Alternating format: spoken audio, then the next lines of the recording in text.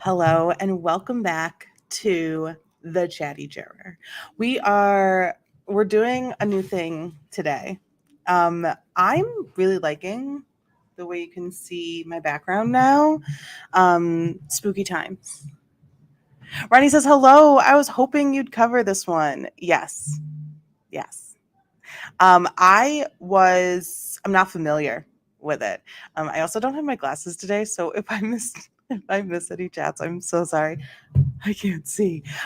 So I was, yes, spooky vibes, right? Okay, so on a little tour. Okay, that is my Lego keyboard typewriter. I am obsessed. Can I just show you this?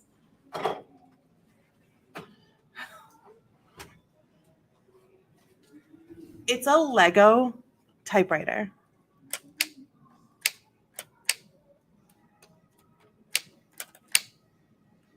Is that not the coolest thing? There are papers that you can put in there, and it's like the history of Lego, and I love it so much. It took forever to build, and I want to do bigger ones. I have the Atari. I built the. It's I'm obsessed. I have an obsession now. Um, so yeah, we're doing a new thing. I love Lego display pieces. I'm like being in this space where there's so much Lego. I wasn't into Lego, and now I'm so into Lego. It's dangerous. It's like really not good, but it's so nice. Then we have our spooky section. We have our skeletons. The lights, those are on, but you can't tell. You can't tell. My little ghost, little kitty cat back there. Just spooky vibes. And I was like, you know what? Yeah, Legos. Hi, Steve. You know what? It's like if there's Legos, if there's sorry, my brain stopped. If there's spooky vibes happening at the store, there's spooky vibes happening inside of all of us. So I'm going to just share this out super fast in a place or two. And then we will get started talking about all the things. And we're going to jump into the Carly Gregg trial, starting with day one. Let's share this out. We're going to start with day one. We'll probably get through like day one and day two today. Other than that, we'll probably finish up maybe like Sunday. And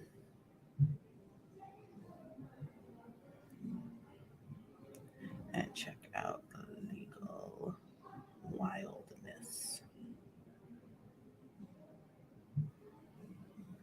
All right, we got that, and we got that. Okay.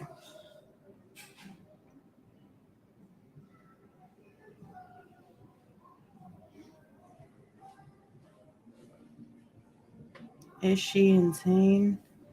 Yes. All right, so we got that out. We have some things to talk about before we get into the Carly Gregg stuff. We have Karen Reed updates. Karen Reed,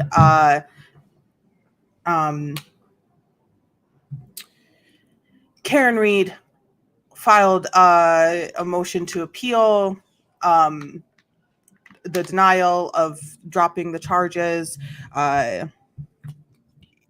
Whatever. So the judge, so they were like, I think we should drop all the charges. Well, the two charges at least, charge one and three.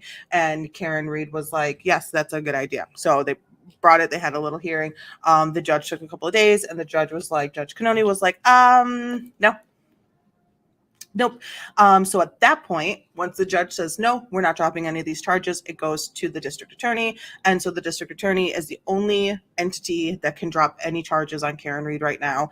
And they are not going to. What they are going to do is swap out Lolly with another attorney to take this Karen Reed case over and take it to the next level. Hopefully for them, for us who believe Karen Reed to be 100% innocent, or maybe slightly guilty of driving under the influence, just like every other single person in that entire case should be guilty of driving under the influence that night. Hopefully the defense is ready to just come back harder and stronger and faster as well. So we'll see you good riddance, lagging Lally. Honestly, like the lally-gagging in that case was absolutely the worst thing about that case, other than what I believe to be an innocent woman on trial for murder. So all of that. So that's where we're at now. They're like, oh my God, we're gonna appeal this. It's not gonna go anywhere. It's just keeping the court busy.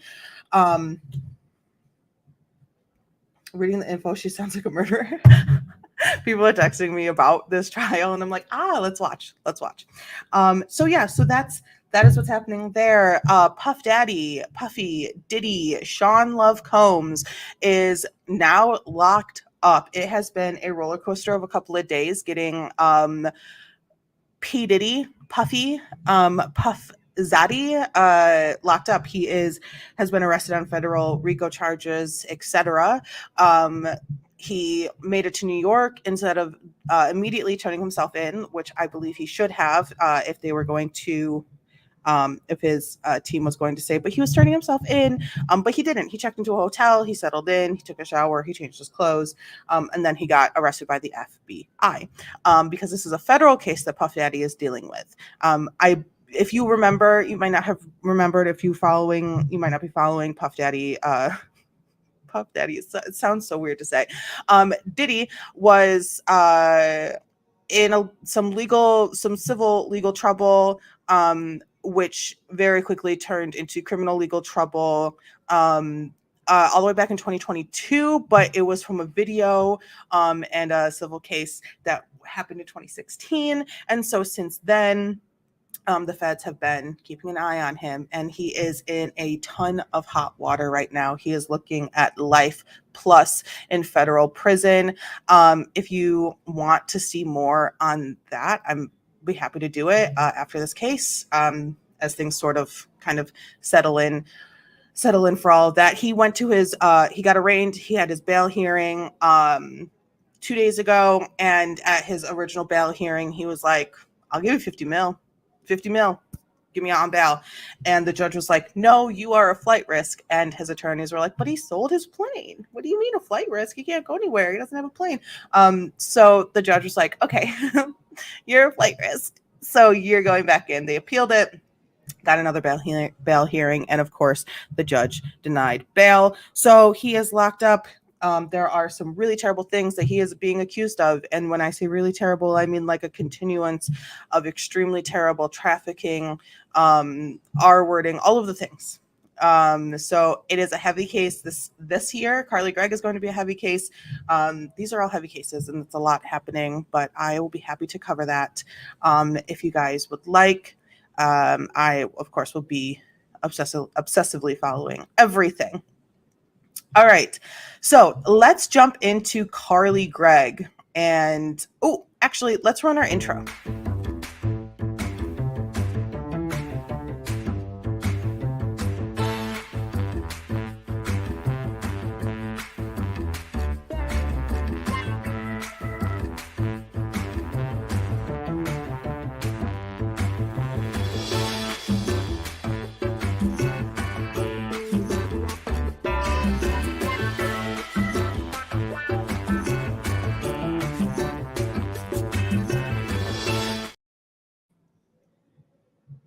We're back. Oh my gosh, I love that so much. So that is our intro. Let's talk a little bit about Carly Gregg. I'm like hot and cold at the same time. I've had like random errands that I needed to do throughout this morning, so I was just like, oh, it's hot, and then the insides are cold. Roll that sweet intro footage.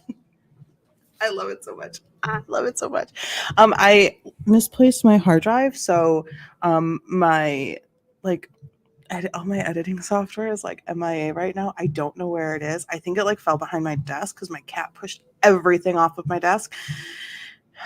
So I wanted to make some more stuff, but now that we have the intro rolled, let's do a little background on Carly Gregg.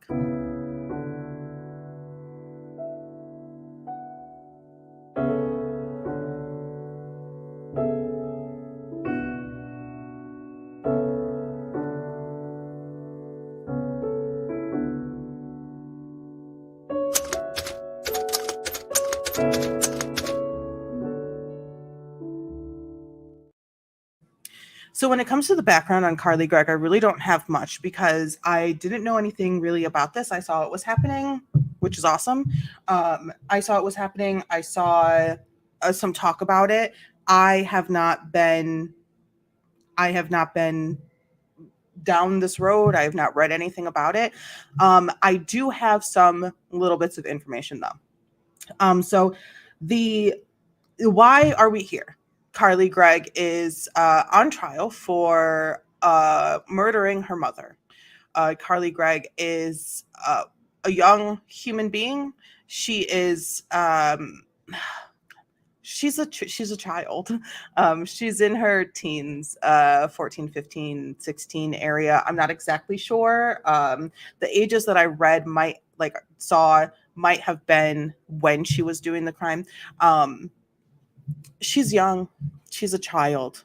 There are going to be hard topics within this trial.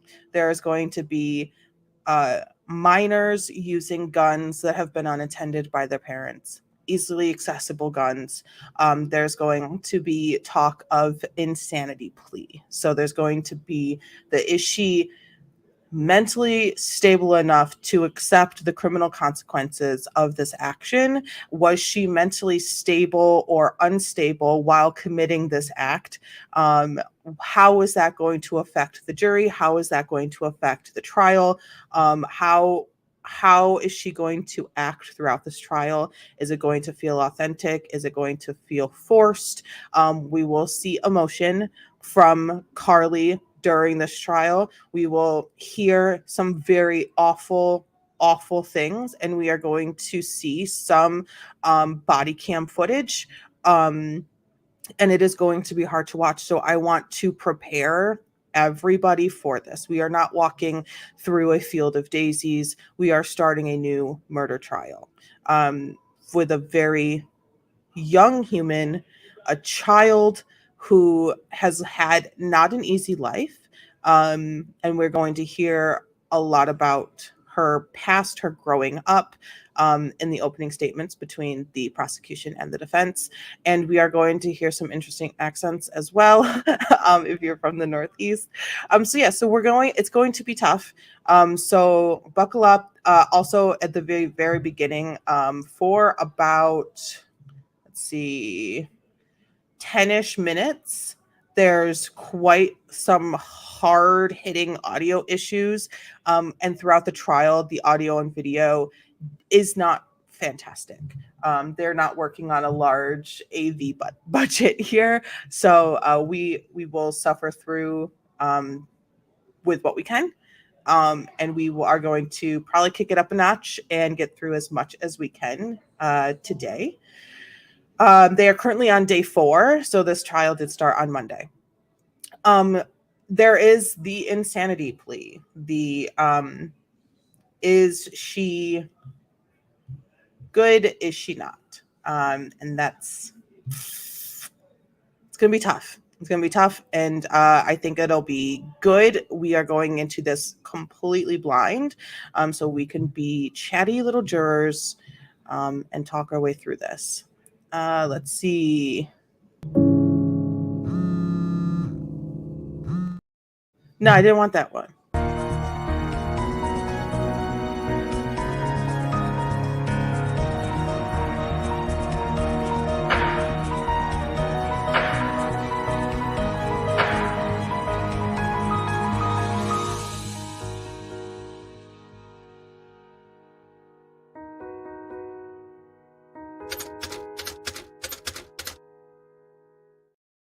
I wanted that one. The law. We're getting to the law. All right. Oh shoot. All right. Oh, it's like I was like, how am I going to hear this? How are we all going to hear this? How is this going to be heard? And I need to charge. Oh my gosh.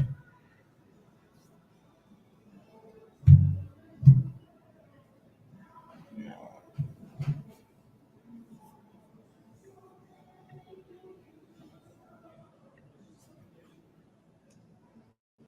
Okay.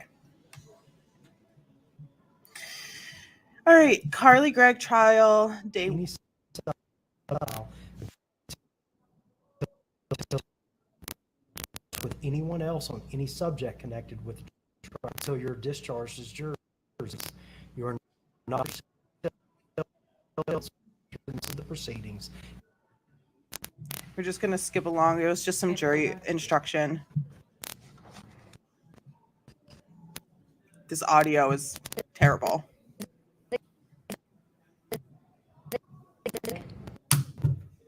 It does get a little better. They do fix it.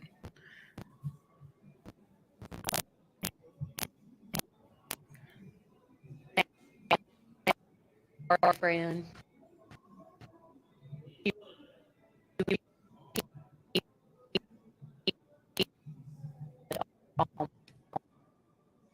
Ashley was a school teacher at North.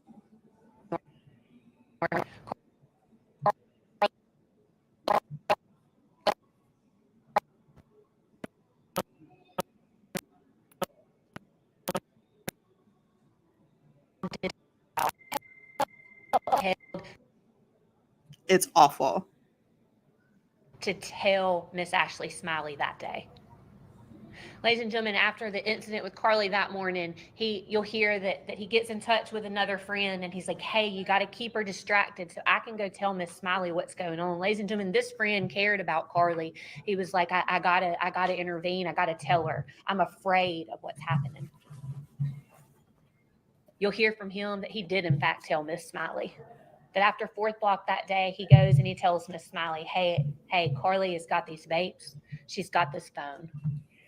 Ladies and gentlemen, you'll hear then that Carly Gregg rides in the car home with her mother from school to their house. They leave school sometime after 3:30. They get home a little before 4. You'll hear that when they get inside the house, it's only their 2 dogs, Ashley Smiley and Carly Gregg. Immediately, Carly goes and lets the dogs out. You'll hear testimony that Ashley then goes into Carly's room. You'll hear that while Ashley is in her room, that Carly's still outside. At some point, Ashley finds what law enforcement believed to be the 4 boxes that contain vape pens. Testimony will be that we believe she carried them from Carly's room to her bedroom, went back to searching Carly's room. The evidence will show that almost immediately upon Carly coming inside the house, that she walks straight to her parents' bedroom, that she goes straight to her mom's side of the bed and removes a .357 Magnum from under the mattress. We believe the testimony will be that then she concealed that .357 Magnum behind her back as she walks through the kitchen. She peeks her head around. We believe the testimony will show that she peeks her head around the kitchen to make sure that her mom hasn't come out of her bedroom. We believe the evidence will then show that she walked with that .357 Magnum behind her back, walked into her own bedroom, and then fired 3 shots into her mother, killing her. We believe the testimony will then be that very moment after she shot and killed her mother, she then hides that gun back out of the camera, walks back into that kitchen, sits down on a stool with a gun behind her, picks up her mother's cell phone, puts her mom's passcode into the phone. We believe the testimony will be that then she texts her stepdad and said something to the effect of, when will you be home, honey? Testimony will be that then she waited for him to respond. I'll be a little bit longer. She sends him a thumbs up. Ladies and gentlemen, we believe the testimony will then be that after she puts the phone back down and walks out of sight with the camera, that between the next 45 minutes or so, that the defendant reaches out to or attempts to reach out to about 5 or 6 of her friends. Some were FaceTime, some were text messages. We believe the evidence will show that during this time, she was asking them all for help.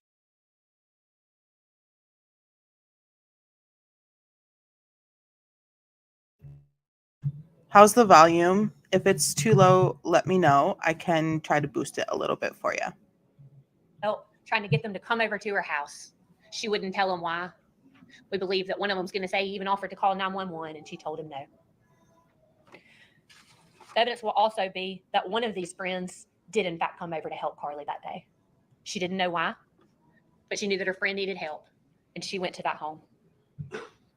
We believe the evidence will show that when that friend arrived at Carly's house, that Carly walked to the front door, asked her, "Are you squeamish around dead bodies?" We believe the evidence will show that then she took that friend and showed her dead mother laying on the floor. We believe the evidence will show that after that, she says, "I put 3 in my mom, and I got 3 more waiting for my stepdad when he gets home." We believe the evidence will show that then she tells this friend, "Hey, why don't you go wait outside in the backyard? My stepdad's about to be home." This friend will testify that she does go in the backyard and she hears gunshots. And the next thing she sees is Carly coming out of the back door. We believe the testimony will be that she fell down, coming out of the back door, gets up and tells her to run. And these 2 individuals, this friend and Carly, jump over the fence and run separate directions. Hey, Ray, You'll what's hear going on? testimony that there was a 911 call. You'll hear a frantic Heath Smiley telling the dispatcher. I'm sorry. I don't know if I said this is the prosecution's opening statement. Did I say that this is the prosecution? This is the state. So this is the state pressing the charges against Carly Gregg. So this is her opening statement. Sorry, I don't know if I said that or made that clear. "Oh my God, she's killed her mother. She hit me in the neck. It grazed me. She tried to kill me too. She's run off." You'll hear from law enforcement when they arrived on the scene that Carly Gregg had fled the scene. You'll hear from law enforcement that when they arrived on the scene, Ashley Smiley was very much dead in the floor in Carly's bedroom, and that they found that Heath Smiley had been shot and hit in the shoulder, through and through. You will hear from law enforcement that sometime after the day of the event, they learned that there was cameras involved, that this home had surveillance video. You'll learn that one of those videos was turned over by the living victim, Heath Smiley, and it shows Carly Gregg and her friend jumping over the fence. And then you'll learn that there was another camera in the house on March the 19th, 2024. That camera was in the kitchen, and that's the camera that Carly was hiding the gun out of sight of. And you'll hear that that camera was not in the kitchen when law enforcement got there, and it was not in the kitchen where it should have been when Heath Smiley got there. It wasn't until sometime later that that camera was discovered. Ladies and gentlemen, you will hear that Ashley Smiley's cause of death, gunshot wounds to the head. Ashley Smiley's manner of death, homicide. You will hear that Heath Smiley says, "Carly Gregg is the one that shot at me." And on his 911 call, he said that she tried to kill him. You'll hear him say that he did not move that camera, the only other person living in the home. Ladies and gentlemen, you'll also hear from forensic scientists from the Mississippi Forensics Laboratory. You'll hear that both of Carly Gregg's hands tested positive for gunshot residue, both the right and the left. You'll hear that the .357 Magnum that was used to kill her mother and shoot her stepfather, they took swabs. They took a swab of the trigger, and they took a swab of the hammer. And you will hear that the DNA profile that matches those swabs belongs to Carly Gregg. Ladies and gentlemen, you will also hear that there were 2 projectiles removed from Carly Gregg's mother, Ashley Smiley. One in her brain, one in her neck. And that those projectiles were tested with ballistics, and that those projectiles matched the .357 Magnum that Heath Smiley took out of Carly Gregg's hand that day on March the 19th, 2024. And ladies and gentlemen, at the end of this trial, after you've heard the evidence, the state will stand before you, and we will ask that you find Carly Gregg guilty of murder, attempted murder, and tampering with physical evidence. Thank you, Your Honor. Does the defense wish to make its opening now, or do you wish to defer? Let's go ahead, Your Honor. Short, sweet, and to the point. That was, let's see, 8 minutes, maybe a 10-minute opening statement from the prosecution. She said, she did it. Here's how. Here's when. Here's with this gun. Here's the bullets. Here's the DNA. And here's the video footage. Period. I don't have anything more to say because I'll show you all of that. And then you will know. Let's see what the defense's opening statement sounds like. Good afternoon. I know it's been a long morning for you all, so I'll try to do this as briefly as possible. This is not a whodunit case. We know who took action on March 19th, to bring about the death of Ashley Smiley and the injuries to Heath Smiley. However, about the this is a death. why case. Why did it happen?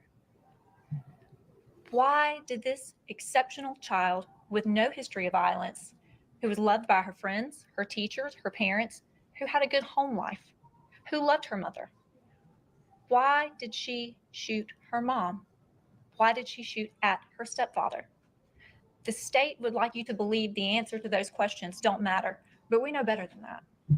The answer to those questions is why we're here today, and it's what you're here to do. We believe the evidence will show that there were 3 victims on March 19th: Ashley Smiley, Heath Smiley, and Carly Smiley, and Carly Gregg, that they were all 3 victims. We believe the evidence will show that Carly had been suffering from a mental illness, that Carly was not aware on March 19th that she had a mental illness.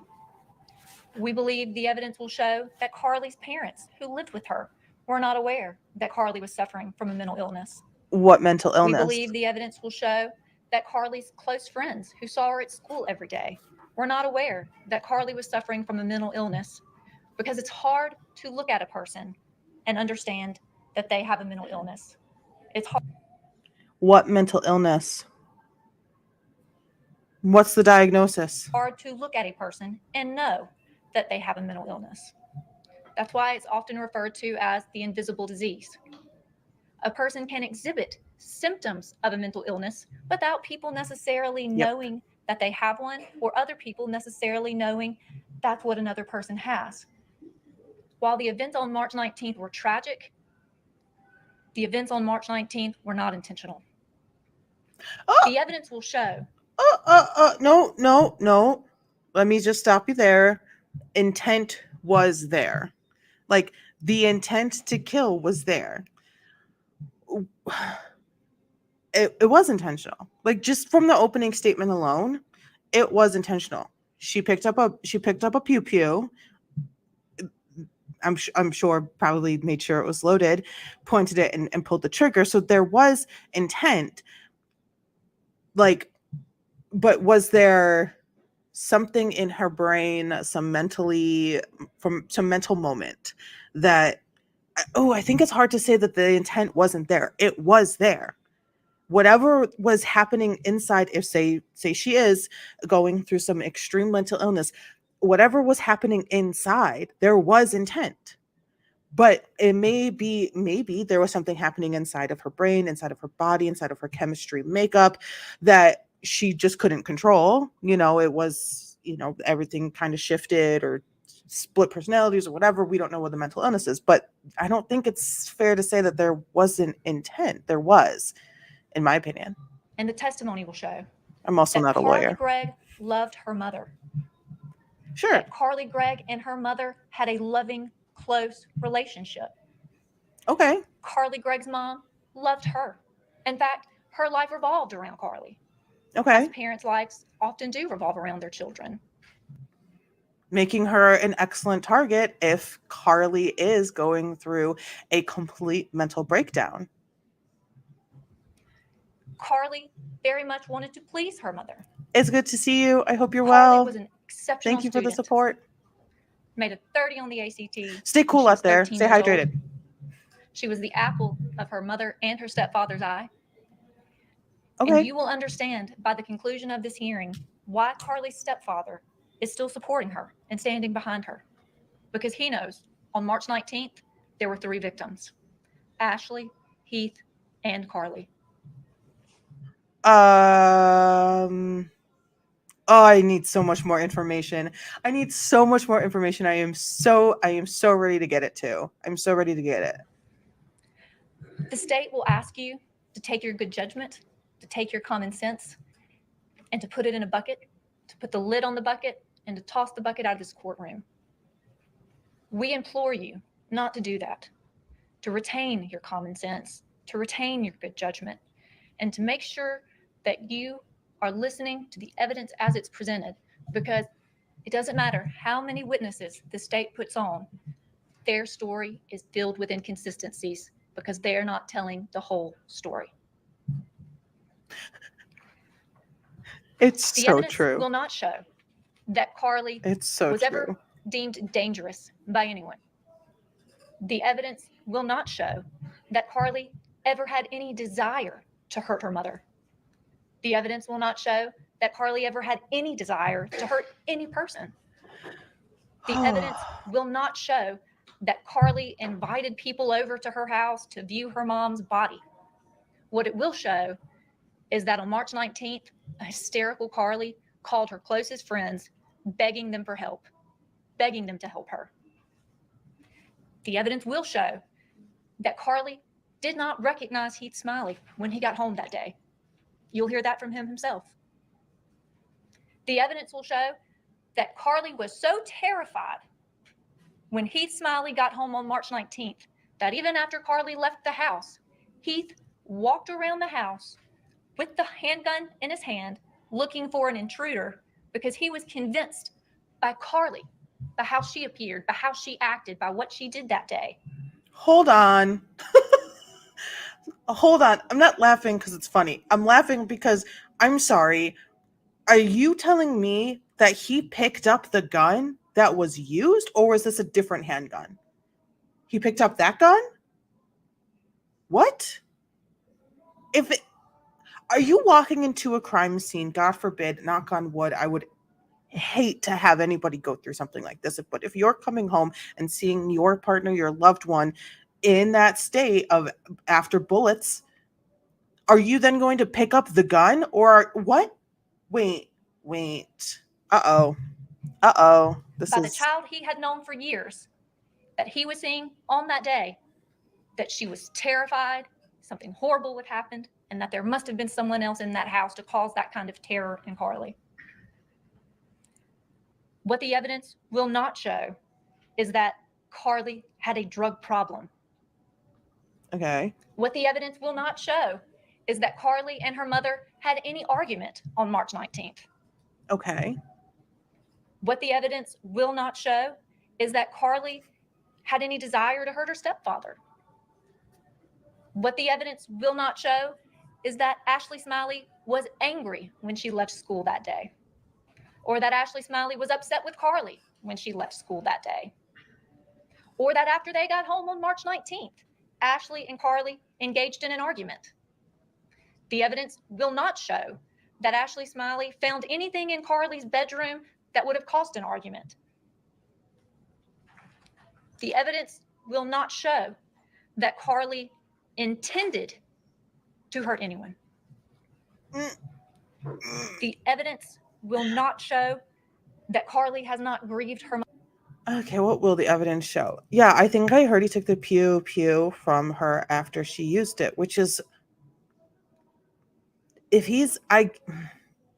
she used it, he comes home and is like, "Oh my gosh, look at all this. This is terrible. This is a really awful situation. Is there an intruder?" I guess that would make sense for him to try to protect the things, but if she's still in the house, I need so much more info. I need so much more info because 911 we're running away if there's an intruder. Like I don't know. I can't judge people's actions in times of crisis because there's no saying how anyone would react, but I feel like walking around the house with it, like you would have some, I feel like in my brain, assumption that this was the gun that was used. I don't know. Maybe I don't know. We'll see. Mother's We'll loss. get more info. The evidence will not show that law enforcement did their due diligence in investigating this matter. The evidence will not show that Carly was abusing or misusing prescription medication. The evidence will not show that Carly had a secret life, but rather was just a teenager who had a life that her parents Same. didn't know everything about. That's called Same. having a teenager and being a parent. Ooh. The evidence will not show that Carly had ever tried to harm another person. Okay, Had ever this is had a desire to hurt another person. The evidence will not show that Carly is a monster, that Carly was a difficult child, a troubled child, or a deranged child. The evidence will not show that Carly Gregg does not deserve you to return a verdict of not guilty. Oh, let's not slip up on that. The evidence will show that Carly had a family history of mental illness. In fact, it was well documented.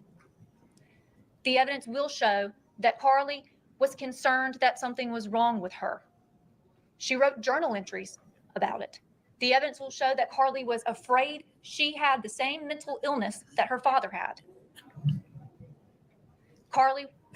The evidence will show that Carly's mother had worried for years about Carly having the same mental illness that her father had.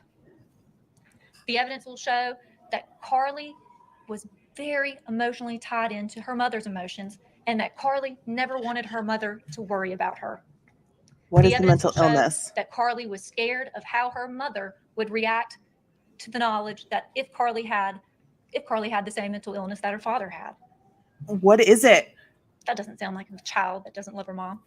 And that doesn't sound like a child who has any intention of hurting her mother. The state would like you to believe that it's normal for a child to go home from school one day with their mother, who they love, and shoot her, but nothing's wrong. It was just marijuana. Or because she was on social media and her mom didn't want her on social media. Not the But marijuana. again, we ask you to retain your common sense and to retain your good judgment, because we know that just doesn't make sense. And at the end of this trial, if the state's case still leaves you feeling like their version of events just doesn't make sense, then you must return a verdict of not guilty. All right, let's take a moment before we continue forward. Let's take a moment. Let's take it in. We just heard a fantastic state opening statement. We heard the defense telling me what the evidence will not turn up and that she is mentally ill. She has a mental illness. This may be the same one as her father, right? And it is well documented, but we don't know what the mental illness diagnosis is. And I know there's people who probably like, but HIPAA, we don't need to know. We need to know. If we are going to judge, and when I say we, I mean everybody is going to judge, but mainly the jury. If we are going to judge if this person is mentally insane enough to do this in the law, or not mentally insane enough to do this in the law, we need to know what the mental illness diagnosis is. My opinion from that opening statement was, wow, you're really annoying and a little patronizing. We are not stupid. Don't talk to a jury like they're dumb. I felt it. It might be like the full moon still kind of like affecting me. But if that felt very patronizing, it felt very talky downy too. Now put your common sense in a bucket and toss it out the window and it lands in a lake and then you're gonna paddle your da-da-da. Hi Naomi, how are you? Hello. Welcome to the Chatty Juror. I'm not a lawyer, but I like trials, and we're covering day one of the Carly Gregg trial that's happening right now. Welcome. Nice to meet you. So that's, how did you feel? Let me know. The time difference between the two was like doubled. I think she did what the evidence will not show too many times. You know how like a joke is like, was it this? No, it was this. And it's like, oh, ha, ha, ha. But if it was like, oh no, was it this person? Was it this person? Was it this person? Was it this person? Was it this person? Just tell me who the person is. Just give me the punchline, essentially. Like, just give it. We're not here to play these games. So you complete your degree. No, I'm not a lawyer. I have no legal degree at all. I'm just coming from this as coming at this from a civilian standpoint who has followed a lot of trials, has read a lot of documents, and is going at this watching trials that are live as a juror. So someone who may not have any technical legal background, but is still kind of pulled into this. So when a jury trial happens, they pull 8, 10, 16 civilians, people who just exist in the community to make the final judgment. So that's just what we do here live is we come up and instead of not being able to talk about the trial throughout the trial like a normal jury does, we just talk about it. I mean, there's things that you learn along the way. I don't know everything. I will never claim to know everything. I am nowhere near even going to school to be a lawyer, but I'm just trying to see if this is worthwhile for others to kind of come across and maybe gather info, ask each other questions, learn from each other as well. So that's me. Cool, thanks. I hope you stick around and hang out. Awesome. Yay. Look at that face. Judge Dewey K. Arthur. That's a name. That is a name. All right, I'll pop over here.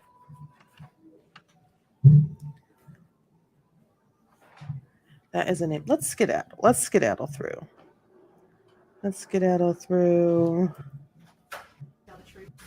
Get to our first witness here. I'm not in college. I studied in college. I studied theater, stage management, acting, the arts. Before that was music. Music was everything. Why does he look like he's laying down? He's chilling. He's just chilling. I think it was a long morning with like jury stuff. So I think he was kind of like, I'm sleepy after lunch. Yeah, so I studied a lot of art. This one here is Raylene is a personal friend of mine since like childhood. And so she can vouch for the music. Oh, music was everything. Media science? No, I didn't do any media science. I did sort of like live performance aspects of like theater. I didn't do any media science. I did science. I did like science though. Just normal science. But not physics. I like chemistry. Yes.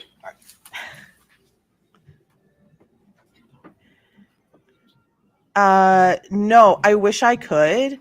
I do have a day job, which boss man just takes it all away from me, the whole streaming daily. No, I do. I wish I could. Now that the summer is over, the summer got crazy for me.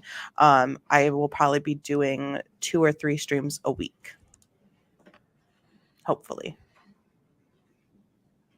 And I stream on Twitch and on YouTube as well.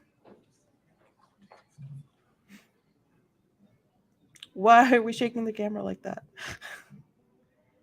All right.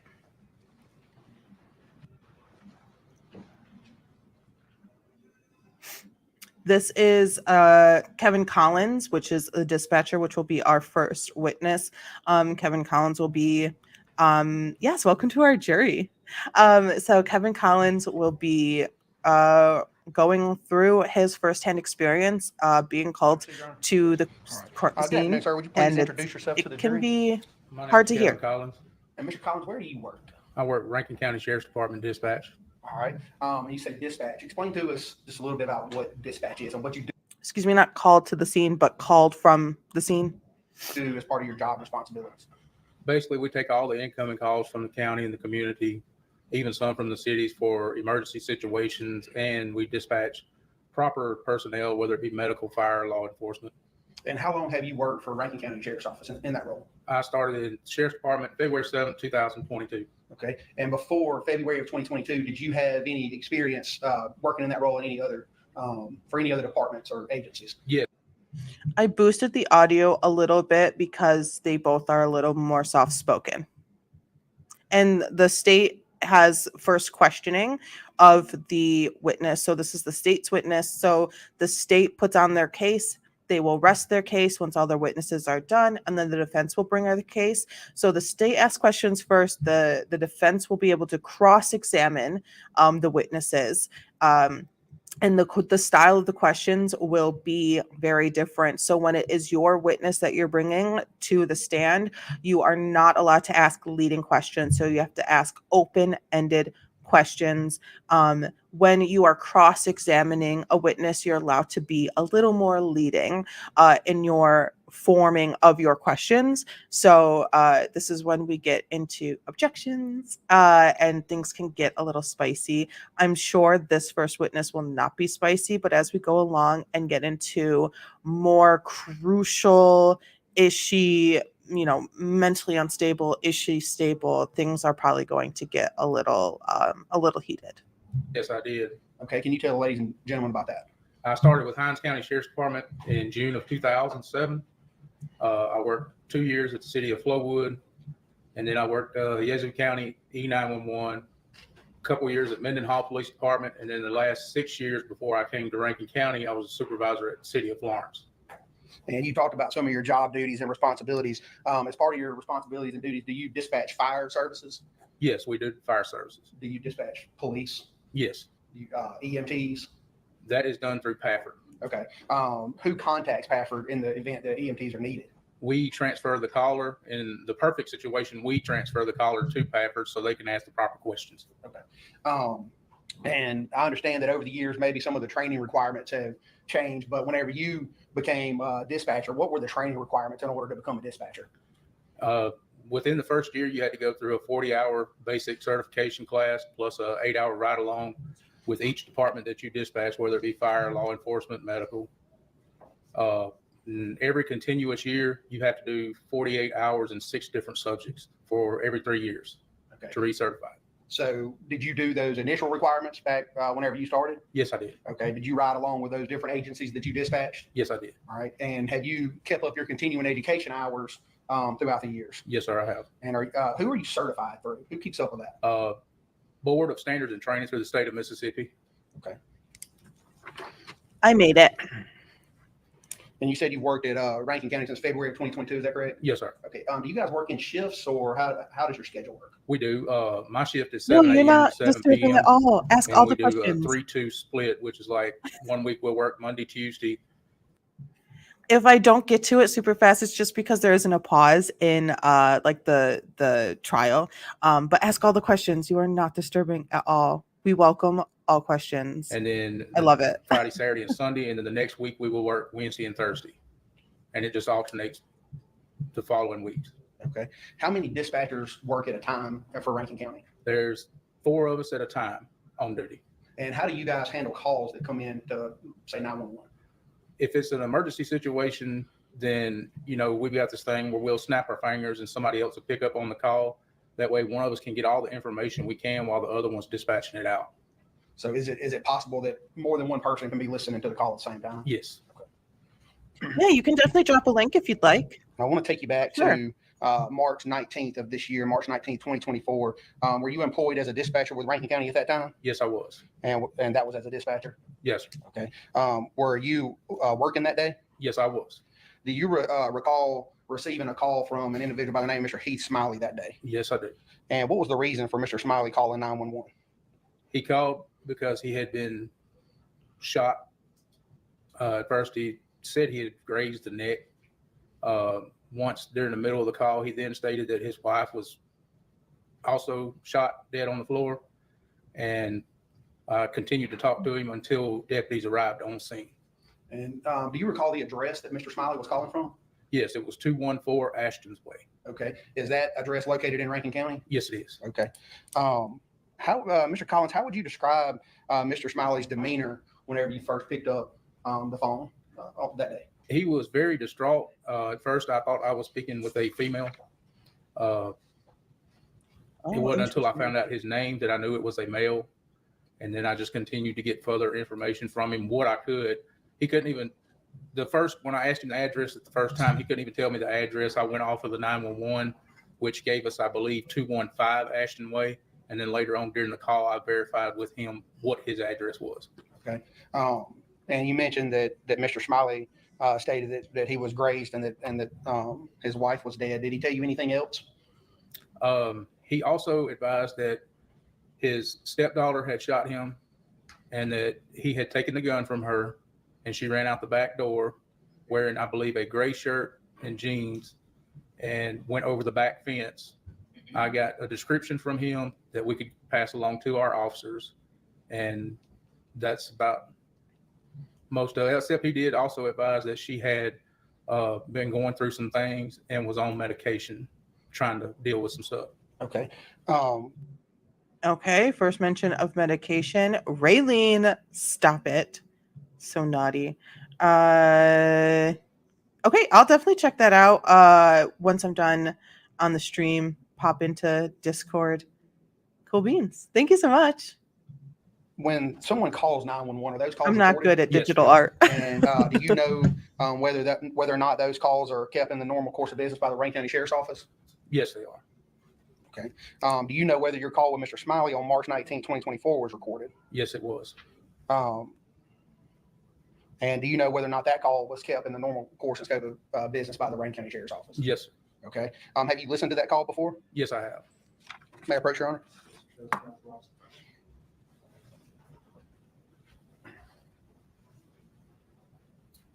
I was watching the Judge Jumper trial. We can talk about that later. And the judge was taking the stand to testify, Mr. and Collins, I the handed you an attorneys, item. Do you recognize that?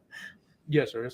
the attorneys kept saying, like, may I approach? And the judge on the stand who was testifying kept saying yes. And the judge who was overseeing the trial is the one who's supposed to say it. It was really cute because she's like, I'm a judge and like I'm in a courtroom. And so it was, I thought that was really recording cute. And how do you know that's what that is? because I initialed and dated it. Okay. Have you watched or listened to that call before? Yes, I have. And you said there are some initials on there. Are those your initials? Yes, sir, they are. Whenever you listened to that call, did it appear to be altered or edited in any way? No, it did not. Your Honor, at this point, we would move this disc in as State's Exhibit 1. Any objection? No objection. Be admitted as one, all purposes.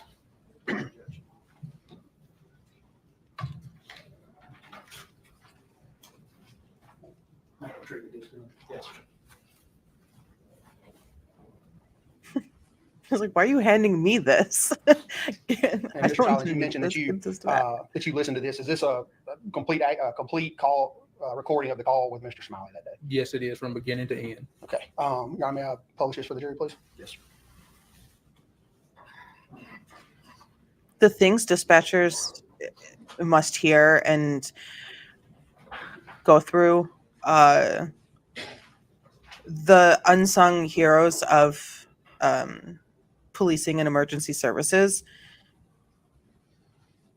I could only imagine, especially in like really dense populations.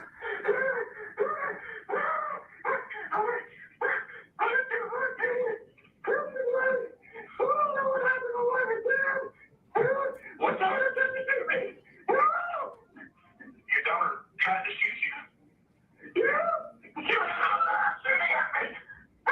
Where's she at? She ran away. How old is she? 14. 14? Okay, ma'am, stay on the phone. Ma'am, stay on the phone with me. Just calm down. What's your name? Smiley. Okay, calm down for me. Give me your name again.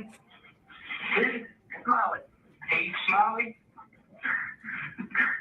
Yes, sir. All right, then, sir, what's your phone number you calling me from? Did she hit you? Yeah, I got hit in the neck a little bit. Okay, so it grazed your neck? Yes, sir. All right, and what's her name? Carly Gregg. Carly Gregg? Does she still have a gun on her? I took it from her. She ran. You took it from her and she ran? Yes, sir. She was screaming something at me. I couldn't understand. I locked the door. She's outside. I don't know what's going on. Which way did she run off to? ran into the backyard. It went over a fence. Ran into the backyard and went over your fence. Yeah. What is she wearing? T-shirt, gray shirt and jeans. Gray shirt and jeans? About how tall is she? 5'2". About 5'2"? What color hair? Brownish. Brownish and short hair. 5'2" with... Back away, she opened fire on me. And was just screaming.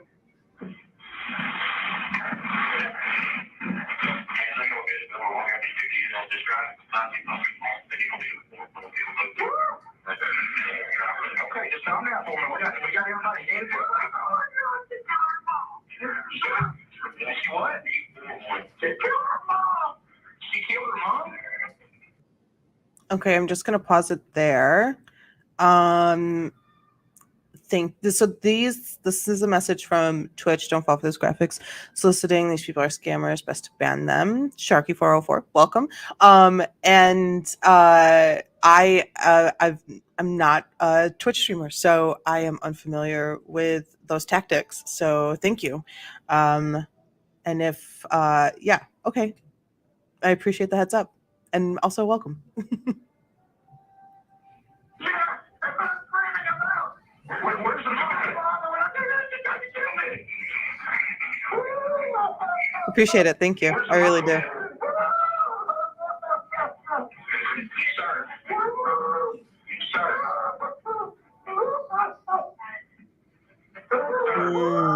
Okay.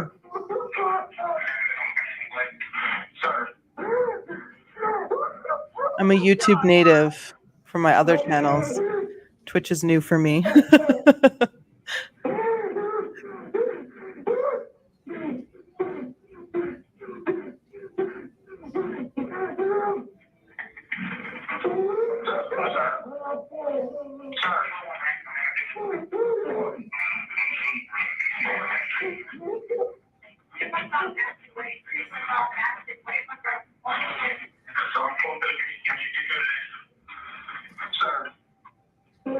Okay, your address is 215, correct?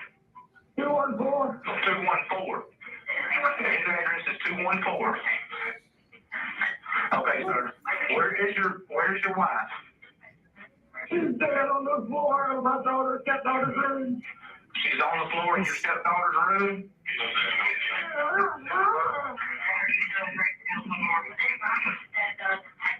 What's your wife's name? Ashley Smiley. Ashley Smiley?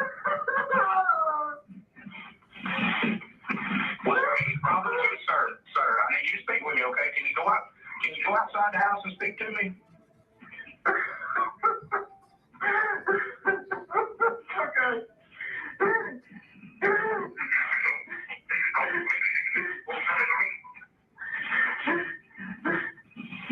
Okay. Now, was there any problem going on with is it your stepdaughter or? She's my stepdaughter. And her mom. I don't know what's going on. The stepdaughter's in there for a little while trying to work out some problems in the home and that's distracted. Okay, and you say your wife has been shot? Hmm.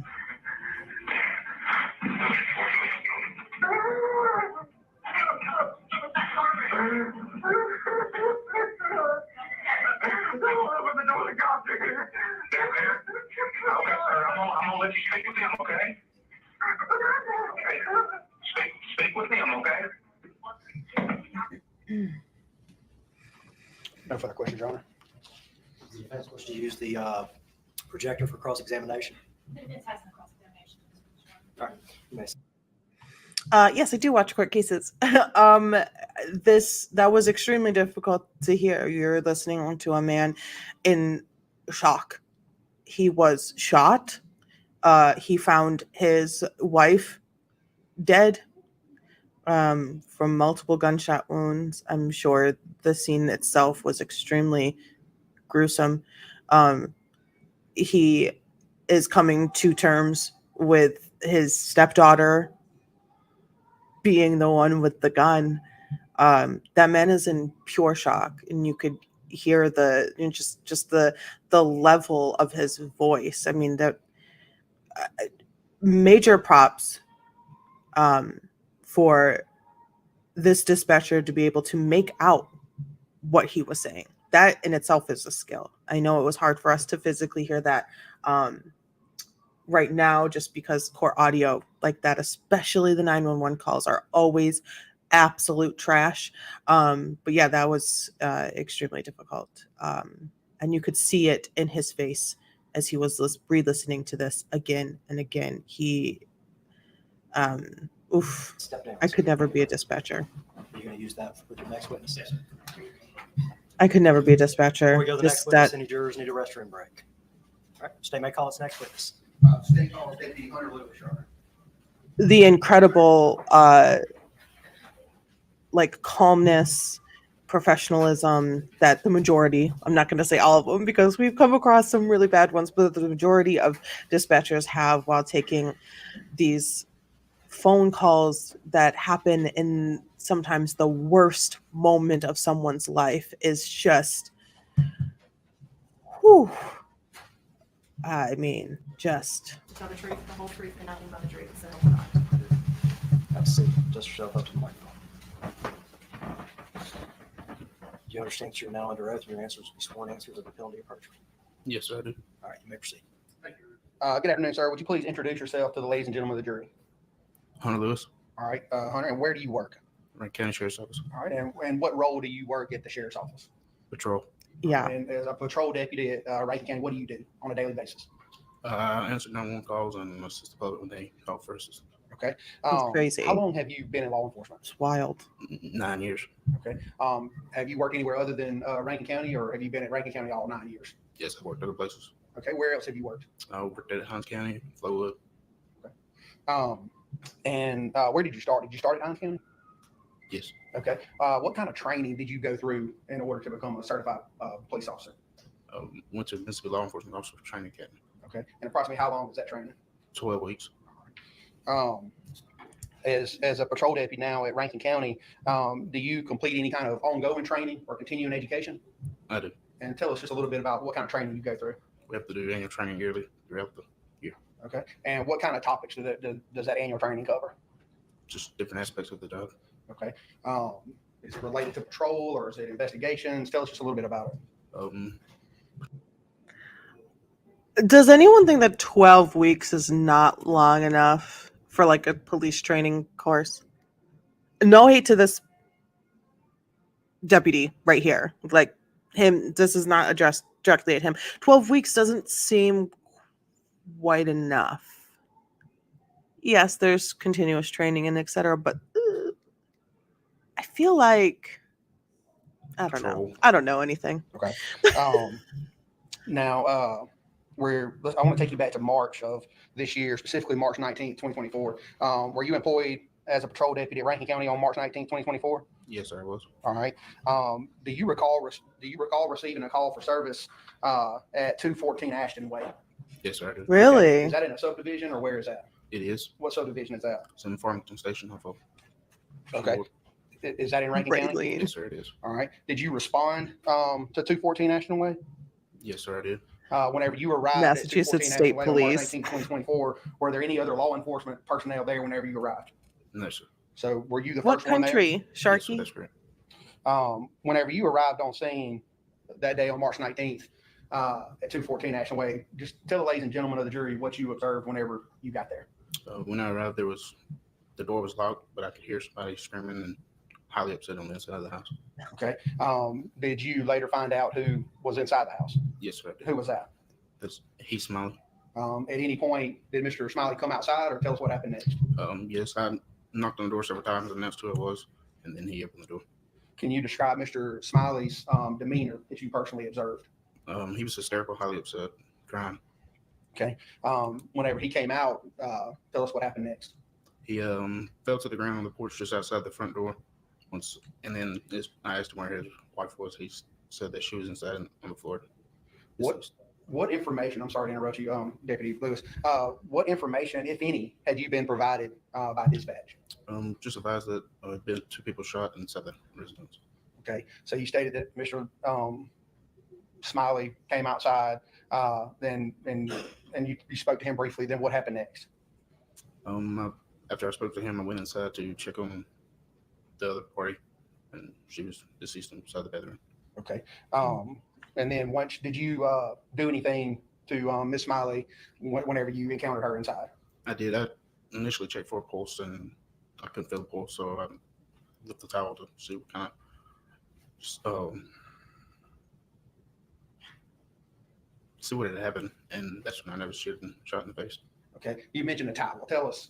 Right. You haven't heard that I before. was So tell us. just gonna say, what are you towel? talking about? You lifted Why the is there a towel. towel? Whenever I entered into the bedroom, she was laying flat on her back with her arms crossed with a towel over her face, How were her arms crossed, if you recall? across the top of her chest. Okay. This or like this? And did you later Probably like confirm the identity of the female inside? I did. And who was that? Ashley Smiley. So someone put a towel over her face. After checking Miss Smiley's pulse, what did you do then? Then went back outside. I radio dispatched and asked them to have medical come on in, and went back outside to where Mr. Smiley was. Okay. Whenever you got back outside, were there any other law enforcement officers there at that time? There's one close. Okay. And who was that? Deputy Dustin Smith. Okay. The enunciation, please. And once you returned back outside and encountered Mr. Smiley again on the front porch, what happened after that? He told me who had shot him and what she was, and gave me a description of what she was wearing. And who did he tell you shot him?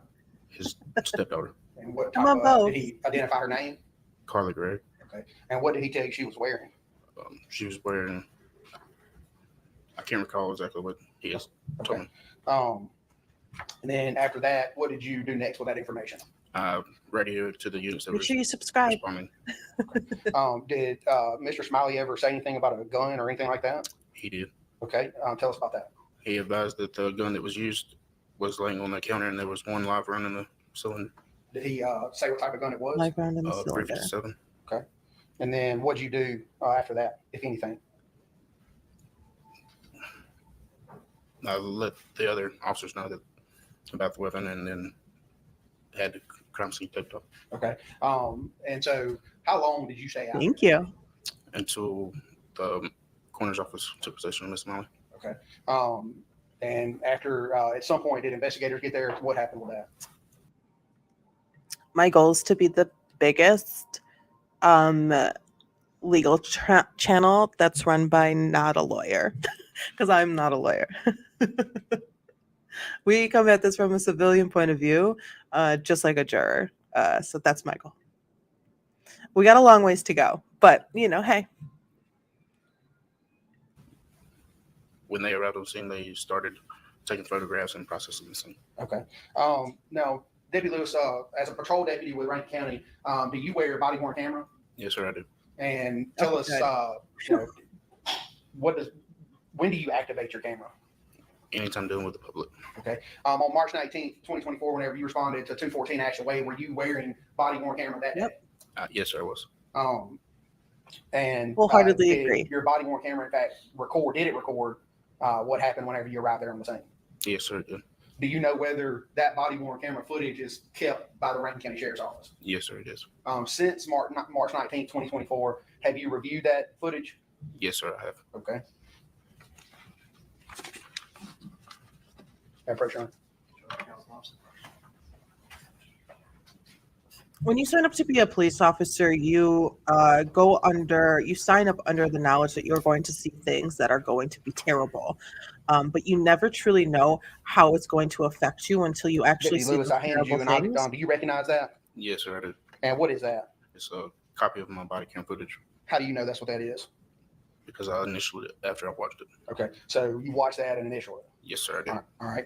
Chain of custody. That the footage that you watched on there, is that a true and accurate depiction of what your body cam recorded on March 19th, 2024 at 214 Ashton Way? Yes, sir, it is. Had that video been edited or altered in any way? No, sir. Your Honor, at this time we would move this in as State's Exhibit 2. Any objection? No objection, Your Honor. Be admitted without I can objection. only imagine like how this could affect somebody in all the ways, like to physically affecting somebody, having to Your Honor, I would ask for permission to pose this to the jury. test for someone's heartbeat. You know, like is this person still alive after going through a bullet through the head and the chest? You know, like you're the first one on the scene. You are the first law enforcement official there. The toll that takes on someone's soul is absolutely immense.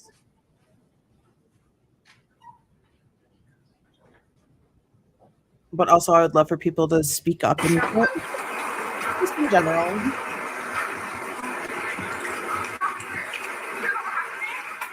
Yeah, go back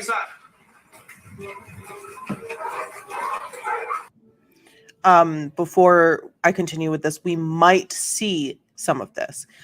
Some of this footage might come up on the screen. Yeah, what 12 weeks of training would you expect? Honestly, like 12 weeks to prepare someone to like take a test to be a cop is not enough, in my opinion. Like, especially in America, I'm gonna need like I'm gonna need at least like 12 months. You know, like I need like a full year. I need to see like people going through like the holidays and bad times and good times. Like, are you fit to be a cop? I need a full year to judge. You know, at least.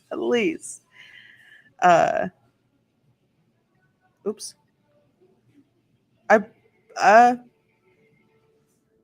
Yeah, probably.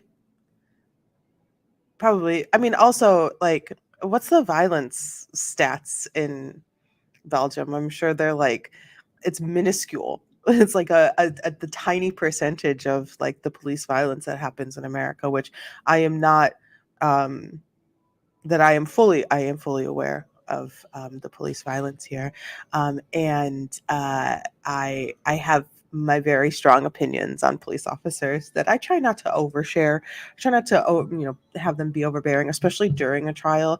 I like to give them the benefit of the doubt until it's no longer until it's no longer worth it, and then a cab. But let's continue. It doesn't look mentally stable. I can see that. You can hear how he handled the situation, though. Hey, come on, hey, come on. Hey, where's your wife at, bud? Where's your Oh, wife of course. at? They're terrible. Share that opinion. She's where? Sheriff's office.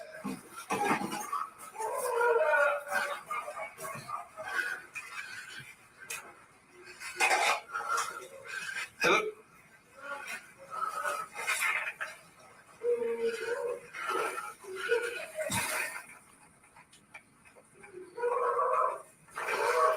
That's I need medical here.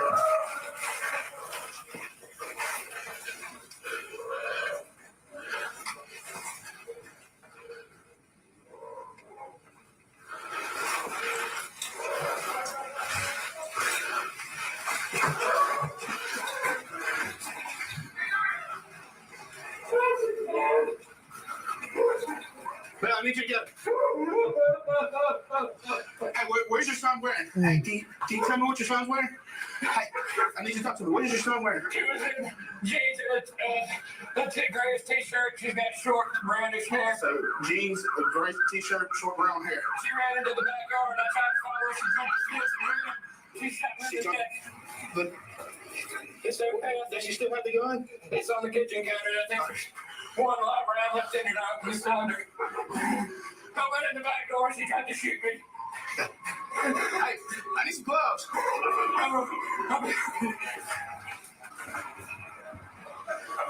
Hey, he's saying that she ran towards Magnolia Place. Are you sure? He's Graves, but he's 2-2. Hey, what's in his shirt? Magnolia Place gave the side picture. She ran over the side back towards my vehicle. She might have looked around this way. Might look back going back towards the car right there. Hold on just a second.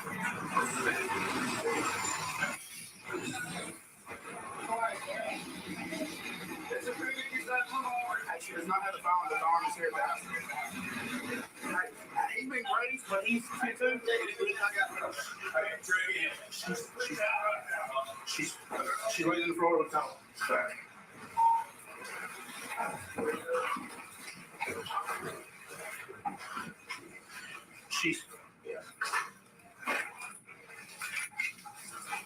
That's all right. That's his son.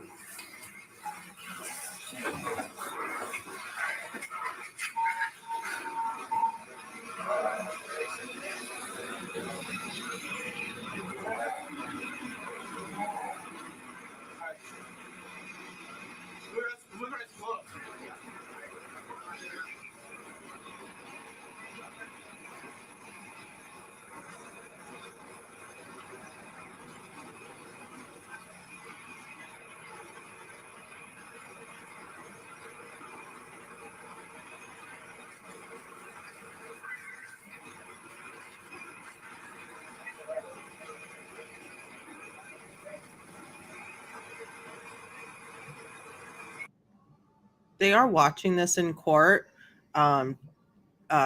So, and because he does walk into the room and, you know, he sees the scene, there's things that they're not going to show. I kind of wish that they put the camera on Carly Gregg so we could see how she responds to this. I'm sure the jury is watching her and the footage, watching how she is responding to this. I kind of wish I could see her.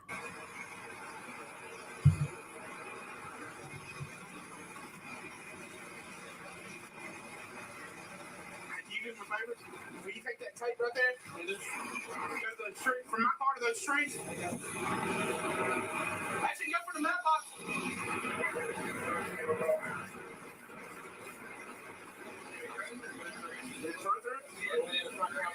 It's a 357.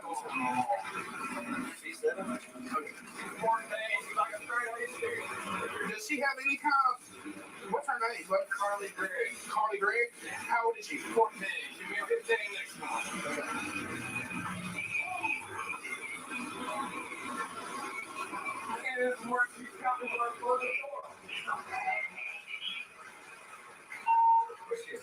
She jumped the fence, he said.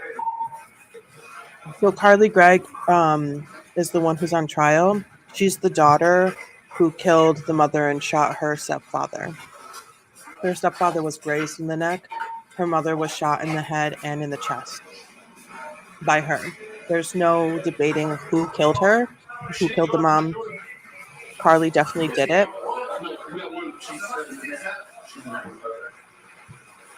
The trial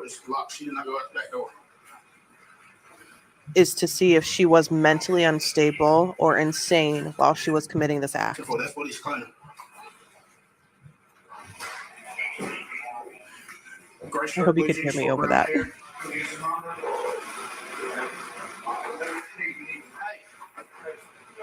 Y'all do me advice. There's several federal firearms in the house. The one that saying was used is laying on the table, but they don't issue on it. We don't know if she's gone. All right, look at You going? Yeah, I got it. 9682.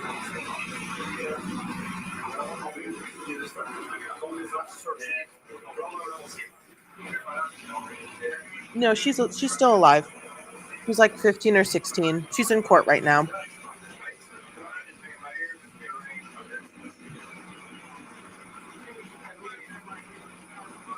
But she's claiming insanity is the reason that she did the murder. We'll see. I'm just having a quick snack.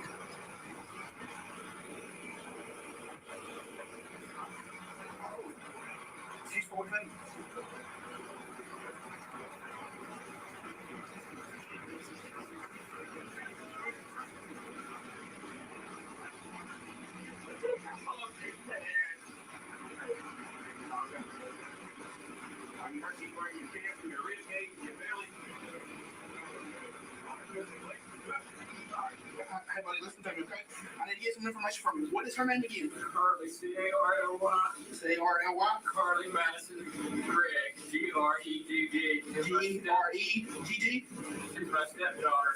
All right. Her dad lives in Starkville, and we're having all kind of problems with him. He's Okay. drugs and stuff. What is your name, sir? Keith Smiley. Keith Smiley? Okay. She's in the back of that. All right. What's your wife's number? Name? Ashley Smiley. All right. Have you called her? Have you called her? Call her. Your wife. I just called her number twice, and I ran in there looking for her. Then I said, Hey, how old is Ashley? How's your wife? 40. 40?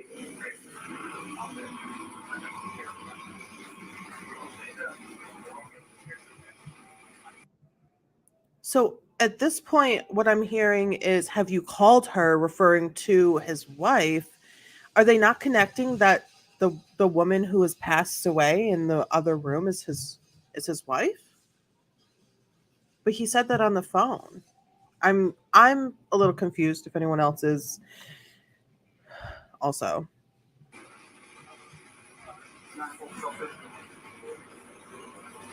He might have been referring to, have you called Carly? 40 years of age. White female. Also, I got 27 for the other victims. 801 151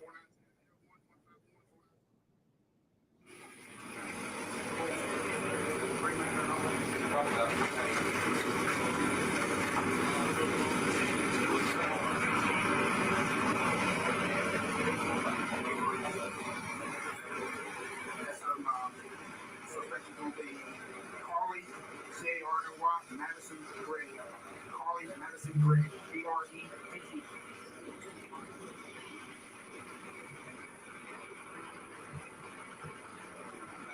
This is on 1.25 speed.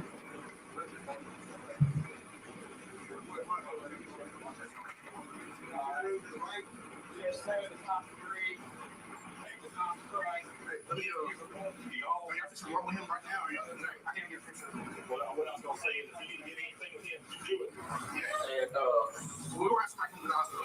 I'm sure. So, yeah, so I'm just,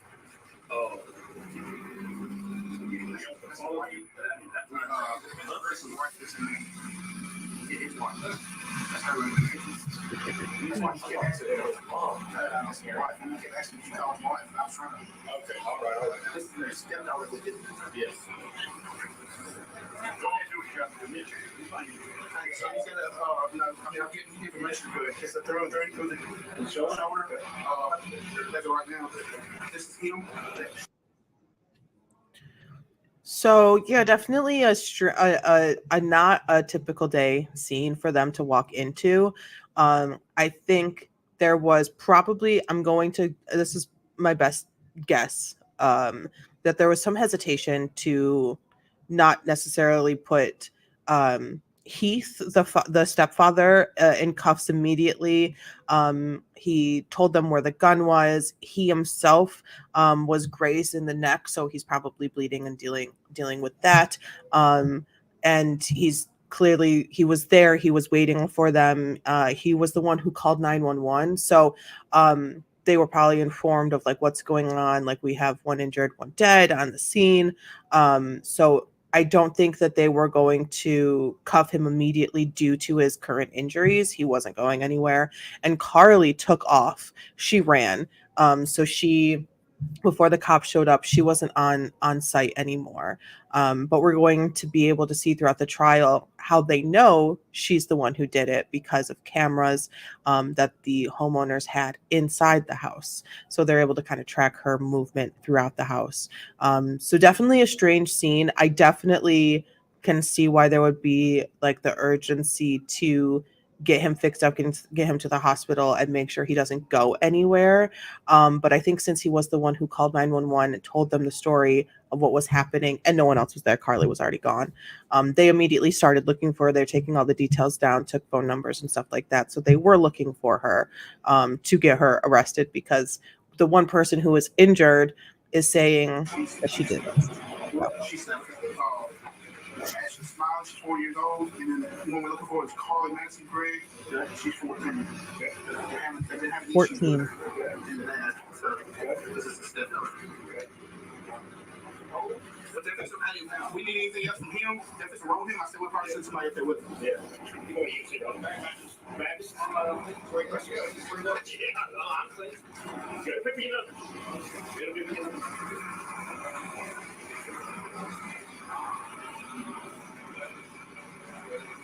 I'm sorry about that. No, you're fine. That's why I was trying to just like. So you're gonna want to see? There's all the girls. There's several dudes in the house. I need to come sing off.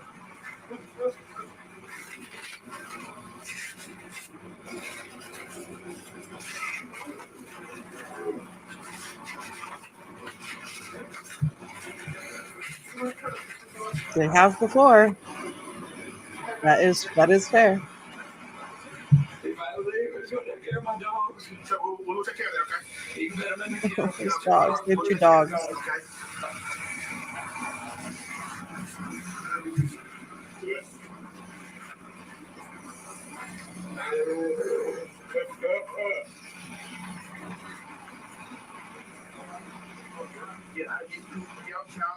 Y'all take picture of that so y'all have y'all's information. I'm just gonna get all this information from him. I'll leave that. Okay, all right. I got Reverend gonna start this for me. Okay.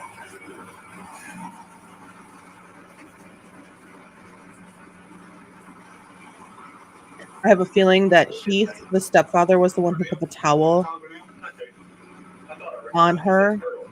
Yeah, Earl and Flowood, all of them. They've been everywhere. I don't think Carly did. Definitely better. Works for me. It's gonna be use it up pretty quick. No, I get it from Bernard. Yeah, hey, turn around. Y'all turn around real quick. You trying to take a picture? You don't.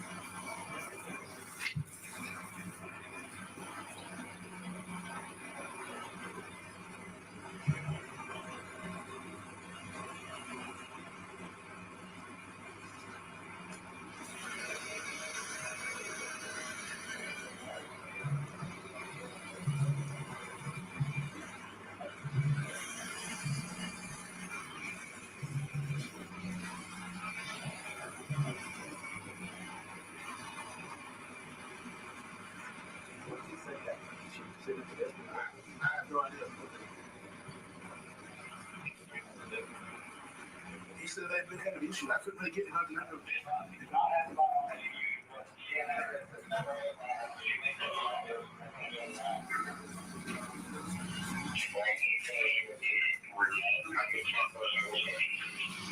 I didn't really get much from him because it's so, you know, all he told me is shit to him. Huh? Yeah, all he kept telling me was she ran out the back door, she didn't bolt it. What's the easiest way? He probably kind of in the heat of things trying to get him back. Did he say the wife's name was Ashley? Ashley? Yeah. And it's Ashley Smiley. Ashley Smiley. I'm just trying to see this back there. Yeah. Thanks, Tyler. The gun that's used is right there on the counter in the kitchen. No. They're still alive? Yeah. My dad's kid. Dad saw who, she's in here. Also, there was a juvenile on the other side waiting for her. What? Yeah, I got it. Oh, sweet. Figure out where the fuck he's going. This is not the case. I had that. There's a bunch of gun cases and stuff laying right there. The closet's smelling full of guns. So she may still have access to them. She's in there, though.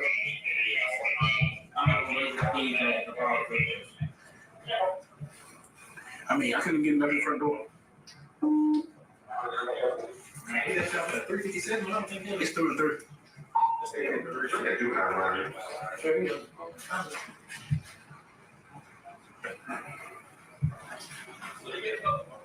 He was explaining something to me about the father, because he said that too. Yeah. He said that they're having issues with that.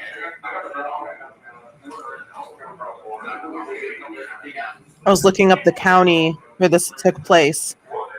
Currently has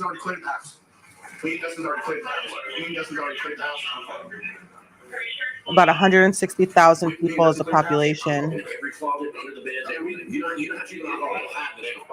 He said she ran out the back door.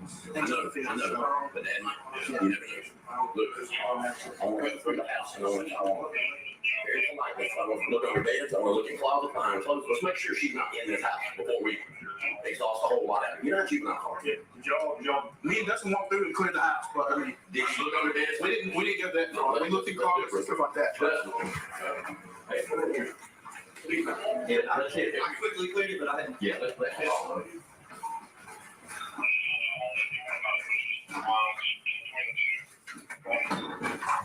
Clear. Hey.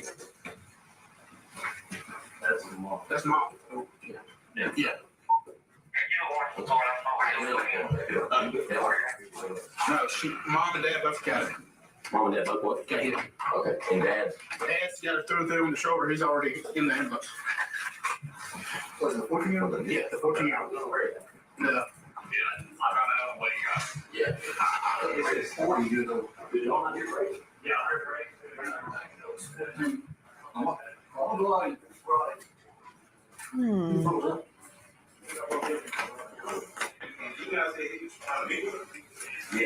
she did. No. Where was the other guy? Who was that? The one I was just talking to? Yeah. Nancy? Nancy. Okay. Yeah. Actually, for you.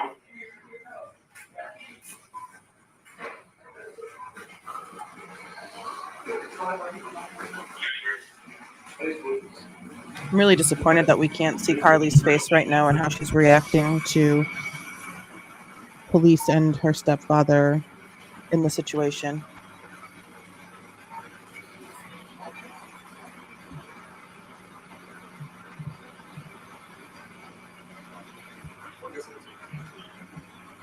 What do you want, Nancy? She's 14, so she's not gonna have anything. But there's some screens. There's some screens in here.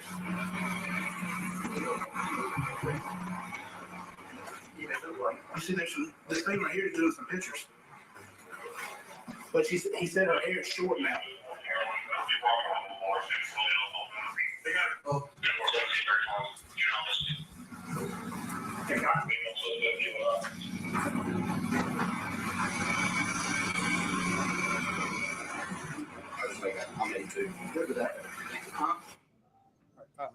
Deputy Lewis, I heard a call out there. They said that they got her at 17:35. Is that 5:35 p.m.? Yes, sir, it is. Okay. And what did you know about whether or not anybody was taken into custody at that time? I'm sorry, say that again. What did they mean whenever they said that they took her into custody at 17:35? They took her into custody at 5:35. And do you know who that was that they were talking about? Yeah. Yes, sir. It was one of our interdiction units. Okay. And who did they take into custody? Carly Gregg. Okay. And I think the video goes on a little bit longer, but I think your testimony was earlier that you stayed out there until the coroner showed up. Is that correct? That is. And what type of things were you doing until the coroner showed up? Just help processing the scene and. Okay. Course indulgence. First on the scene, last to leave, essentially, when the coroner was there to remove the body.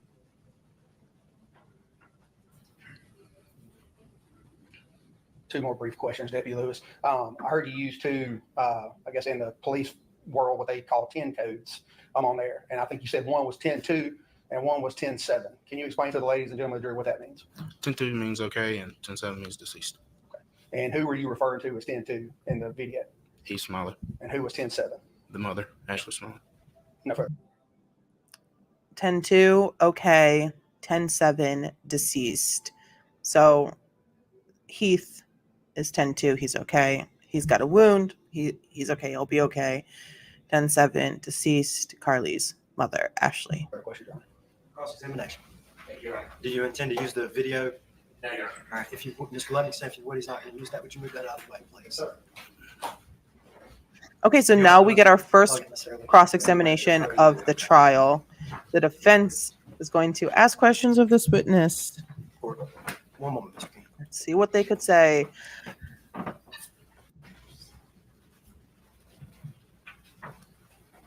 What are they going to pull out of this witness? This first arriving police officer on scene that could possibly help their insanity plea.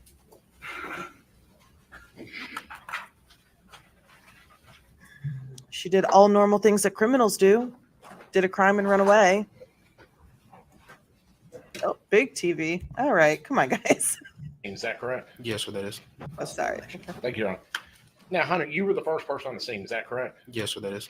And I guess you had to knock on the door a few times in order to get Heath to come to the door. Is that correct? Yes, sir. And I think when you answer, I guess when he comes to the door, you see him and he's talking on a cell phone, correct? Yes, sir, that is. And at that time, he's actually talking to the 911 dispatcher, correct? Yes, sir. And then did you have him go out? I wasn't 100% sure when I was looking at the video. Did you have him come out, or did he come out and sit down? I asked him to come out.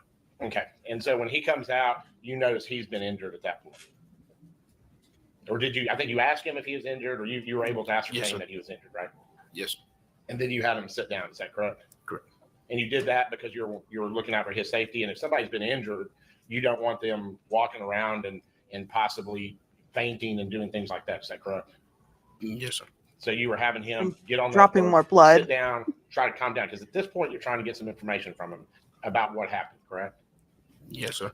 And I noticed you ask him what happened. He's telling you that I guess somebody had shot him. Is that correct? Say that again, sir.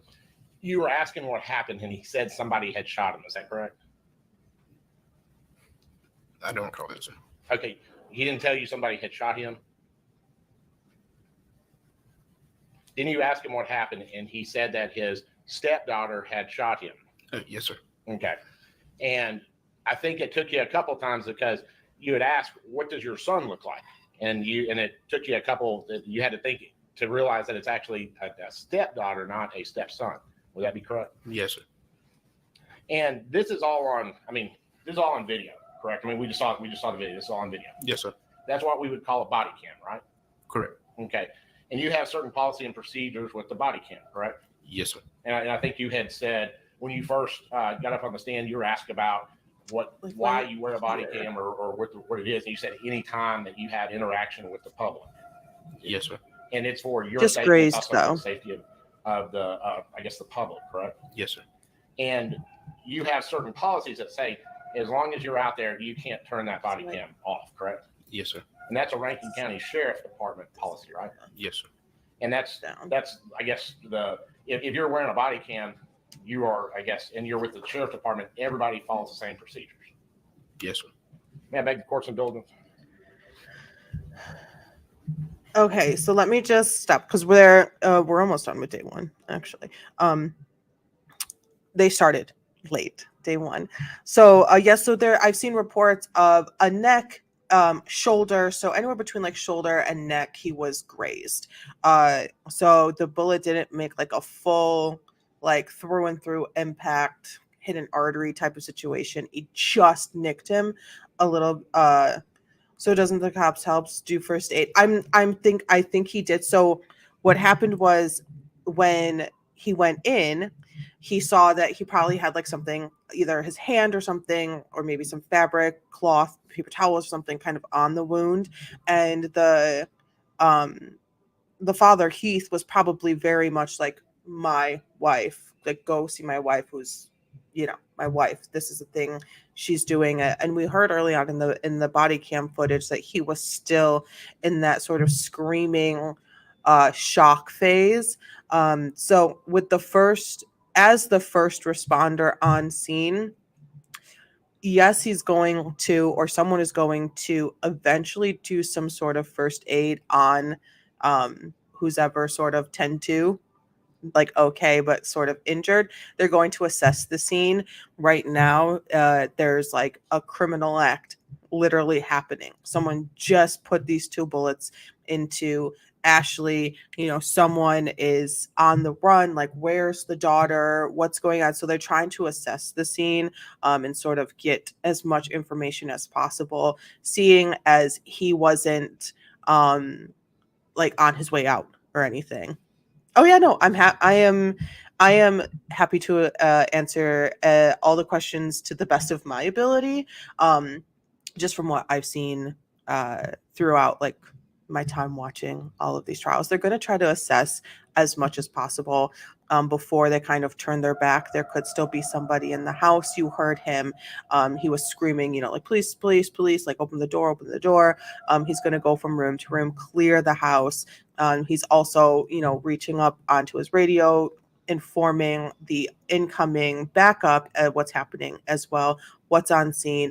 We got someone, ambulance is on the way. Everyone's on their way within a minute or 2 out. So the daughter tried to kill father and mother, I believe. Yes. So the daughter did successfully, which is a strange word to say, successfully kill her mother with 2 bullets, one in the head, one in the chest.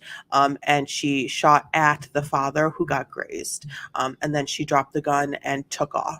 So she wasn't in the house. She wasn't on scene when the police showed up. So they had to do like a whole manhunt for her.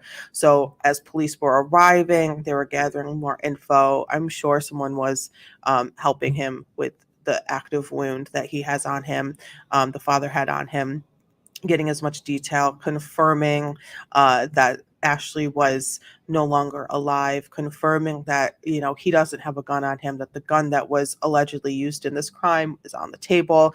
He's concerned about his 2 dogs in the house. It's a whole situation. He's trying to just kind of get everything to a point where he can take the next step, which would be applying some sort of first aid, and at the same time gathering more information. So you could hear him asking Heath, I know, but I need to get more information. So he's clearly, there might have been someone tending to him. We couldn't see the body cam footage. I think it is seeable, like it's on the internet.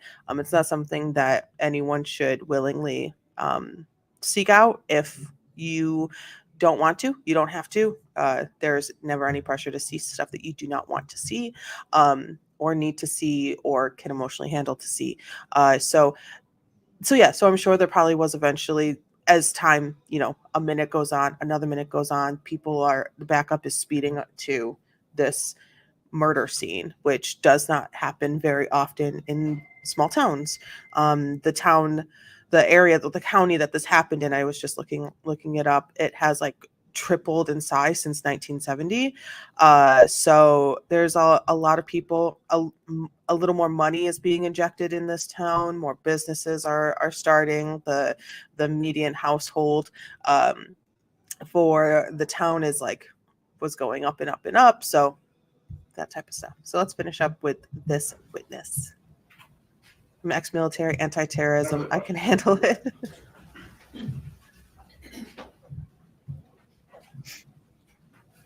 Deputy Lewis, Mr. Campbell was just asking about body cams. Do you know whether investigators, in your personal knowledge, do you know whether the investigators with the Rankin County Sheriff's Office wear body cams? I don't know that, sir. Okay, that's fair. And, you don't need to know what showed up out someone there else with does. the white shirt on. Who was that? Investigator Burnell. Okay. Of course it was. Nothing further. May this witness stand be excused by the state? Yes. By the defense? Yes, sir. All right, you can stand down. I'll approach real quick. All right, that is that. The defense is going to claim that the police did not do a good job, and Carly is going to claim insanity as her plea of innocence. I'm gonna have the bailiff show you back. Take a restroom break real quick, just so y'all know we do our best not to go past 5:30. Okay. While you're back there, you'll need to go on ahead and start talking among yourselves about a very important topic. Lunch tomorrow. Okay. You have two options. And do not sleep on the first option. Okay. The jail is serving pork chops tomorrow. Okay. And I don't mind telling you, I'm gonna eat pork chop tomorrow. Okay. If you don't want pork chop, we have a very limited menu available from Newt's. Okay. I'm going to hand these to the bailiff when he takes you back there. Go on ahead and use the restroom, but we need to make a decision tonight about lunch tomorrow. Just for your knowledge, we're going to work through. Okay. Your lawyers are on their own for food, but the court will feed y'all. Okay. So y'all going to have to start having that discussion among yourselves about tomorrow. Use this time for a restroom break. Everyone remain seated while the jury exits. He said, "No, do not sleep on the first option.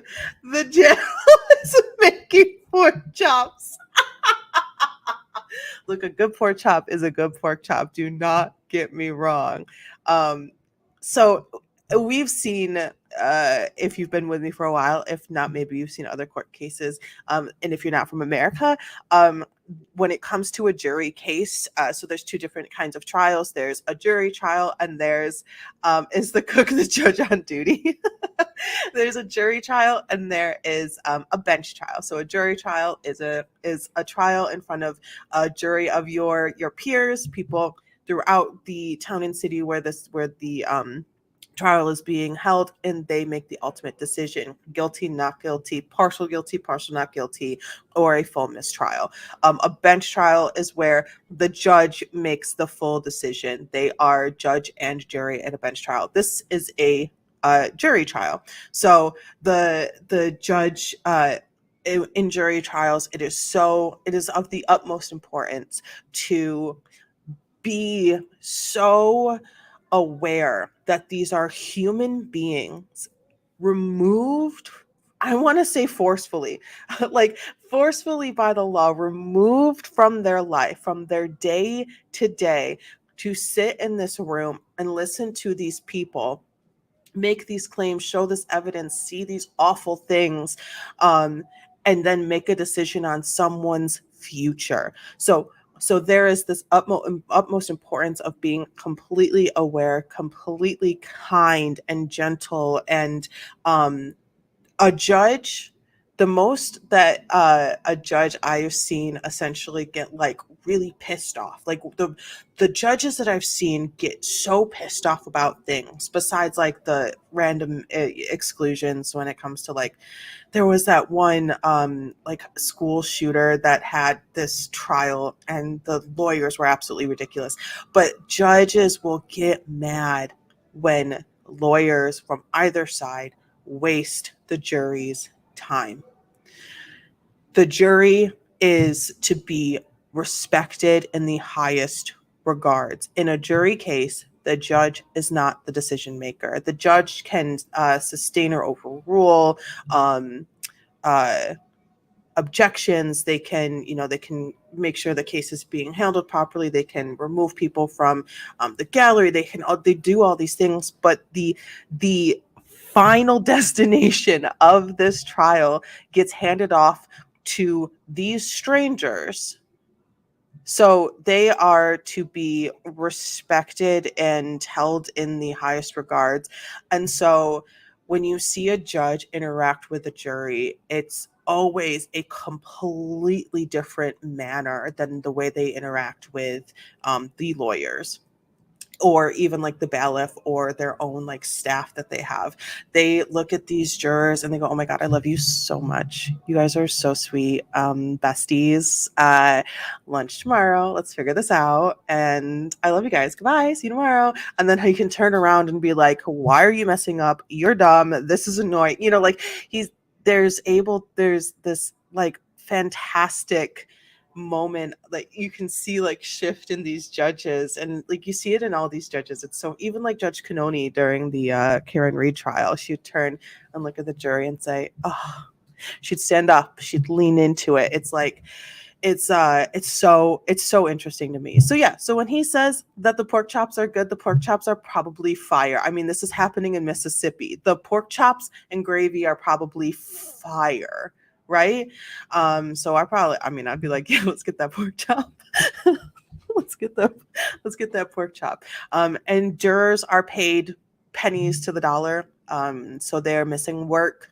They some places pay people, if some jobs have paid time off. Some places still pay people if they are called to jury duty. It is a civic duty. So it is an American nationwide duty. When you are called, you are summoned to jury duty, and if you end up on the jury, you have to sit it through unless there's like some actual like medical emergency, or really good reasoning that would take you off the jury. So yeah, so let's see what's going on here, and then we'll probably take a little break and then start day 2.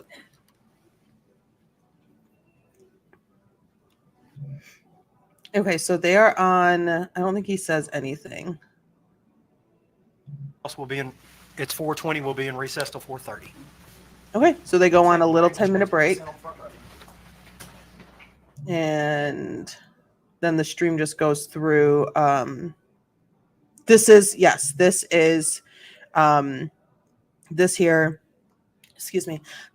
Carly Gregg. She is the young child, I have to say, for the age of 14, who took the life of her mother and shot at her stepfather. Yes. This is a witness, a 16-year-old juvenile witness. I don't know if we can hear it. I don't know if they'll play the audio. I don't think so. No, witness is a juvenile, no recording. Okay, so there's no audio. Oh, they're going to go through the questions. Okay. Oh, this is great. Okay, hold on. Let me move myself. Okay. What did she say? Why she did it? She's claiming insanity. She's claiming that a mental illness took over her and made her do it. She's claiming that she was in the middle of a mental breakdown, that she was unwell, and well, I don't want to say that she's claiming this. I have to say that the lawyers are claiming this, because I honestly, I don't know. So the lawyers are claiming that mental insanity. So she's pled not guilty due to like mental insanity. I believe it's like NGI technically. That she was so mentally unwell that it ended up with her taking her mother's life, finding a gun, and all that stuff. And we're going to get into when the defense puts their case on, meaning when the defense calls their witnesses, we'll see more and more of that evidence showing her mental illness, her diagnosis, the family history within her bloodline of mental illness. So we'll probably see, records of diagnoses throughout her father and her mother. Was she possessed by a demon? Essentially, I mean, it's not so far off. People have come to mental breaks and done a lot of crazy things. So when you say a demon, and you are referring to like a sort of like mythical creature from like the depths of hell, I'm doing air quotes if you can't see me, then no. But if you're talking about like what can happen to your own thoughts, becoming like the demon inside of you, how you can't control or fight off the intrusive thoughts and kind of like requests that your brain wants to do with your body, then essentially, yeah, and it happens. It's not a thing that has never happened and won't ever happen again.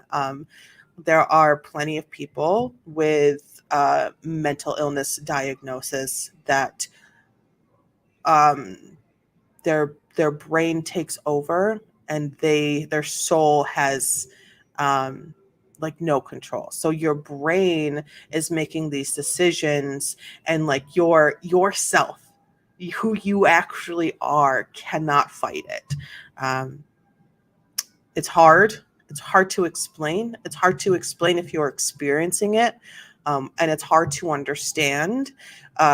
It's very. I mean, this is why mental health and mental illness and getting diagnosed in America, especially because that's all that I fully know, is so difficult, because it's hard, especially as a woman. And let's not even get into a woman of color. It is so hard to be heard by doctors, let alone being able to pay a doctor to have the minimal amount of time to hear them. So it is so extremely difficult to get a proper diagnosis in the United States. It is getting better. It is getting better, but it is still so difficult. And this is coming from someone who was raised by two therapists, by two people who have worked in the world of making sure humans that need help get help. So it's hard.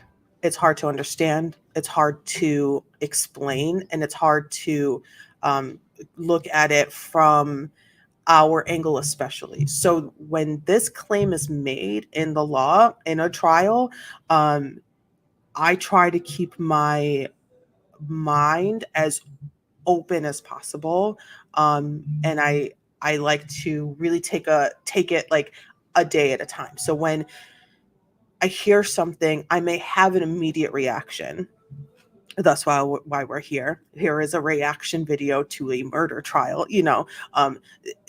I may have an immediate reaction, but tomorrow I may say, whoa, I need to see something again. I need to look into something. I need to make this understood in my brain in a different way. I need to flip it around, see it from a different angle type of thing, because,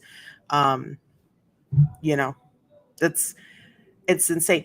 Is she mentally unwell? I don't know. So that's why we're here. We're all here to figure it out and to come up with our own conclusions. I was gonna say, if one can even afford to visit a doctor. Exactly. Exactly. So there is always a reason, and the parents are responsible for their kids' health.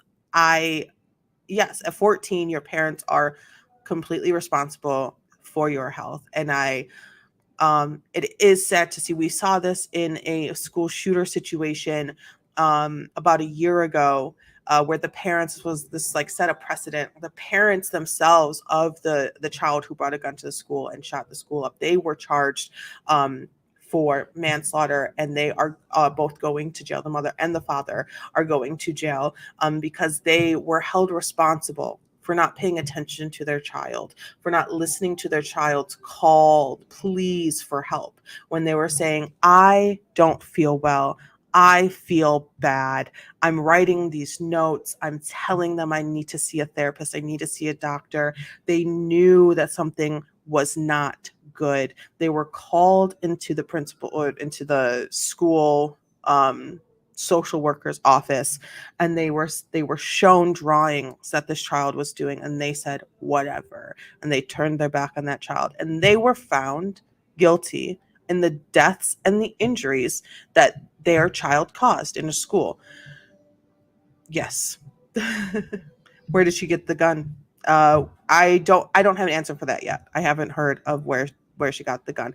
The state's attorney who did the opening statement might have said it when there was a weird glitchy ness. So I don't know yet. Oh, I know. Don't even get me started on the healthcare in the United States. Don't even get me started on it. I'll be here for hours. You gotta be a pretty bad parent not to see your kid turn into a psychopath. Yeah. Unless that parent themselves, I'm gonna get you. I'm gonna always find. I will always play devil's advocate, only because I like to keep expanding the way that I think. Not to like try to piss anybody off in any way, shape, or form. I will always say yes, but or yes and one, my theater background, but also what if that parent themselves is a psychopath and is completely unable to recognize any change in personality trait in the way they carry themselves? What if they too are that? It can make things very difficult. Um, we've been able to see that genetically mental health issues can be passed along, but mental health issues can also develop completely out of their own from how a brain is experiencing life and what is being fed to the brain. So it's very interesting. The world of mental health is absolutely interesting, and it is, we are just on the cusp of learning about like mental health. I mean, when it comes to autism, we're learning something new about autism literally every day. We're learning new traits, new characteristics, new feels, new stuff like that. So all right, let's see. They're going to type out the questions, and then they're going to probably type out some of the answers as well. There is no recording, so this is all visual. So the witness first met Carly about 2 years ago at a football game. Okay.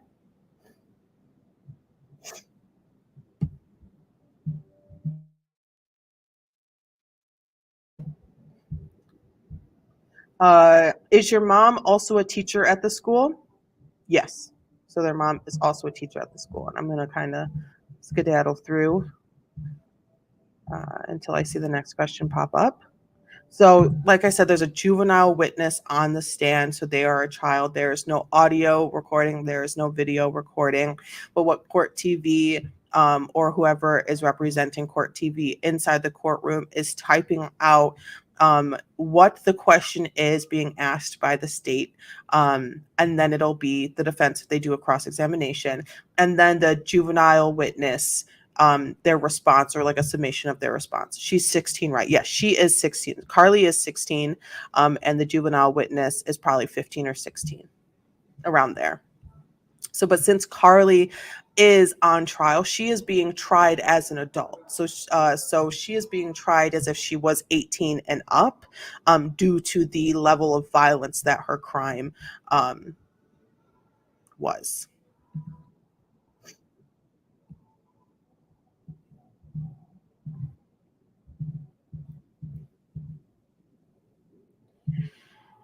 Miss Smiley was very patient with Carly. This is the juvenile witness. They loved each other very much. I never saw any negative interaction with them. Okay.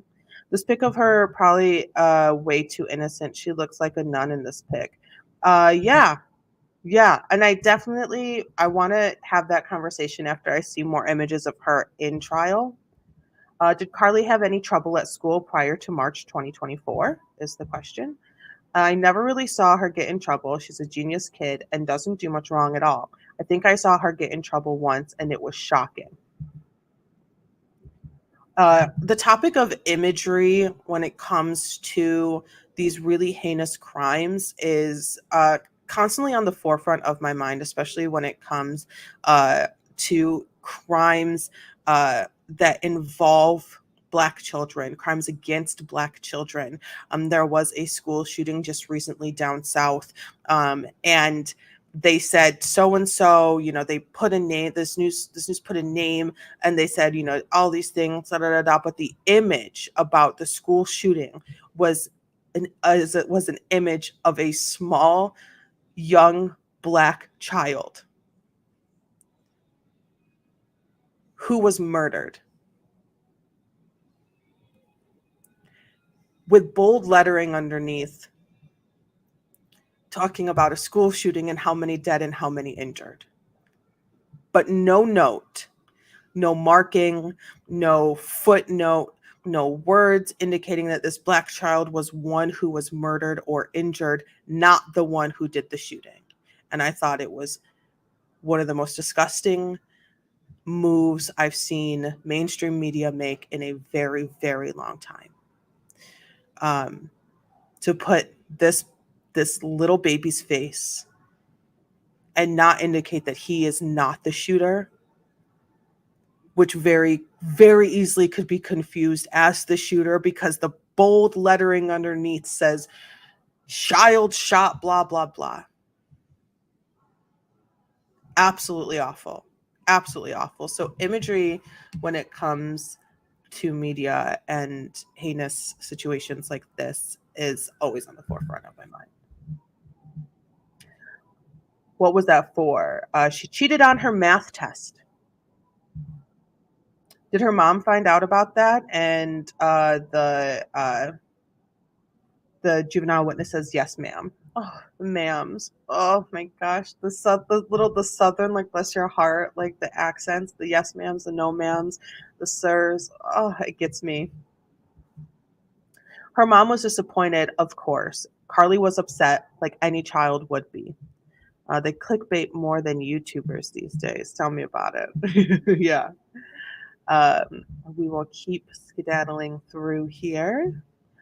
The question around January 2024, did Carly ever tell you anything about her mom taking away her cell phone? And the witness says, I don't remember.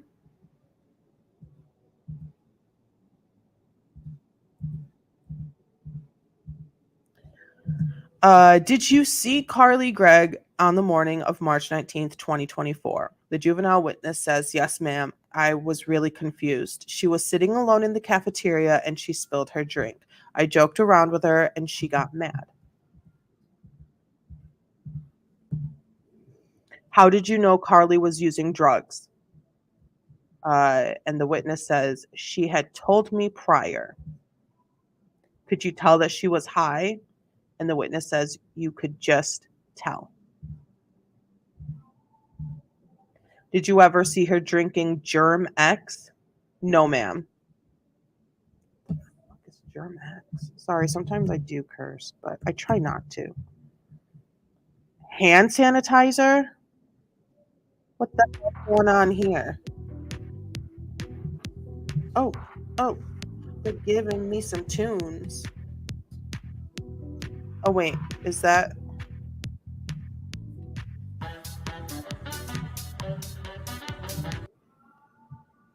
Is this on Court TV? Were those jams on Court TV? Oh no. No. What drugs? Yeah, I guess drugs are to play here. And as more witnesses come along, we will get I was waiting for it. I'm going to turn it down. Well, no. I know that it's copyright free because they wouldn't do that. Sorry. I'm sure they wanted to kind of make this a little more lighthearted and keep people's attention as we go through these questions. I'm going to turn it off because when I hear a beat, one thing you need to know about me, when I hear a beat, my ass be shaking. No, I'm just kidding. On March 19th, 2024, you said you were worried about Carly and went to tell her mom about the drugs and burner phone. Okay, we're getting a lot of bits and pieces here. What is a burner phone? And the witness says a phone her parents wouldn't know about. I get having like a Finsta, like you don't want to share everything with your parents. That's fine. You're growing up. But having a burner phone is kind of next level. Would you and Carly communicate on the burner phone? They said, yes, ma'am. What kind of plan did you come up with to tell Miss Smiley what was going on? The juvenile female would walk Carly around the school or something.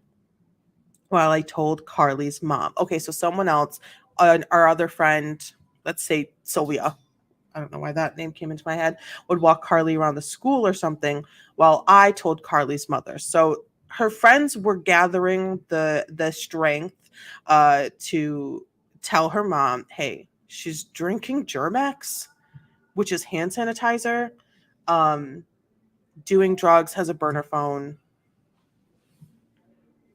So her friends were essentially kind of looking out for her, letting her know, like, her mom needs to know that there's things that need to change, and her mom should know about the things that are going wrong. Okay. On what juvenile witness 1, on what he said to Carly's mom. I let her know about the drugs. I let her know about the phone. They spoke to the mom. Was Carly there when you did that? No, ma'am. Anybody else in the room? No, ma'am. So one-on-one, this juvenile witness told Carly's mom, Ashley, the woman who is now deceased, about the drugs and about the phone. Did Carly and her mom leave shortly after that? Yes. I'm really liking this this style of reporting. Thank you, Court TV. Witnesses are allowed to be recorded. Judge has ordered the cameras off. Yep. At any point, did you receive a FaceTime or phone call thereafter? Yes, she FaceTimed me and seemed upset. I told Carly not to harm herself or others. And what did she say to you? That it was too late. So I guess this is a conversation. I'm just assuming like the timeline of this conversation. This is after she already did what she did to her mother. Or it could be maybe Carly tried self-harming before she did what she did to her mom. I don't know. I don't have any other information than what y'all are seeing. After you told Mrs. Smiley about Carly, did you send her an email? Yes, ma'am. Indicates he doesn't remember exact contents of email. KWN approaches with document. Okay, this Germex is not a drug. She's used it for the alcohol. The kid is most probably some alcoholic. There was mention of marijuana use. So the juvenile witness probably told Carly's mom about the marijuana use, since at this time she was like 14. And look, like as an adult, do what you want to do. Smoke weed every day, like whatever. Like live your life. I'm not gonna judge you. But a 14-year-old should not be doing any of this. Having in America, why did my camera did the thumbs up thing. Are we frozen? Hold on. Ooh, that's really hot. Probably because the charge was in there. Start cam.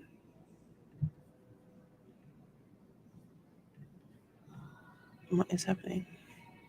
Sorry. One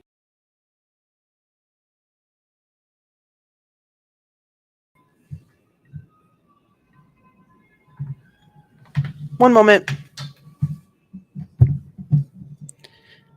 But yes, in America, marijuana is federally still illegal in all states.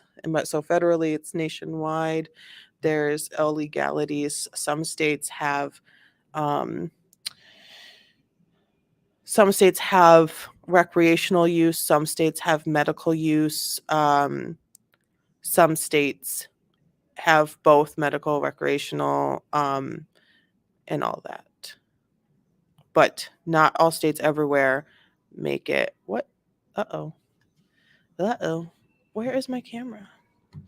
Okay, bear with me. Give me one moment. Here, you guys can listen to this.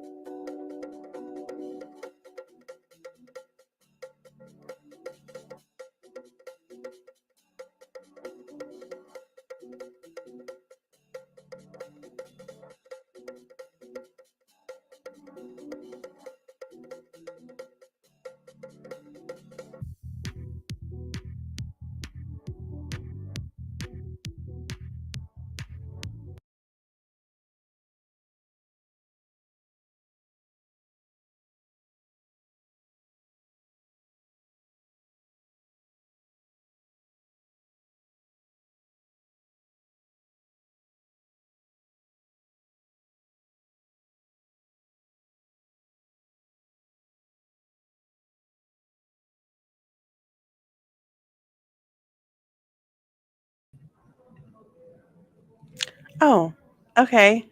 Hi, we're back. I don't know what happened, but it did. And we're back. Juror sees email from the witness.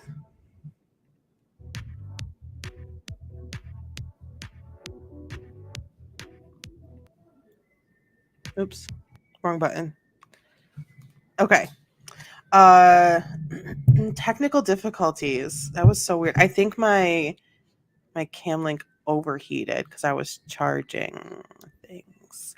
Well, it's not legal under 21 in the US. I didn't want Carly to know that I had told her mom. I wanted to make it look like she just found out. That's fair. Right. Alcohol, you have to be 21. Tobacco, 21. Marijuana depends on the states, but also 21.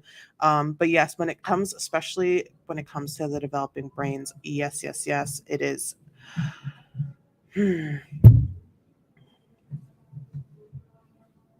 Yeah, especially now. Excuse me. Was Carly Gregg reaching out to you via text messages? Yes, ma'am. All right, so they're looking through text messages at the stand. We can skedaddle to the next one.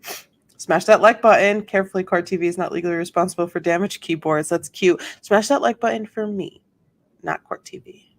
Love you, Court TV. First message from Carly was sent at 4:21 p.m. to the juvenile witness. So Carly was texting the current witness on the stand at 4:21. I need help, please, was the messages from Carly.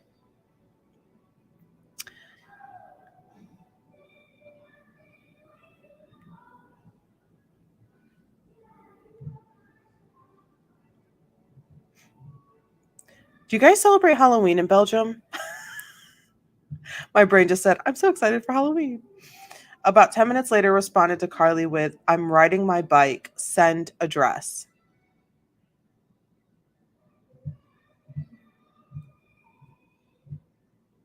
Carly responded with, come quick, please.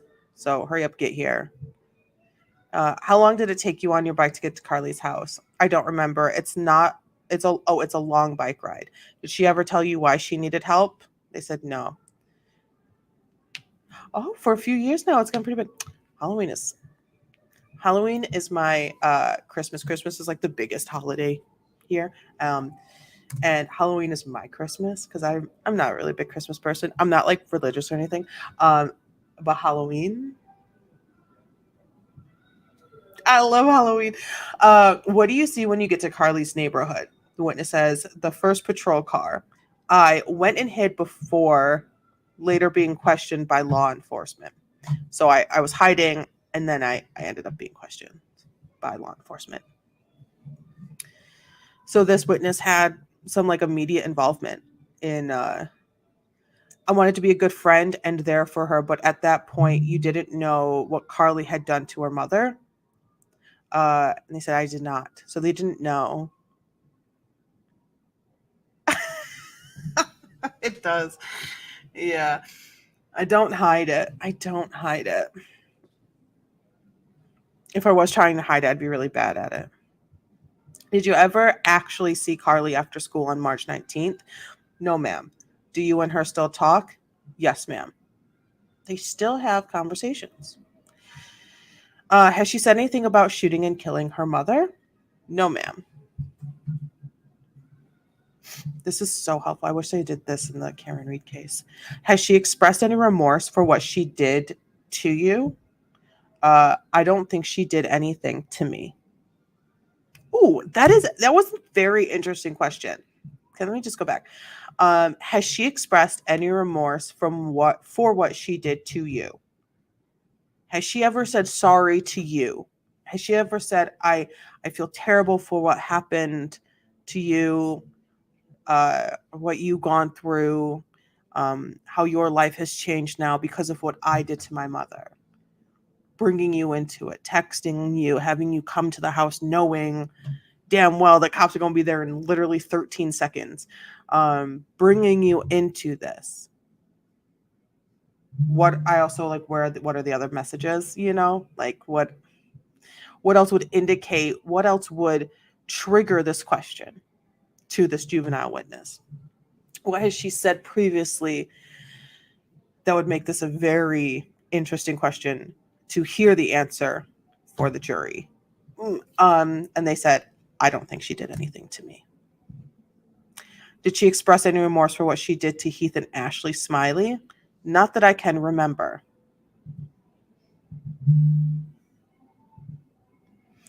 The witness IDs Carly Gregg in the courtroom, saying that's her. She's in this shirt, this color hair. Attorney Bridget Todd.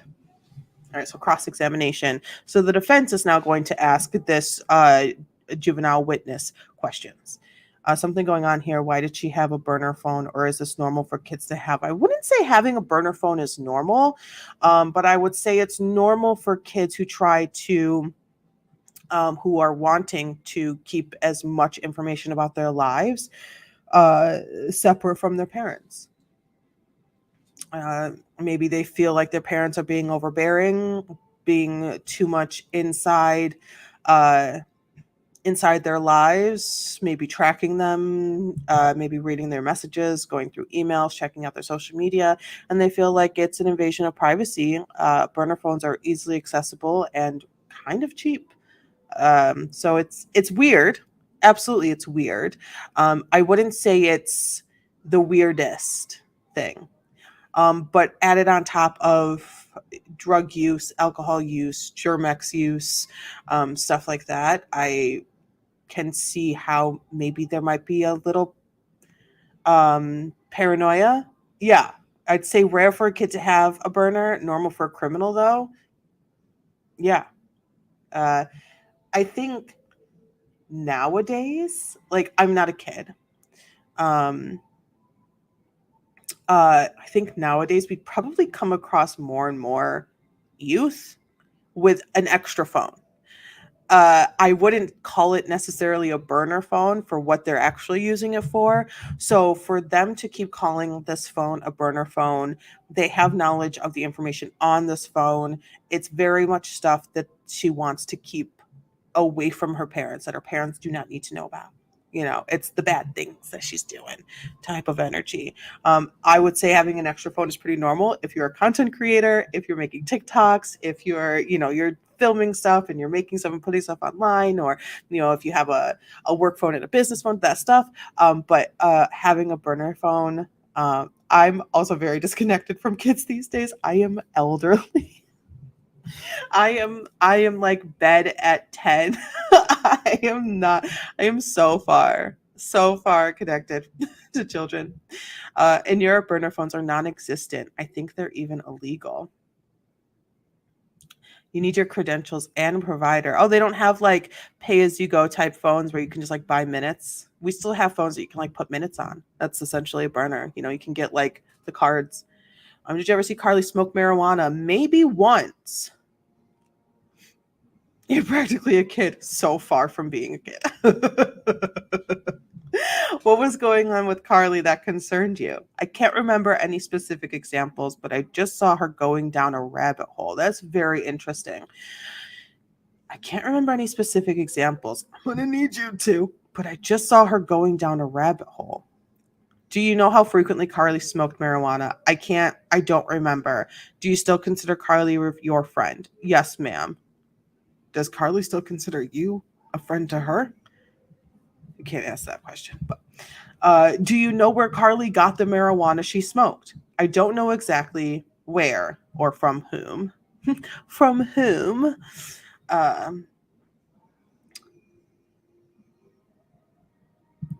Sorry. When Carly yelled at you for making a joke, what was that typical of Carly? And they said, no, ma'am. You said it was rare Carly would get in trouble, correct? Yes, ma'am. So she was good at hiding her naughty things, if there were naughty things. This is all still allegations. Do you ever get in trouble at school? Yeah. Would you say last school year you got in trouble more than Carly or less? And they said a lot more than Carly. And they said, a lot more. I'm always in trouble. I don't know if that's how they said it, but they said they get in a lot more trouble than Carly. Carly was a good girl in the eyes of the teachers and adult figures in her life, apparently. She was good. She was a good kid. What was Carly's mom's reaction when you told her of these concerns? They said she didn't seem angry. She just seemed disappointed. Oof. Who did she seem disappointed in? Partially to Carly and partially to herself. Oh my God. That that hits me. That hits me. Because it's like, I thank you for telling me, and I'm disappointed in my child for making this decision for herself, and I'm disappointed in myself not potentially, I don't know, I'm like just saying words. These aren't the exact thoughts that this woman had, but things that came to my mind. I'm disappointed in not seeing it in my child. I'm disappointed in myself to that I didn't smell it, that I didn't know about it, that I wasn't told by anybody. I'm disappointed that my child felt the need to do it. I'm disappointed that my child couldn't come to me to talk to me about it.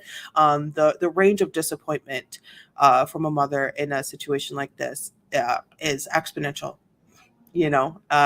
Disappointment from the very bare bones of whoever supplied whatever adult, I would imagine, supplied this child with drugs, all the way to I'm disappointed in myself, that I didn't raise my daughter or talk enough to my daughter for her to feel like she can come to me and tell me that she tried it or wants to try it or was thinking about trying it, or someone tried it and like all of those things. So many things.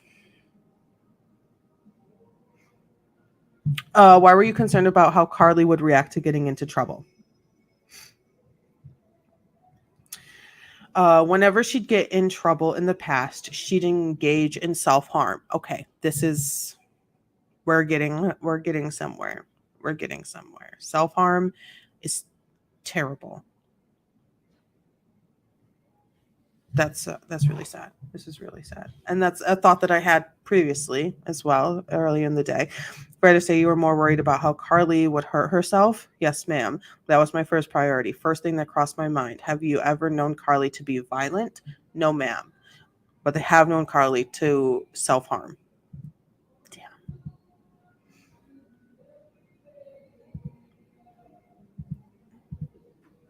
You said Carly was upset on the FaceTime call. What did you observe? Fighting, tears.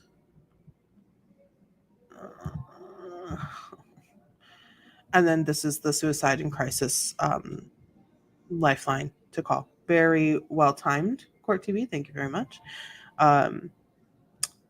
Yep. Call, text. Don't make a decision today that would make it so that you're not here tomorrow. Because don't do it. Todd says, had anyone called the lawyer? Oh my gosh, stop.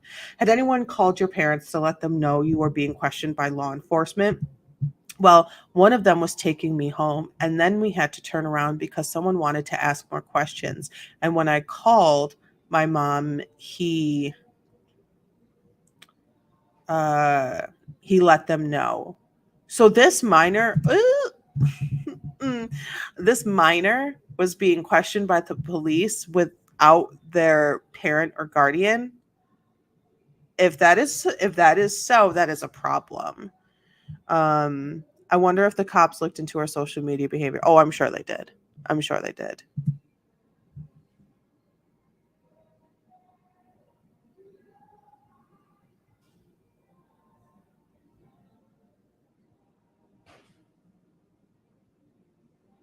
Police officers are not allowed to question juveniles, anyone under the age of 18 without a parent or guardian present. And if you are ever in the United States, or to those that are in the States, if you are arrested, literally say nothing other than, I want a lawyer. Literally say nothing. Stop talking. Stop talking. Don't say a single word other than I want a lawyer. There are no words. Don't talk to police. Ever. Guilty, innocent, hella innocent, so innocent that it's crazy that you were even arrested. Don't talk to police. Get a lawyer. Did anyone ask if you wanted to wait for your parents to get there before being questioned? And they said, I don't remember.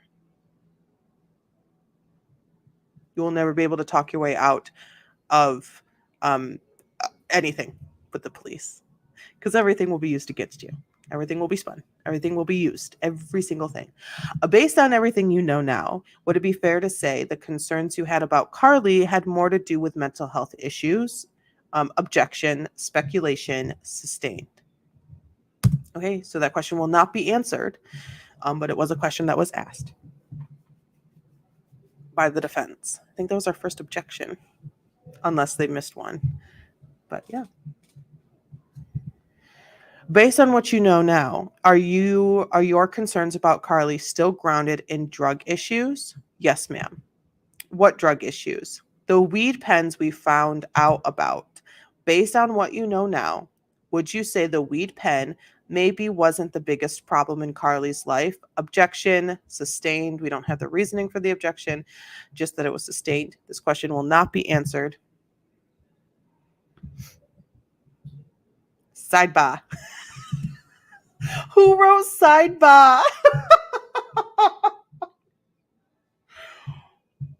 Oh my God, that is so funny. They wrote sidebar instead of sidebar. And that's very Massachusetts of them. That's hilarious. I know that this is a really intense trial and people have died. And someone's life is essentially on the line. But I have to find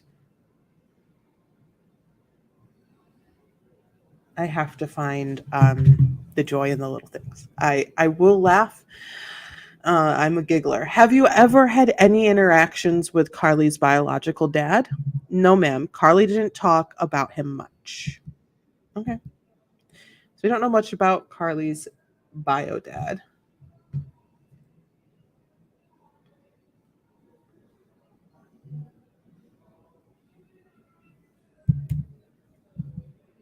Do you feel that Carly is a danger to you right now? No, ma'am. Redirect. Okay. Cross-examination is over. And it is back to the witness is excused. The state, the prosecution could ask more questions if they wanted to, but the witness is excused. And we're going to go back into trial.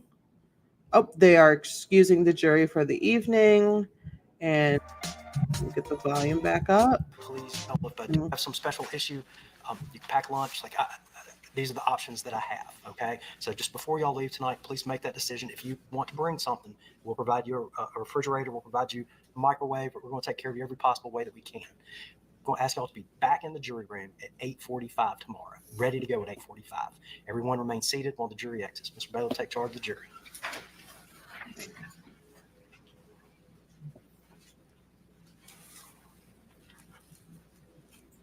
Pork chops.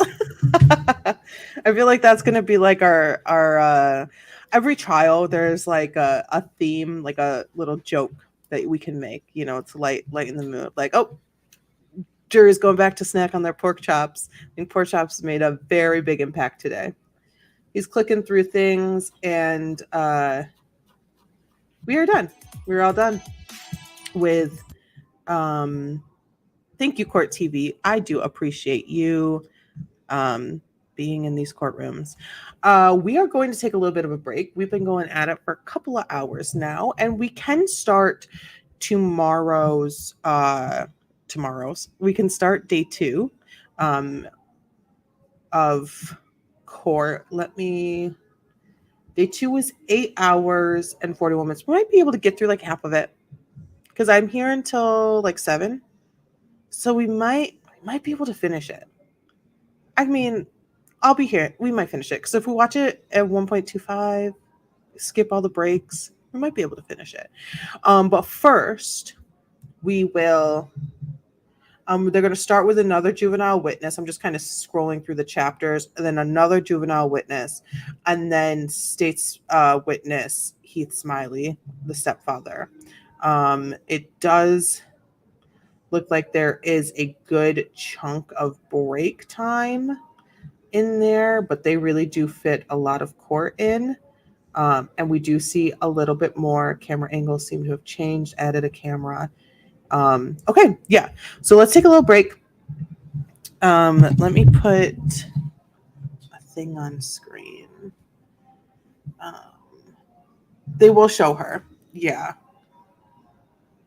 A much needed break. I think this is a very interesting thing.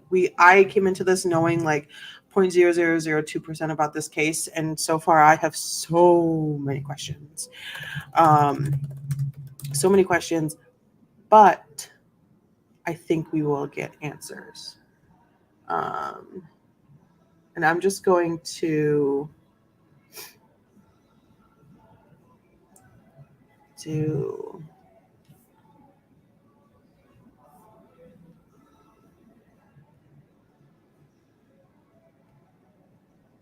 I'm just going to do something real fast. Just give me one moment. I'd like to see your behavior as well. For sure, for sure.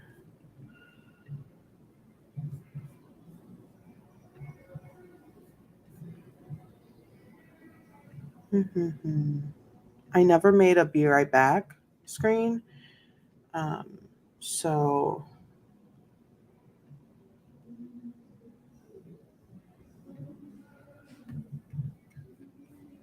I'm going to do.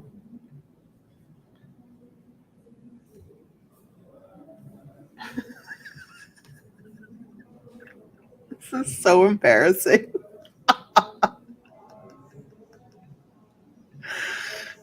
Be right back.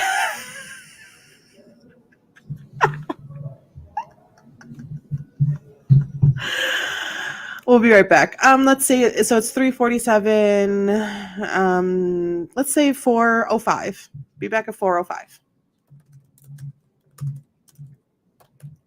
And then we'll pick it back up. Okay, bye.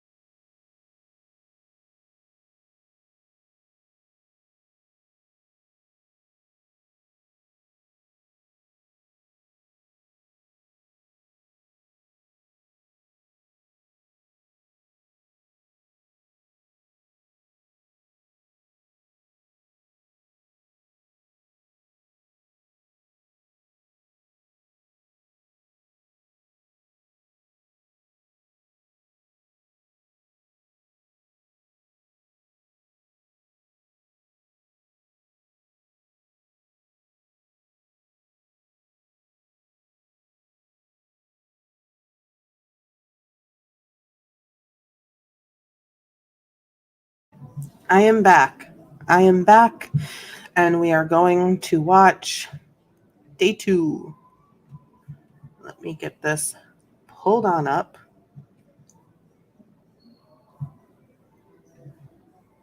And here we go. Full screen it. We are going to be like we were just a few minutes ago.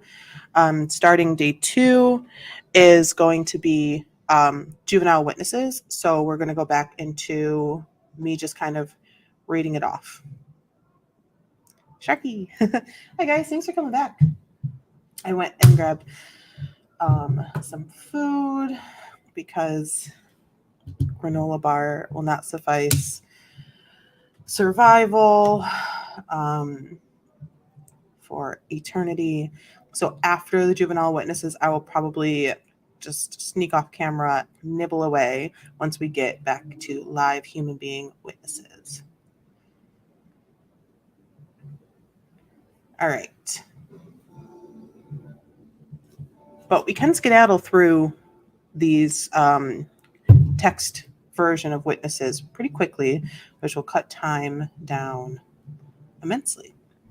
Another juvenile witness is on the stand. We do not know names. We do not know gender. We do not know age. We just know this is most likely a friend of Carly from school.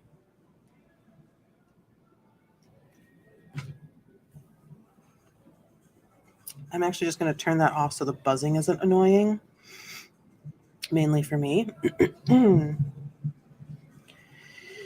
All right, let's get to it. Come on. I don't know if we're going to do the question and answer again.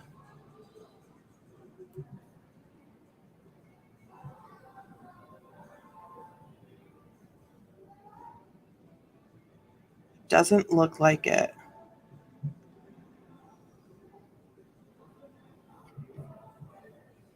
It does not look like they're doing question or answers like they did for the last 2 juveniles. All right, so we're just going to skip ahead back into the courtroom. Heath Smiley has been called to the stand. If you would introduce yourself to the ladies and gentlemen. My name's Heath Smiley. And Heath, we've met before today, that's right? Yes, ma'am. If you would, though, these ladies and gentlemen don't know you. So if you would just kind of tell them a little bit about how old you are. 39 years old. I'm a physical therapy assistant, and I've been Carly's stepdad for, it was almost, I guess, 3.5 years. Tell me, excuse me, Heath, prior to March 19, 2024, who were you married to? That is Carly. And when did you and Ashley Smiley meet? So let me just go back. That there is Carly. She is surrounded by her defense attorneys. And here, let me, while I'm speaking, I'll be on camera. So this here is Carly Gregg. She is currently 15 years old. And these are her defense attorneys. And the man is her stepfather. That is Heath Smiley, the man that she nicked with a bullet from the gun. So she, I am back. Oops. I am back. Hush. Playback. Hush, hush, hush. So that is, she's writing down deaf, not insane. Yeah, I mean, she could be on meds that would help with her any sort of mental illness. I so agree. It's straight up haunting to see such a young kid involved in all of this. Absolutely. It is, it gives like, it gives come on, hey, I told you I'm gonna play devil's advocate from all different angles. Just because I say something in response doesn't mean I necessarily disagree or agree with you. I like to look at it from as many angles as possible. It does feel so awful in a different way than when you see an adult who made a terrible decision putting them in the situation, when you see a child. And a lot of people, a lot of news organizations will write articles and say this young woman, and 16 is young. 16 is young. in my opinion, 16 is a child. You are going when you are 16 years old, you are going through so many changes. Hi, Cupcake. She looks like a baby. When Hi, Cupcake. When you're 16, you're going through so many changes in life. You're going through so many changes physically, emotionally. You're so far from like fully developed. And I think that in the probably in like the last like 5-10 years, um, it feels like we're kind of getting a more definitive answer of when like your brain is fully developing. And at 16, it's so far out from being even like close to fully developed. I mean, I remember being 16 and I mean, it feels like I just learned how to walk. Like I don't even think I was like a conscious human at that point, like it feels so far from being grown. And a lot of people when you're 16, depending on the situation that you're in, not everyone's childhood is the same, but you feel like, it may not be true, but you can feel like every single decision is made for you and you have no control. um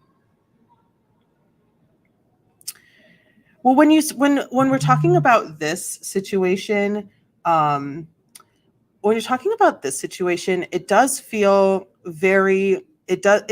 like she is very much a child, because it's so rare that you see someone of this age um, being charged as an adult.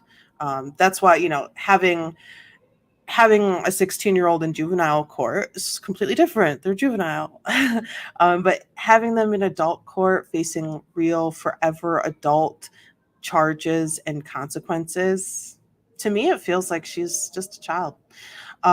If kids can go to school with guns, and then for a kid to kill her parent, there are so many things out there that plant things in kids' brains. 16 shouldn't happen. In the grand scheme of things, they are doesn't mean they can't be responsible for their actions. For sure, absolutely. I agree with all of it, and I enter a separate viewpoint for all of it as well. I don't disagree with any of it. 16, you should be able to understand that holding a gun, pointing it, and pulling the trigger can result in the death of your mother when your mother is on the other side of that gun. Absolutely. I you're faced with the consequences at 16 for the things that you do at 15, knowing the immense wrong that those things are. And I think this in particular, this specific case, has an opportunity when it comes to the insanity plea than many other cases. Ronnie will probably be able to um, replace the name in my brain because I can't remember it. The woman who murdered her child, put her in a suitcase, took her to a completely different state on the other side of the country, left the suitcase under the bridge. Was it Shabiz? It's not. I don't think it was Shabusiness. Was a different one. But I believe that she tried to plead insanity, or maybe confusing that with the Shabusiness case, where she tried to plead insanity for another crime against a child, murder and stuff like that, where there's so much evidence. There's years and years of evidence of lack of mental illness. With a 16-year-old, it's hard, when you're 5, 6, 7, it's hard. You don't really see too much of anything farther than like the ADD, the ADHDs of it all type of energy. Right. And that was one of the mitigating factors when it came to the jury to obviously claim that she is not insane, and she needs to be held. She was held accountable fully for her crimes. So yeah. So I think like I said, I try to go into these cases, especially since I don't know anything, with as open of a mind as possible. And we have to remember that the jury is not just one person. They are multiple people who have lived multiple lives, who can hear the same sentence and interpret it completely differently. So that's what I like to do, is try to act as a juror, and come at it from every single angle. So some may see her as a child, some may see her as a full-grown adult who made a full-grown adult decision that day. And some may be like, uh-oh, there's something wrong with her brain. So everything that happens in this courtroom is going to be interpreted differently, by the jury. So that's why I like to challenge just a wee bit, Were you married to? Ashley Smiley. And when did Okay, you I'll be the actually judge. smile? It was the spring of 2019. And at some point, did you and Ashley Smiley end up marrying each other? We did in June of 2020. Where'd y'all get married? We actually went up to Gatlinburg when things opened back up after COVID. Y'all like to take trips, be outside? We did. How old was Ashley Smiley when she passed? She was 40. And where did Ashley work? She was at Northwest Rankin High School. Can you describe for the ladies and gentlemen kind of what Ashley looked like? She was very small, about 5'1", 5'2", blonde hair, blue eyes, super nice, real smart. May I approach the witness room?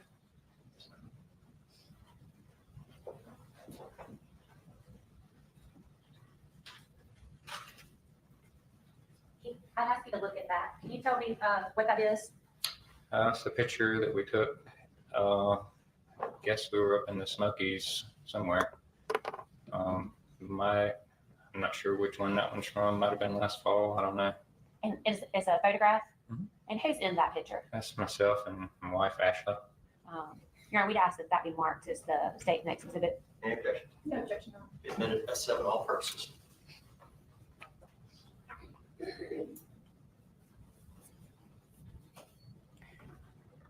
May I proceed, Your Honor? He doesn't know that it's tough. I can't imagine what you're going through. But can you tell us, is the picture of Ashley that is in front of you, is that similar to the way she looked the last time you saw her alive? Yes, ma'am. Tell me about, you told us that, a little bit about Ashley's personality. I don't think there'll be any dispute that she loved being a school teacher, right? Loved her kids at school. Yes. Tell me about how much did Ashley love Carly? They loved each other so much. She just, everything she did, she planned out for Carly and around Carly. Before you and Ashley met, was she previously married? She had been, yes, ma'am. Who was she married to? Kevin Gregg. And did Kevin and Ashley have any other children besides Carly? She had a second child that passed several months or a year or so later from a genetic abnormality. And her name was Natalie Gregg. Yes. And she had passed before you met Ashley, is that Yes, right? years before. What did you know about the relationship between Ashley and her ex-husband, Kevin Gregg? Yeah, he's the Only stepfather something that got Ashley shot, told me here and there. but he survived. Things didn't go well, and they ended up getting divorced. And he, the ladies and gentlemen of the jury have seen some body cam footage of the day that your wife was murdered and you were shot. And on that, you mentioned that y'all were having some trouble with Kevin Gregg. Can you explain to us what was going on around that time? I think he just liked trying to give Ashley trouble as much as he could through the legal system, any chance he could. I don't know exactly what all was going on, but she had acquired someone to try to get him back into court about possibly changing up visitation stuff again. Had Carly ever told you anything about Kevin Gregg using drugs? Yes. So he was a known drug user? Yes, ma'am. I want to talk to you, Heath, about, you told us about how much Ashley loved Carly and that Carly was basically her life. Tell us about yours and Carly's relationship before March 19, 2024. We were always good. We laughed and played and messed around, loved video games, and took her to karate stuff until she kind of got tired of that, and she started going to guitar practice weekly. So I was taking her to that every week. We got along great. You liked being a stepdad? Yes. Sometimes with children comes discipline, right? Yes, ma'am.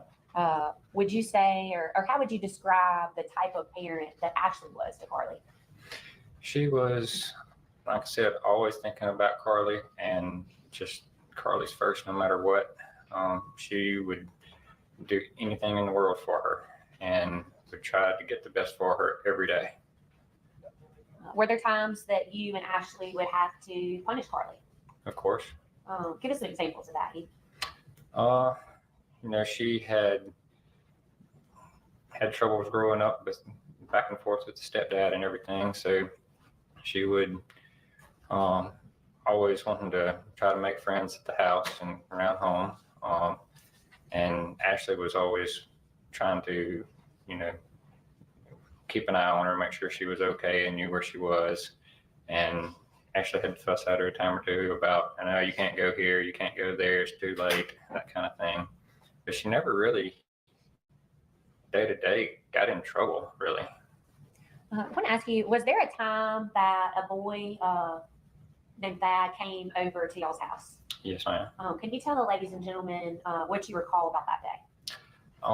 We were all sitting at the house and there was a knock at the door, and Ashley checked the doorbell camera and we didn't know who it was. Carly had talked to us about that and we knew who it was. We just didn't have a face to the name.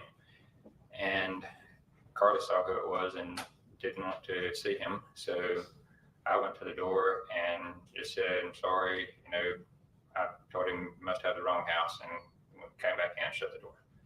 Where were Ashley and Carly when you were at the front door with that? They went around, I guess, into the hallway or maybe one of the bedrooms. I'm not sure. At any point, did it appear that Ashley was physically holding Carly back from going to the front door? No. At any time after you told Carly, told Thad that Carly didn't live there, did Carly act like she was upset with you? No. Did she act like she was upset with Ashley? No. Do you think that she would have been mad enough to have said, like, she almost murdered y'all because you wouldn't let Thad come in the house? That's not the feeling I got from it at all.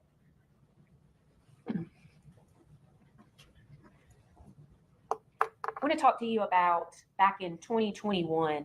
Carly would have been in middle school. Is that right? Yes, ma'am. Yeah. Were they living in the house with you? Yes. Carly and Ashley? Carly was in the 7th grade, I think, then? Sounds right, yes. Was there an incident where Carly got in trouble for bringing a knife to school? Yes, ma'am. Tell us about.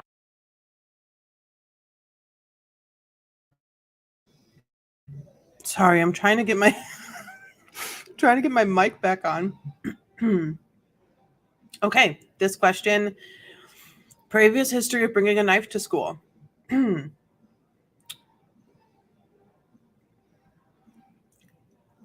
It'll be I was just gathering my thoughts. It'll be very interesting to see where this conversation goes and how the defense is going to pro streamer. I'm doing my best. I just kept double clicking everything. It's going to be very interesting to see how the defense is handling this question in return. So when they have a chance to cross-examine Heath, they're going to say something about bringing this knife to school and having history of violence or wanting to do violence or like inciting violence or something like that, like within herself, due to quite possibly her mental illness. We still do not have a diagnosis of what they're claiming she had and was suffering from on that day. And so that caught I've been listening, but that really caught my attention. I wanted to say, now that we are seeing Carly as well, we're seeing how she's reacting to her stepfather on the stand. We're seeing some emotions. We're seeing some shaking, some body bouncing. We're seeing some hard swallows. We're seeing a little redness in the face coming and going, kind of like flushing, clearing up and like flushing up again. So we're seeing some emotional triggers. We did not see anything from day one. There are a bunch more camera angles in day 2. Right. The question is, and that's a great question, what is the reason of that behavior? Is it fear? Is it sadness? Is it stress? Is it, I'm going to be found out that I'm lying about mental illness, or does she feel remorse? What is the reason? And that is a question that the jury is going to have to answer for themselves. I haven't seen too much of it. We're just kind of getting a little glimpses here and there. But as the day goes on, as the questions get harder and tougher, I'm sure they'll continue to cut to her so we can see more of her reaction. And then I think we'll all kind of have a better idea and come to our own conclusions when we can talk about it. Okay, back to it. What do you know about that? All I know is we had ordered some stuff off Amazon, and since she loved doing all the arts and crafts and stuff in her room all the time, making stuff, I showed her a Swiss Army knife I had found on Amazon, like I had when I was young, and she decided on a color of one she wanted, and I ordered it for her, and she used it all the time in her room. And then all of a sudden one day, we found out she had it at school in her pocket and somehow got in trouble with it. And I don't know what happened, but they said they couldn't tell us much more at the school about it. And that's about all I know on it. Yeah. So the knife was in Carly's pocket, not in her book bag. Is that right? I was understanding it was in her pocket from that morning when she was using it, but.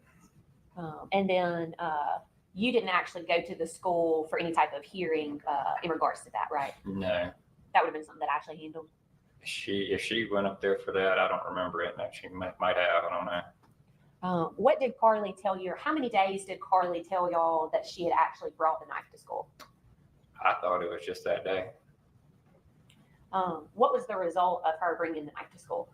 They have a zero tolerance policy on that and send her to an alternative school until I think it was that Christmas break and let her come back. So she had to spend time at the alternative school as a discipline. Yes. What, if anything, Heath, do you know about another time that Carly got in trouble at school for cheating? That was, I can't remember if it was this past spring semester or when it was. Everything is kind of run together on exactly when. But at some point, she has always complained to us that kids constantly bug her for help with schoolwork because she can do all of it so easily and she can explain it to them better than most teachers. And she got so tired of them coming to her for stuff. Somebody just dared her or something. I'm not sure what. And apparently the teacher had a book or a computer or something open, and she took a picture with her phone of whatever was open up there. Was it like the answers to a test or something like that? Something like that. I'm not sure exactly what now, but yes.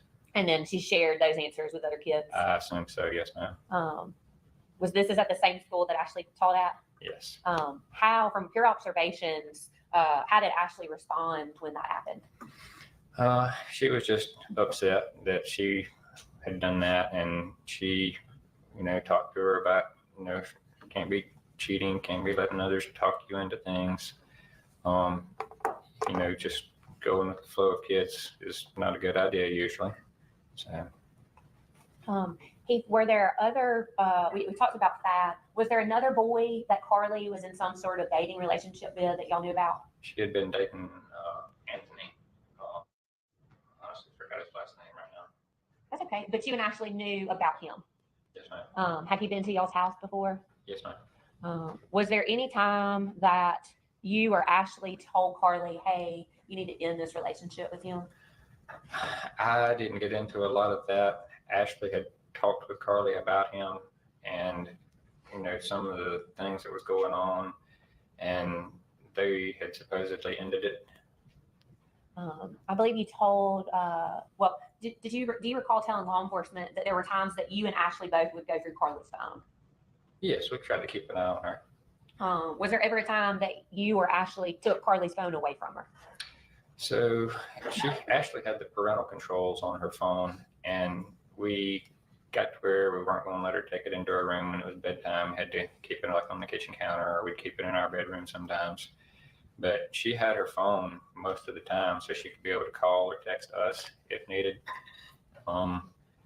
She might have not let her take it to school some days. I can't remember exactly, but most of the time when she was out and about, she had the phone, even if Ashley locked down some parental controls for a little while.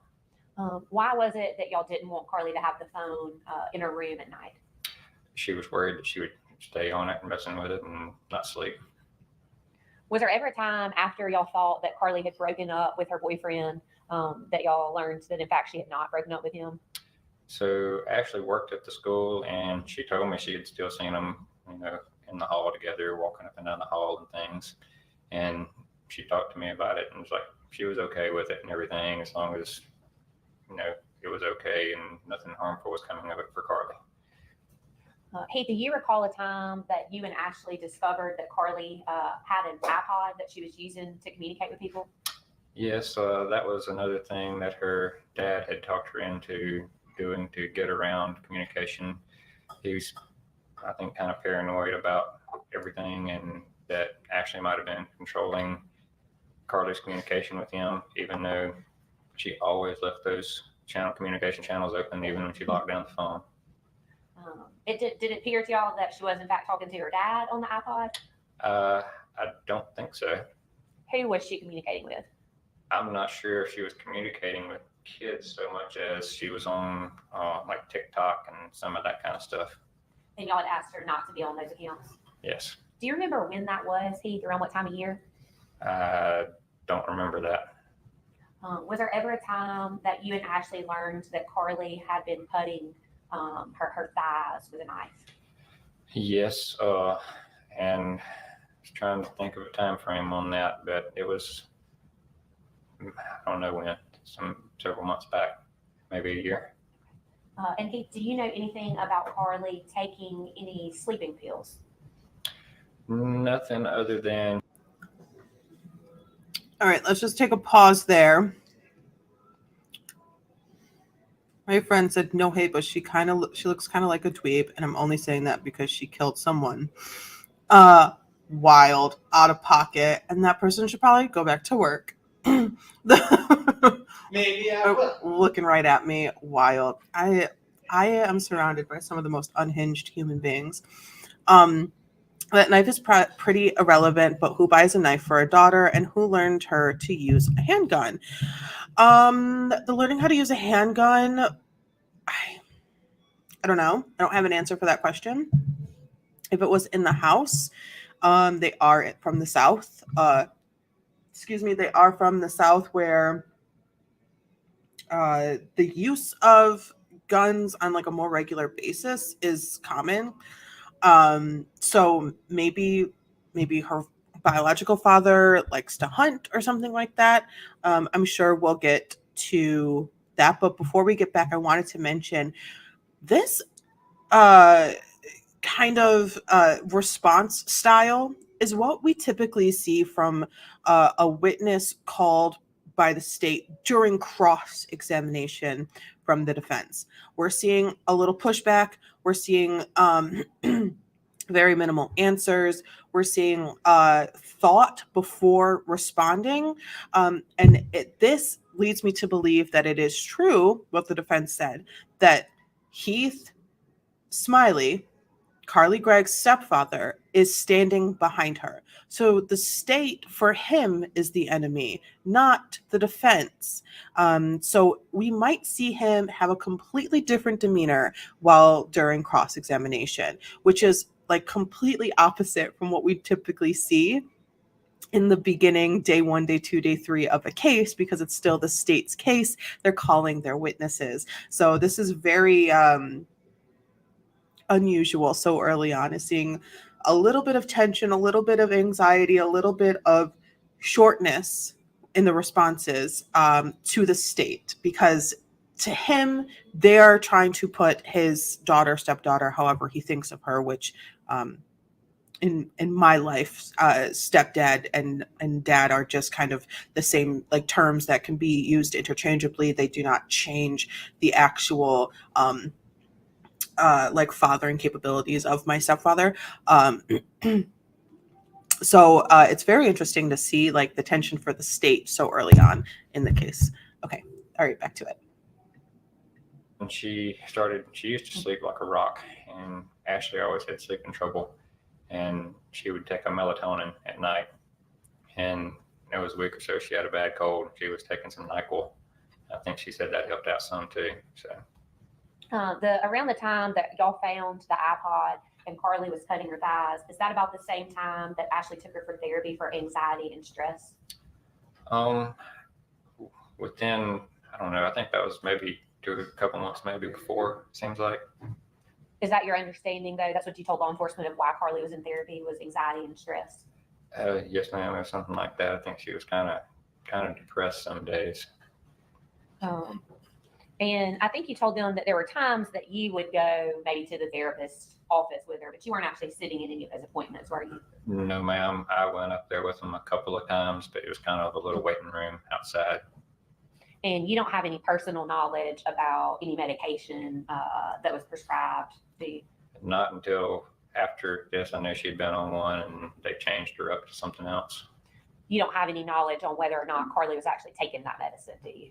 She had been taking one a day, I think, until they wanted to swap her up to a different one. So I'm not sure on the time frames on that. I'm sure it's in the record somewhere. Yeah, and I've been prescribed medicine before. Sometimes I take it, sometimes I don't. Did you actually physically see Carly taking her medication? Ashley would have her go get it and make sure she was taking the whatever it was, one a day or whatever. She kept an eye on that. Do you know if on March the 19th, 2024, did you see Carly take any medicine? The 19th? Yeah, March the 19th of 2024. No, ma'am, not that afternoon. The morning. Oh, no, I don't know about that morning. She usually would take it in the evening when she ate. Okay, sorry. So that was a bad question. So Carly would actually take her medicine in the afternoon. I think so. Okay.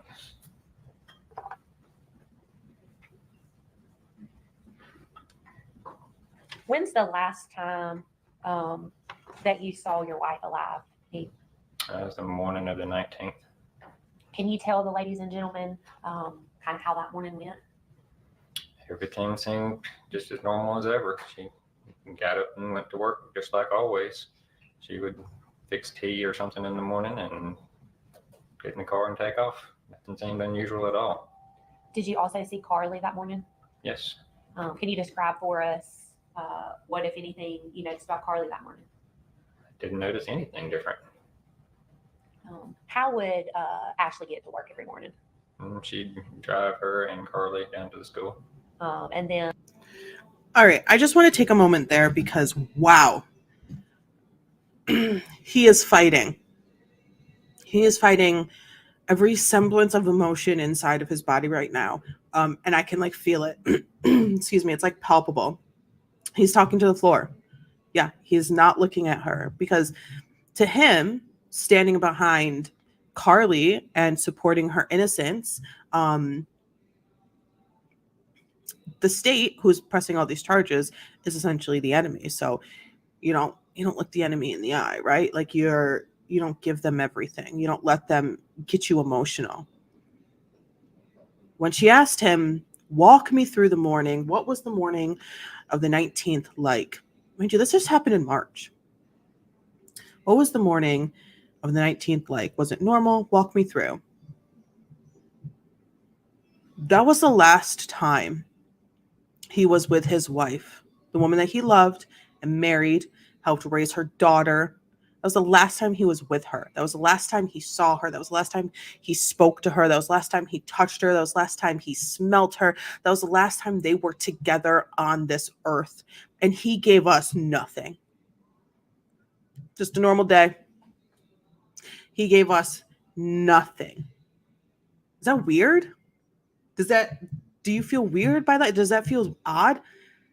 That you are in the moment being taken back to the very, very last time you saw the person that you love and you give nothing. He is fighting all emotion because you're not going to give in to the state pulling that emotion out of you. Because he wants to tell the jury it was fine. Everything was fine.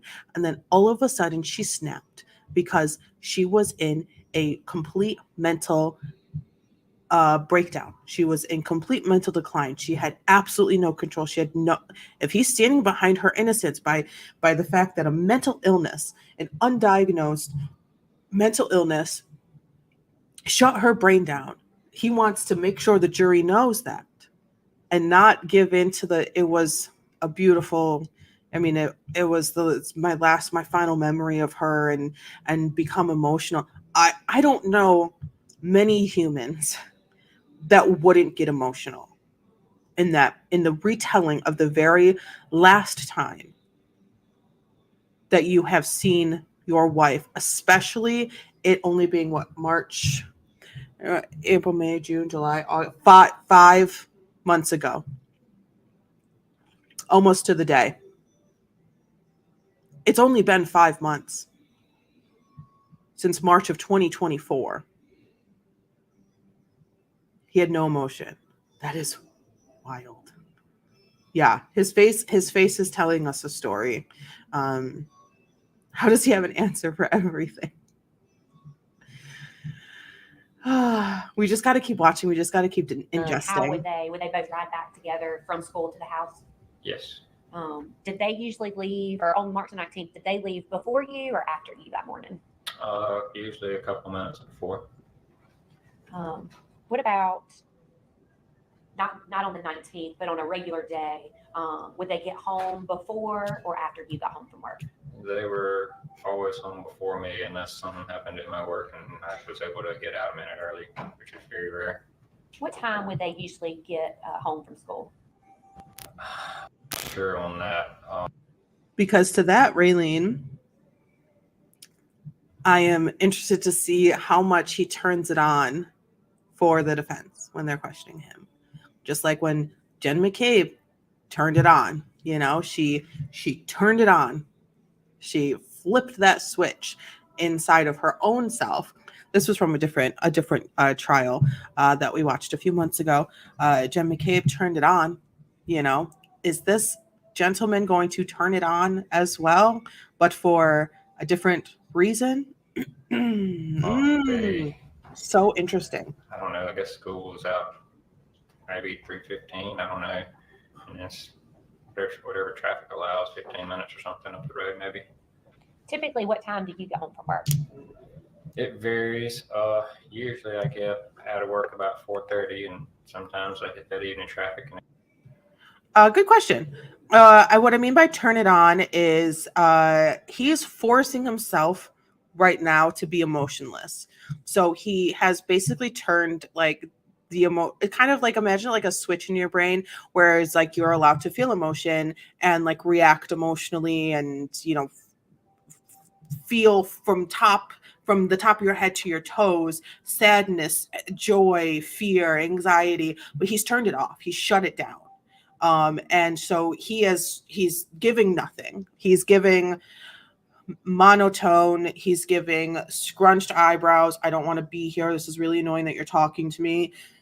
Looking at the ground, avoiding eye contact. I don't know if you've ever been in like a really sad situation, a really tough situation, and you make eye contact with somebody. It kind of ups the ante inside of you. Your blood starts kind of flowing. You feel like that little bubble in your throat, like when you're talking about someone that you lost or your pet that something really sad. Making eye contact with someone, having that human connection is so extremely powerful inside of the brain. Like there's actual I don't have any resources, but I know there's like science to it. When you're making eye contact with somebody, it really just adds a little bit of gasoline to the fire that is your emotions inside of your body. And so he shut it all down. And so if he supports his stepdaughter and he doesn't want to go to jail and he wants her to get like mental health help and all that stuff, he's going to turn this off for the state who's questioning him, and he's going to turn it back on when it comes to the defense. He's going to, I'm assuming, he's going to have an active facial expressions. He's going to maybe be a little more loose with him sitting there. He's probably going to look up and make eye contact. He's probably going to be asked questions that will trigger emotions that would forward the insanity plea for Carly. That's what I'm assuming is going to happen. And it's 20 minutes or so before I make it 3 or 4 miles to the house, And where is your house? right off of Gulf and out in Farmington Station. That's in here in Rankin County. Yes, ma'am, out towards the reservoir. Essentially. And the distance from where you work to where you live is probably only about 5 miles, right? Yeah, it's not far. It's just one, even traffic takes a little while.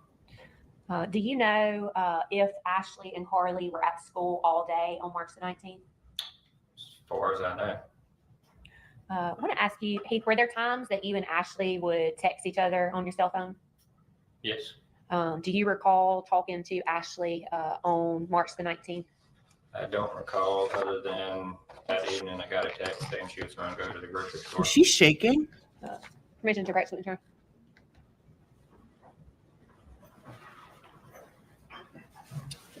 Yeah, I think we've come to find that almost everything in this case is pretty odd. If you don't mind, if you'll look through those messages, please. But he just made completely, deeply believe that she was completely mentally broken at that point in time.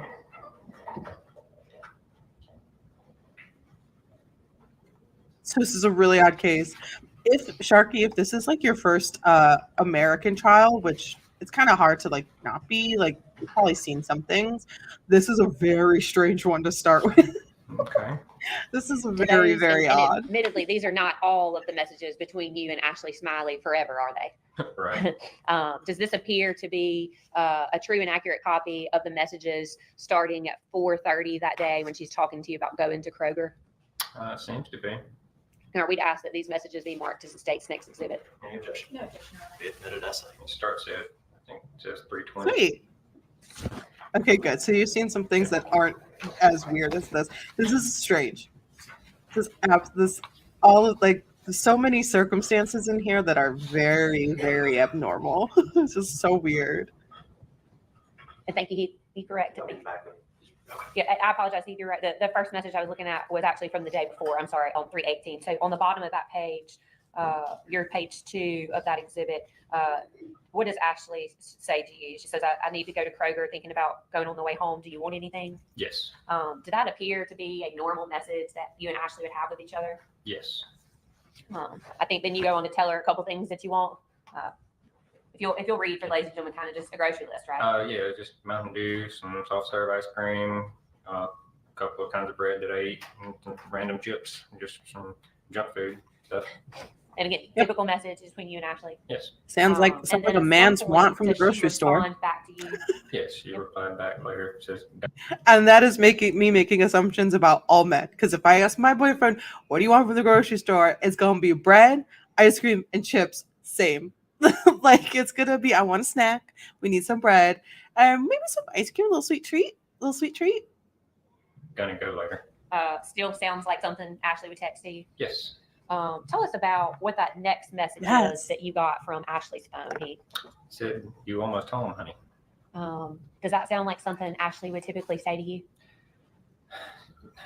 Not typically, but it wouldn't have been totally out of the realm. I think she might would have phrased it slightly different, but I don't know. What time was that text message sent to you? That says 4:14. Do you recall telling law enforcement that you thought that Carly actually sent you that text instead of Ashley? I was wondering about that one at the time. Yes. And then Okay. what did you respond to that message? Said no, I'll be here for a little bit yet and at work. And then you can't see it on this, but I think maybe Carly or whoever had her Ashley's phone sent you a thumbs up. Sounds correct. Yes, it's not on there. So let me ask you, what made you think that that was Carly that sent that message and not Ashley? I don't know, just something with the phrasing of it, maybe. I'm not sure. Okay. I really wish he gave a little bit more in-depth answer to that because it is so true. If you are messaging someone, like I hear messages in people's voices. Raylene texts me, I hear it in her voice. I know if she's yelling or not. I know the tone. If I'm texting my boyfriend, I know exactly how things will be phrased in his responses. I know if he texts me something, I know where like a missing comma should be because I just know how he texts because I text him 80 million times a day. That's Not 80 million times, a couple of times a day. But he would know how I respond to text messages as well. And he would feel just like I would feel off about a message that felt off. It's so true. Give me depth. I want more context. I want more answer from you. It's so true, right? I want to walk you through prior to March the 19th, 2024, did y'all have any type of surveillance cameras at your house? Yes, we had a couple things around. The Ring doorbell. Well, I'm sorry, it's not a Ring. It was a Wise brand doorbell. Actually had gotten to see if packages and stuff were being delivered during the day. Were there other cameras either in the garage or inside the home? Yes. 1 second. Take your time.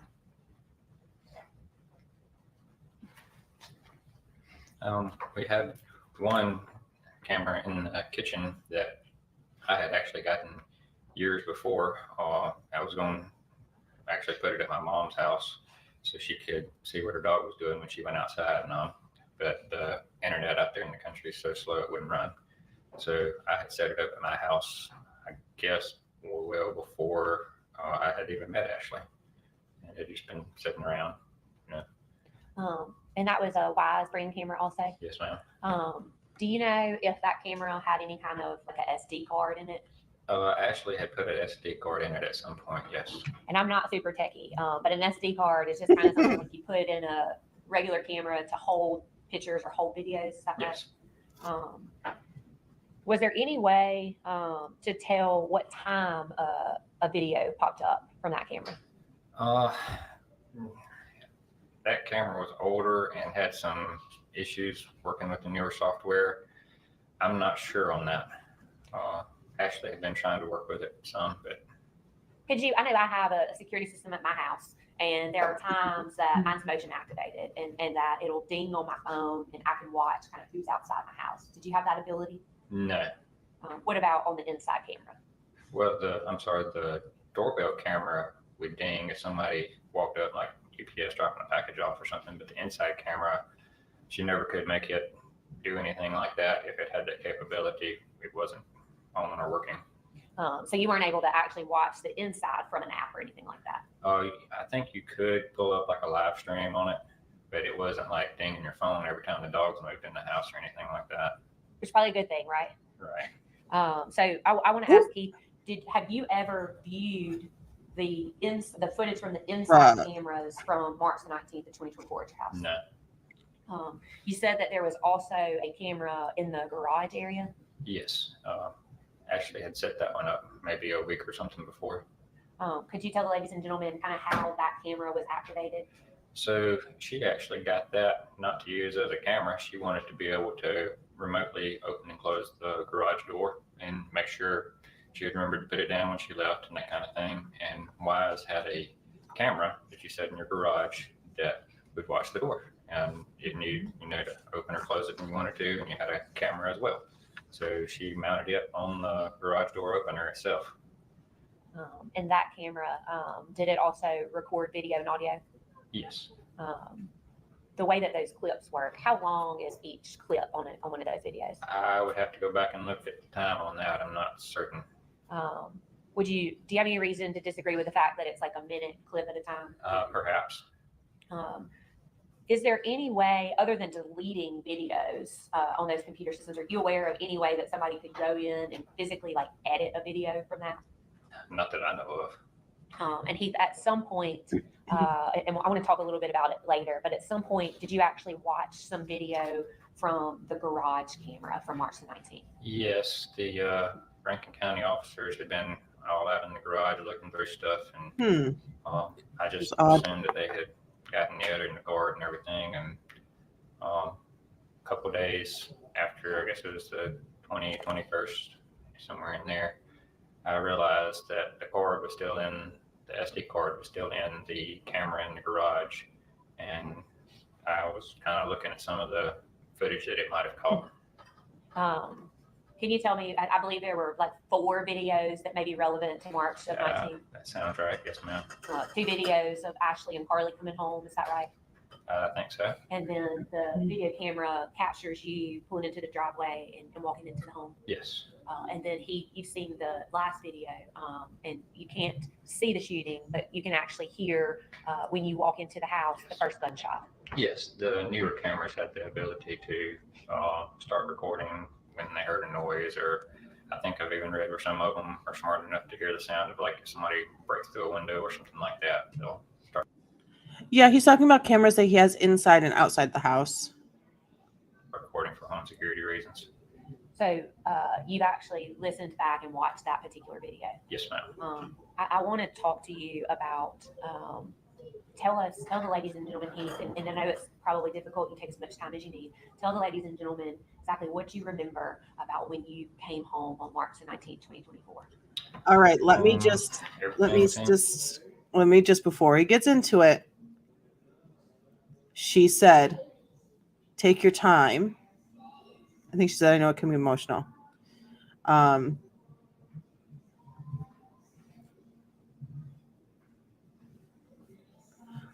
For one of the cameras, it was like an older one. These, not all of them were like brand new versions, but there was an SD card in one of them. But you could still view it from an app, like live stream sort of. So it probably just would continue to record over itself, like probably every like 6 to 10 hours, depending on how much content that was for that specific camera. But I think he had other ones that you could see as well. I'm preparing for him to not get emotional when it comes to walking into his house and seeing his wife the way that she was. If he's going on the glass, I don't have like full knowledge of all the cameras that are out there. I don't know like the specific camera that he has. They didn't say. I know it was like, I think, a Wise camera. Some may have SD slots, some may not.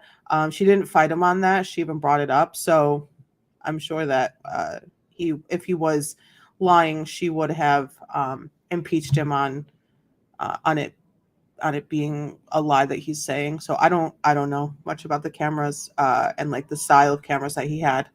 If he's going on the glass breaking, I believe the cameras don't pick up that sound. I have a security system with glass breaking sensors. Last I knew, they don't pick up on a glass break. So it has glass breaking sensors, but it doesn't pick up on glass break. Should we test it?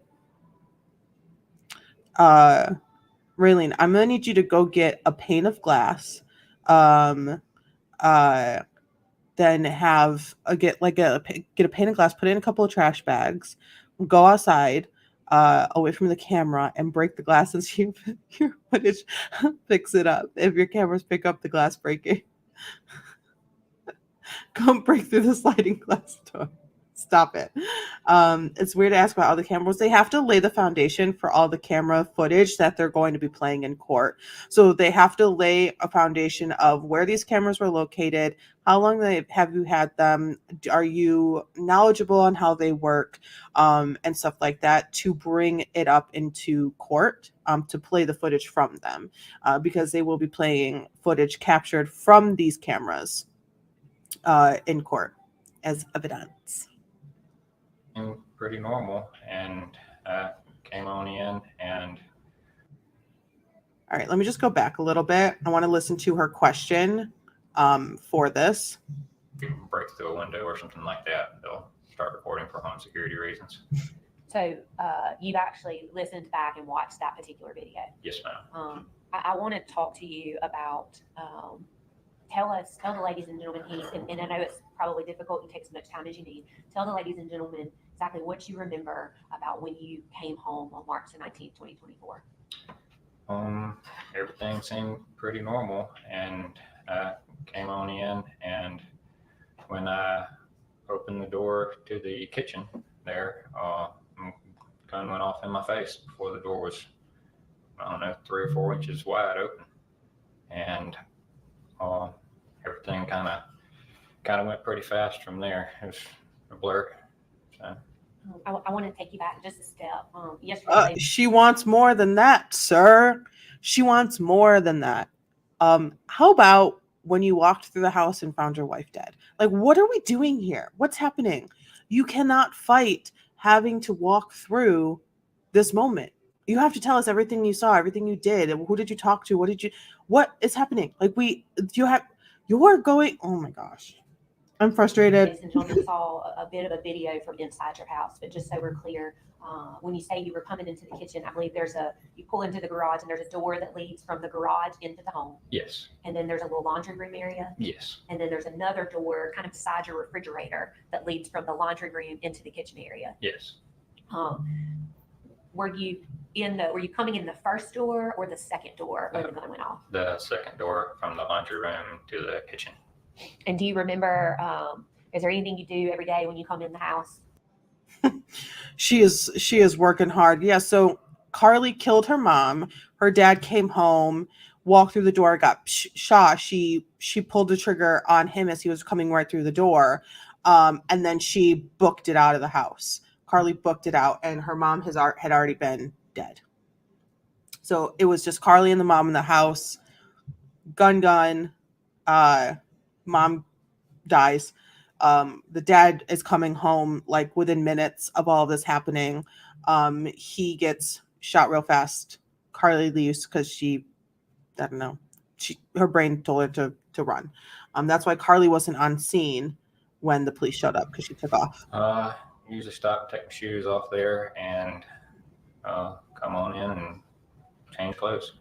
Do you remember if you took your shoes off on March the 19th? I think I did. Yeah. Was it unusual for that second door to be closed in your house? Sometimes it was, sometimes it wasn't. We would shut that door a lot of times, trying to keep the sound of the washer and dryer down, or trying to keep one of the dogs out of the garbage can that we had in there. I have to do something similar. Y'all have two large dogs, right? Did you see him fight that smile?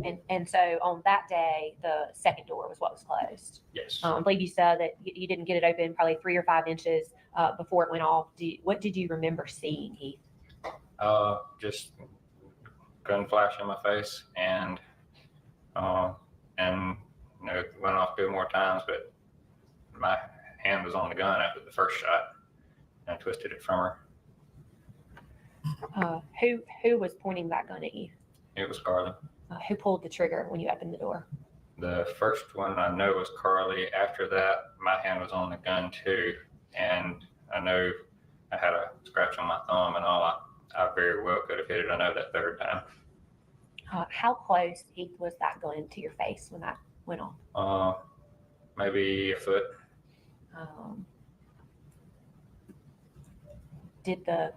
Did you ever get struck by a bullet? Yes, one of them kind of grazed right through this muscle up here. Can you tell, ladies and gentlemen, what did that feel like? I know this sounds weird, but I honestly have never felt it to this day. When the gun went off in your face, tell ladies and gentlemen, I mean, was your body in a state of shock? Not at that moment. I was trying to figure out what was going on. You were in shock. You were screaming like a girl. The dispatcher thought you were a woman. Inside your home other than Carly? No.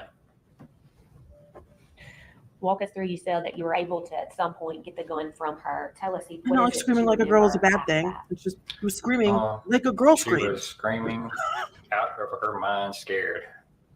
It was like she had seen a demon or something. She was terrified. And my first thought was there was an intruder somewhere, and she thought she was after somebody else. And to be clear, Carly never told you that she thought somebody else was in the house, right? No, that's the feeling that I got. She was. That's the thing you made up. Out of her mind. And at that time, you did not yet know that your wife was dead, right? No, not at that time. So Carly's scared. She's screaming when she shoots at you. How many shots went off from that gun? At that time, there was 3. What type of gun was it that you took from Carly? It was my Taurus revolver. And what type of what caliber weapon is that? So the gun is a .357 Magnum, but I think it had 38 special rounds in it. Damn. If the gun's a .357, it can also shoot 38s. A little bit lighter recoil. And what color was that gun? It's just the gun matte silver. prior to taking it out of Carly's hand, where was the last time you saw that gun? Ashley kept it on her side of the bed. So it had been there for probably a couple of years. When you say on her side of the bed, was it on a Yeah, nightstand exactly. or was it somewhere else? I think she kept it. We had like little cubbies. 3 shot, like how the F does he know that 3 shots, ma'am? That's probably one of the biggest things that sticks in his brain. It's probably the moment he saw his wife and how many shots the gun, like how many times the gun went off, like while he was directly in front of it or like touching it and stuff like that. Those sort of things just kind of stick in your head. Earlier I said 5 months. I forgot that we were in the month of September. I literally thought we were still in August. So it's been like 6 months, basically, exactly. So it hasn't been that long. It hasn't been like 3, 4, 5 years or anything like that. So it's only 6 months ago. He probably honestly has like night terrors about it. Those sorts of things never leave. 3 shots fired at him. It was one direct shot fired at him, and then after the first shot, him and Carly had a little bit of a tussle to get the gun out of her hand. You're from the South when. Yeah, so the Southern restrictions on guns and the Southern use of guns is definitely something that I am. I'm not a gun person. I understand the gun thing, the American gun thing. I hear ya loud and clear, but I just myself am not a gun person. So just kind of chilling with one next to the bedside, not locked up. Like I am a big proponent of like, please lock your guns. Please don't give your children access to guns. Don't, even if they know what they're doing with it, please don't have them just available for them type of energy.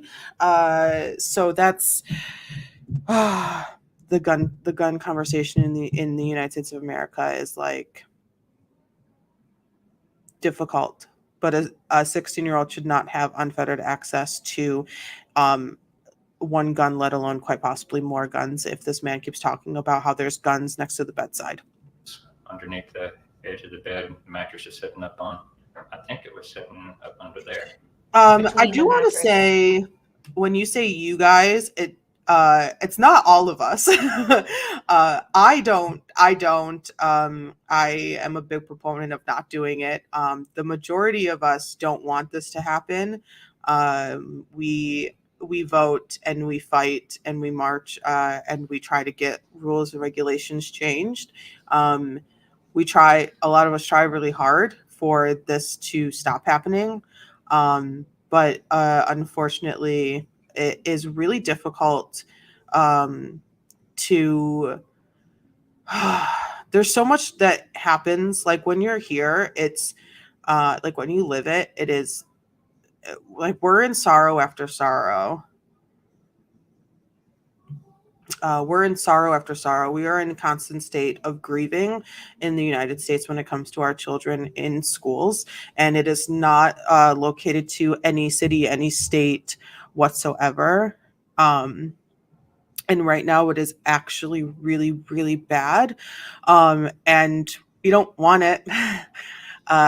We don't want it. A very select few were given power, and then they pass that power down to a very select few, and they pass that power down to a very select few.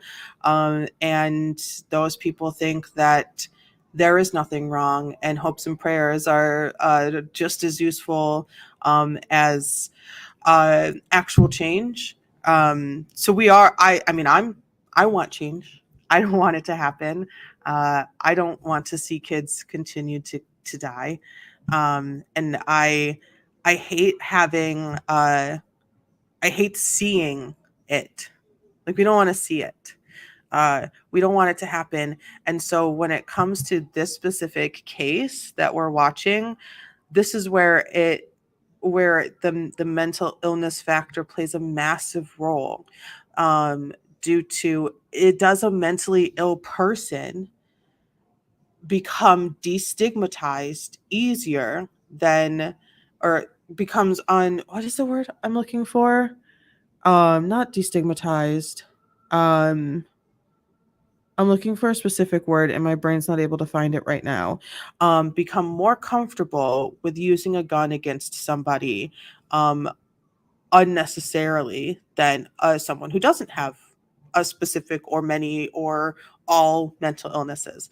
And we have seen a major uptick in gun violence, in the use of guns in what's supposed to be the safest spaces, which is grade school. We're seeing a massive uptick just in the last like 10 years. And this year in particular, back to school is absolutely insane. We have gone through lockdown after lockdown, trauma after trauma, and there is no hope.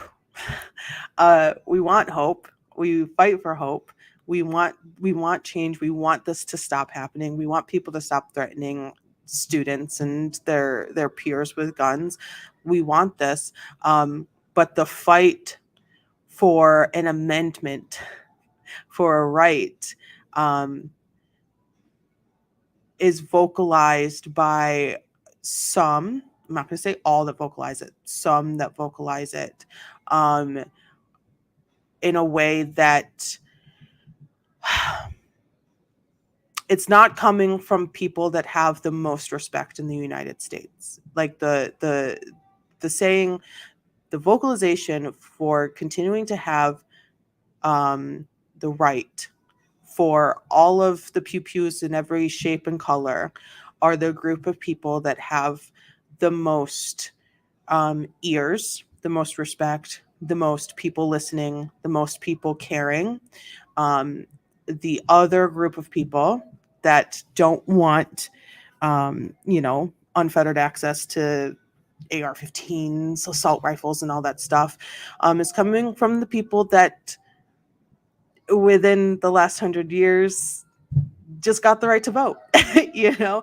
So it's coming from a different set of people, and that is why things are changing in a way that isn't good, because we're all not being listened to, and we're not coming to a literal ceasefire when it comes to the rights to carry, protect yourself, to own one, to use one, et cetera, et cetera.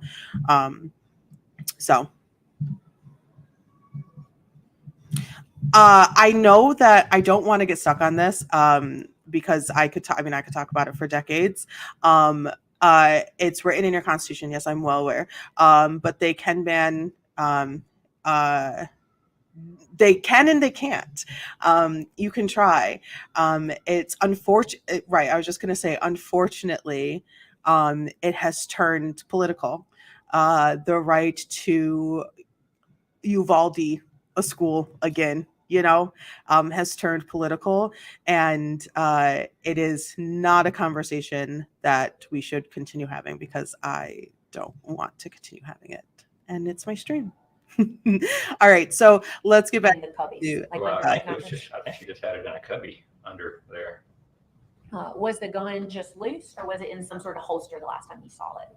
I do not recall that. It was a while back. It had been sitting for a long time. Did you have other guns in the house on that day? Yes, I had an old shotgun that I've had for years that's unloaded in the closet, and I had an AR that I had gotten. It was also unloaded in the closet. Were there some other guns, maybe in a safe too, somewhere? There was a Glock in the safe. There Um, was a BB gun probably in the house somewhere too. I don't know. do you know if Carly knew the location of any of those guns? She probably knew about the two in the closet. Well, she lived there. Said they were unloaded, and the last time I had tried to talk her into shooting, she was too little to even hold them up. They're heavy, big. She and lived you there. had She knew you where had it several guns was. in your house. Did you and Ashley ever go shoot guns? Yes, we did. That was something y'all enjoyed doing together. Yes. You're telling me you don't know? You're telling me at 12, 13, 14, you weren't sneaking around looking in closets you weren't supposed to be looking in, finding all the hiding spots for your Christmas presents. She knew where everything was in the house. You can't. That's so unfair. That's so unfair. That is so unfair. You are trying so hard to remove responsibility from Carly. She may have known about something that was unloaded. Well, No, she knew exactly where everything was in the house. You're telling me that she never once entered the main bedroom and looked in a drawer or knew that there was a gun next to the bed. She never once did that in her entire life living in that house for the entirety of the years that gun has been there. She never once did it. She didn't know anything about it. Of course she did. When you took the gun out of Carly's hand, what did you do with the gun? I was holding on to it, and like I said, I at that time thought there might be someone else in the house, like an intruder or something. So I immediately started checking the house and looking for Ashley. Did you attempt to call Ashley also? I did. I want to take just a step back, Heath. You get the gun from Carly. You said that she was screaming. What did she do next? She fell back into the kitchen island, just kind of straight back onto her butt, and was screaming, jumped up, ran out the back door. And I mean, I'm still pretty quick and agile, but I knew I couldn't catch her. She was moving so fast. She ran out the back and took off, and I knew I wasn't going to be able to catch her, so I turned around, stepped back in, and I locked the back door behind me. Do you know why you locked the back door? Because I was thinking there might be someone else out and about and around, in or out of the house. So I went to checking the house.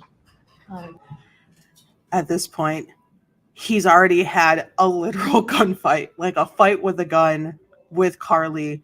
She's freaking out and she ran away. She didn't say, we have to go or someone's here. And you still think, yes, this all happened within like seconds, but being able to talk it through, it kind of feels like it was a longer length of time that all this happened. But you're telling me that you still, after she ran away, just leaving you, like not saying anything, not we got to go, there's someone in the house, nothing. You're like, oh, there's still someone in the house, something bad, someone else is doing something bad. What? Why does this man have blinders on when it comes to Carly? What happened? Like there's something really important in the history of Heath and this child. And I'm not saying that there's something nefarious or anything like that. There's something in the history that there's some bonding of some sort, either like emotional, psychological, something, they went through something together at the same time. Like it feels like there's something missing that would make him immediately put blinders on to the fact that this might have been done by her, even immediately. Like, do you remember telling anybody right? that you were in such my shock that vibes. you didn't even try to shoot Carly back or anything like that? No, it was very evident to me immediately that something was very, very off with Carly. The way she was screaming, the way she looked, she was moving so fast. So, Heath, How you fast? said Carly is at this point, she's out of the house, she's run off. You never actually saw someone, other than Carly at the house, right? No. So you've locked the back door, you're going through the house, you have this firearm still in your hand. At any point, did you open up the firearm? I opened the cylinder on it to check to see how many had been used or was left in it. I closed it back up and started checking the house. When you opened it back up, how many live rounds did it appear were left in the gun? Just one. And how many rounds does that .357 Magnum revolver hold? It's a 7-shot.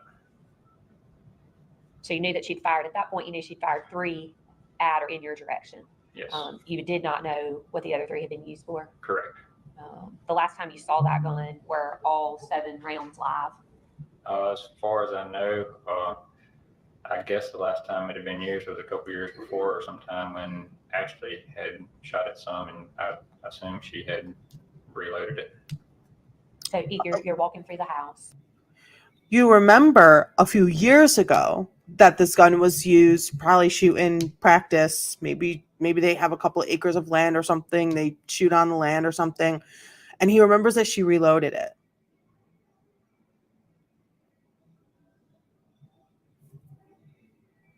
Your memory's that good. So don't let it fail us. You have this gun, afraid that maybe there's somebody else in the house. You said, I believe that you tried to call Ashley. Yes. Did she answer? No. Did you find her phone? Found her phone. It was on a counter in our living room. Was there a second phone beside it? Yes. Did you recognize the other phone? I didn't really stop to look. So you realize that Ashley's phone is there. Walk us through what happened next to you. Checked our bedroom, bathroom, closet, other side of the bed, under the desk in there, and turned and started looking, going towards the other end of the house. And I glanced in our spare little third bedroom, and then turned and went into Carly's room. And that's where I found Ashley.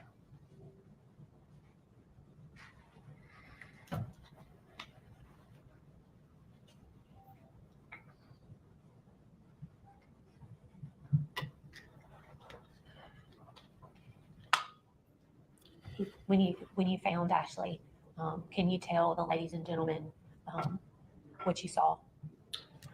She was laying on her back and had her hands kind of across her, and a towel over her face. Do you remember what color the towel was? I do not. I do not like when- that he's when closing you his saw eyes. her laying there, what's the very next thing that you did? Checked her pulse, see, and kind of moved the towel, and then called 911. And when you moved the towel, what did you see? I knew she had been shot. If it was any other case, I would agree. Definitely a possibility for sure. But I think they have video footage from the house of it happening. Not actual footage of her shooting her mom, but her being the only person in the house. Video footage of him coming home, and stuff like that. So I definitely hear you for sure. There was blood around, but I don't really recall exactly where. Somewhere in the right side of her face there. You said you called 911. Yes. What did you tell the 911 operator had happened? I tried to immediately tell him and needed the police out that my wife had been killed and I had been shot. Yes. Do you remember telling them who had shot you? I assume I said Carly on there, but I don't remember exact details. Do you recall telling the 911 operator that, oh my God, she's killed her mother too? I don't recall saying that, but it's very possible, I guess. At that point, Heath, did you think that Carly was the one that had killed her mother? I didn't know what was going on at that point. I kind of went into shock there. Yeah. At sure did. some point, and again, Which is ladies and not gentlemen, Heath had seen shameful. some of the body cam footage from that day, but at some point, someone from the sheriff's department does come to your house. Yes. Walk us through what you remember happening once he gets there. I don't know much there other than I got out the front door and just laid down on the front porch. And it's pretty safe to say that you were still in a state of shock. Yes. Are you still in a state of shock? At some I point, feel like you were might you still be. loaded up by the paramedics? Yes. And where did they take you? Took me to Baptist Hospital ER. And what was the reason for taking you to Baptist Hospital? They wanted to get me checked out and make sure everything was okay. They knew it wasn't real bad or anything, so they just kind of be cautious. But you had in fact suffered a gunshot wound. Yes, they got me down to the ER and they put a piece of gauze, taped some gauze on it, and sent me back home. And it went through your kind of right trap muscle area. How far? I mean, not to pick on you, you don't look like a very large man. You're pretty average size. I mean, would you agree with me that where your trap muscle is in your head? She just called him a short king. No, I guess yes. So that shot was pretty close to your head. It was close, yes. You were the Yeah. gunshot actually, thank goodness, That's was hella kind of through and close. through, right? Yes. So you didn't require any surgery to remove the projectiles. No. In fact, Heath, I think you were actually, excuse me, I think you were actually released to go home that evening. Yes, like I said, they taped a piece of gauze on me, and I don't remember them doing a whole lot else. And the night was probably pretty hectic as far as telling people what happened and what was going on. At any point, did you ever tell anyone that it was someone other than Carly Gregg that had shot you or Ashley? Not that I recall, no, ma'am. And to this day, you've not told anyone that you think that the person that shot you or shot Ashley was somebody other than Carly, have you? No. We talked a little bit about law enforcement being at the house that night. At some point, they kind of released the scene back over to you, right?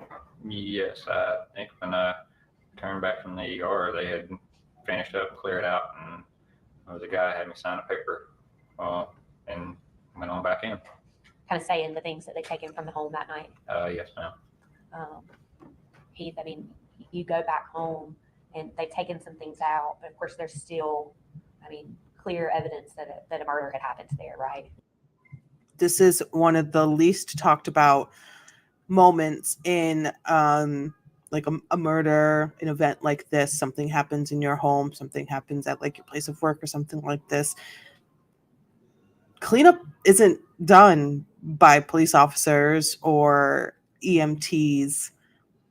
Cleanup.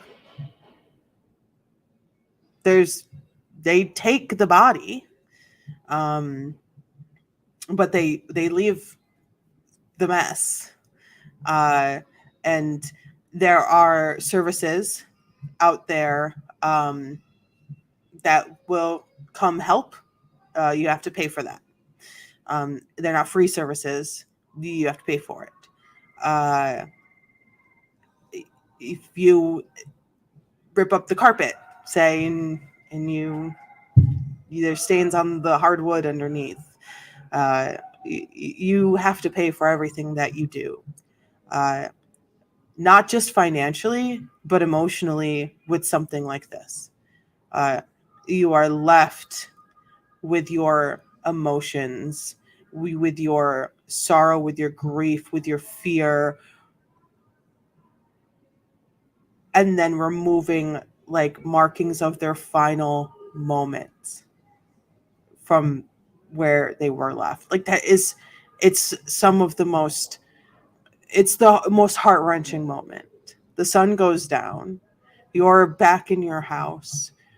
One human left. You're not back in normalcy. It's not, oh, hey, everything's fine again. You're left with a constant reminder until it's cleaned up, essentially, that this is what happened inside your home. When you see pictures, you see your dogs, and when you see all the things and you're like reliving all these moments, because our brains will continue to remember the things. We can heal from it. We can keep moving. We can try to continue, we can grieve properly, going through the full grief process. We can do that, but there will always be that exact spot in your brain where you found your loved one, and it will always be marked inside. When you see it with like a highlighter, it will always be, whenever it catches your eye, it will always be highlighted. You walk by a room, the door's open, it will be right there. Like you walk by the kitchen and the original glass pane is broken, but you replace it, they will always be broken. So it's so it's an immediate re-traumatization from an extremely traumatizing event. His reaction on the phone to dispatch sounded horrified. He was so horrified. The dispatcher thought he was talking to a woman. His voice was so high pitched. He was in so much fear and stress and anxiety. It was so high pitched. The defense said in opening, it's not a whodunit case also. Right. It's not a whodunit case. There's legit, like there is the moment before, the moment after, her walking around with a gun, trying to hide from the camera. Like all of that it's for sure her. But this man is giving way earlier than he pretends to be. The moment that gun went off a foot away from his face and hit him in the shoulder, shock. He was in shock. He was in fight or flight or freeze mode. Absolutely. He fought for the gun. Absolutely. And then I believe he froze. When Carly ran out, I believe he probably froze for a moment. You know, his shock and the trauma, the pain was probably starting to set in, and he froze. This is all an opinion. This is all my opinion. And he froze. And then he's like, oh, wait, you know, like is there someone in the house? You know, like, because the pain, you know, it's a lot. It's a lot. He was in shock. And like I said, this happened 6 months ago. I wouldn't be done grieving, you know? So this would be, and I don't know, maybe having a case 6 months out from the actual crime be better, so you don't have to relive it in a year or two. Again, I don't know. Or your family has to do it. Yeah. So, Yes. At some point, do you notify law enforcement about the garage camera? Yes. I think it was Friday morning. I was looking through that SD card to see if it had caught anything. And of course, the cops were looking all around, everywhere in the garage for various things, and had apparently not seen the camera. And they calling the cops out for not looking good enough. 4 videos that you referenced, and I called and told them I had found something else, and they did come pick it up or whatever, and they had still at that time not returned my driver's license to me, so they decided to bring that out. And at some point, they did actually get those videos from you.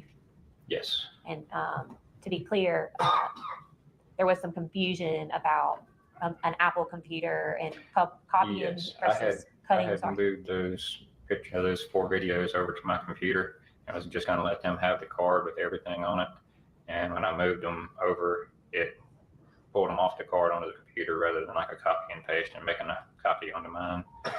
So the officers came back in and were talking to me about tampering with evidence and possible charges of messing with evidence, even though I called them out there to come get the card.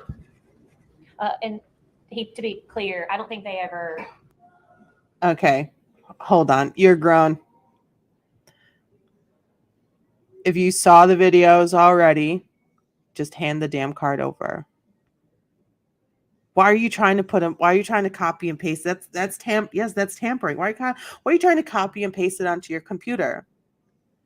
So you can play detective as well? What?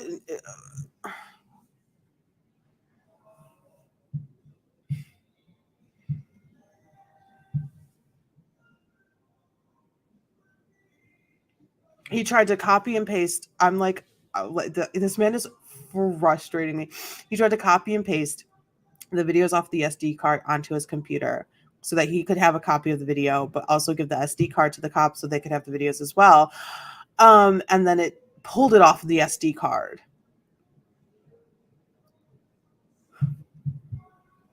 And then you're going to get sassy about tampering with evidence charges? Told you they were going to charge you with tampering. They just explained that they didn't want it to look like somebody might have done that, correct? No, he said we're trying to avoid having to charge you with tampering with evidence.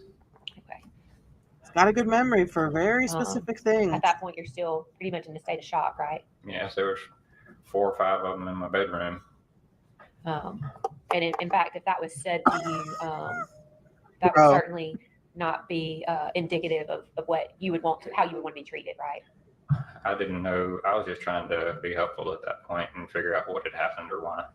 And I believe even on that day and after that, you did still continue to assist law enforcement in the investigation, right? Yes.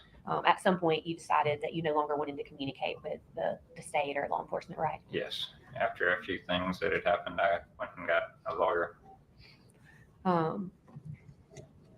Oh, I'm sorry I keep pausing, but I just have so many things to say.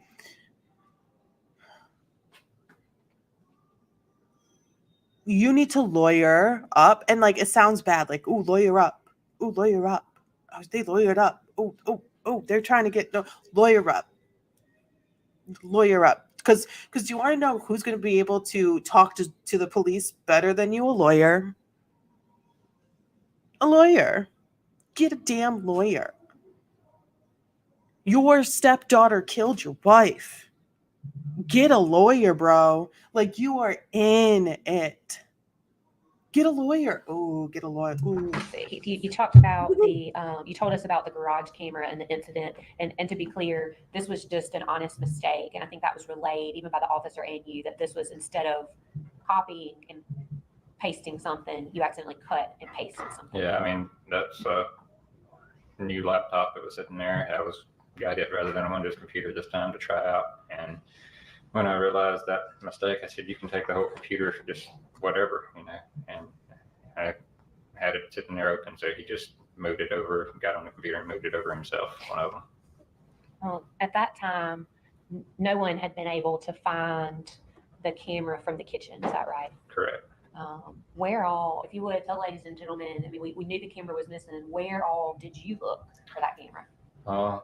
Everywhere I could possibly think of. I looked high and low through the whole house. I mean, I wasn't looking just for the physical camera. I mean, it's a little shorter than that water bottle probably, but I was looking through small stuff, even for the SD cards, like they're the size of your thumb, postage stamp size maybe. And I was looking in shoes and boots and clothes drawers and pockets of clothes. I looked through every tiny little shred of garbage before I let any garbage go out of the house. I don't know, I guess it was that Friday garbage comes through. Everywhere I could look for, and I continued to look for it for a long time.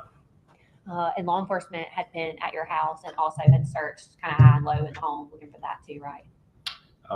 After I got them to actually, look for it the second time around, they didn't seem to be too interested in finding it at first. Are you aware that they also went and searched outside, looking everywhere between your home and where Carly was found? I know they looked in the backyard, and one of them was kind of looking over the fence just to see if anything had been thrown anywhere. Another aspect to the defense's claims here is not just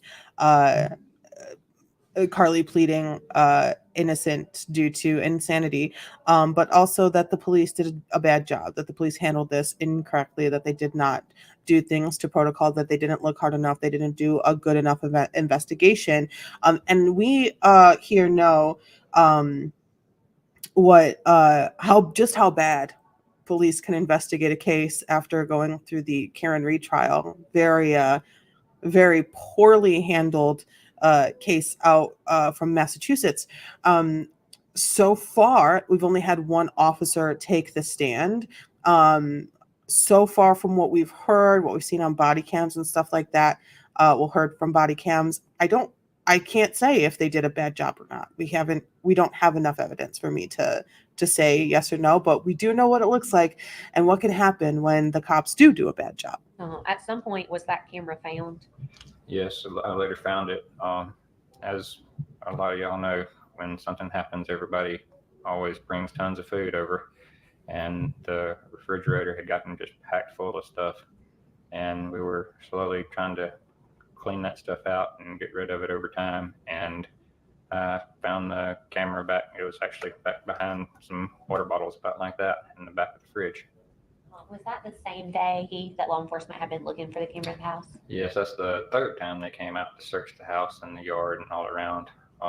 They searched and didn't find anything. Who was there when you, who found the camera? I did. Who was there when you found it? You knew my where mom was there, and like I said, law enforcement had just left a few minutes before. And based off your prior conversation with them, you wanted to make sure that they were in fact the ones that came and got it, that you didn't mess with it, right? Correct. And so what did you do to let them know that you had found the camera? I called back the number that I had for Mr. Zach Cotton, and I don't know, I guess that goes to a front desk, and they had to patch me through somehow, or he called me back or something. I don't remember. Yeah. And what's your understanding of who Zach Cotton is? He had given me his card to contact him. I'm just assuming he was like the main investigator. And I want to take you back a step, and we'll come back to the camera. I mean, you had actually come into the sheriff's department and given an interview with Investigator Cotton, right? Yes. And that was before this had happened. I believe so. Yes, ma'am. And that's when you told him that Carly was in therapy for stress and anxiety. Yes. Do you know how long that camera had been in the refrigerator? I don't know. Did you put that camera in the refrigerator? No. Based off what you know, how do you think that camera got put in the refrigerator? I'm assuming that, Objection, speculation, Your Honor. yeah. He said, did he I'll rephrase the question. did he just say yeah? I'm assuming that, Objection, speculation, Your Honor. yeah.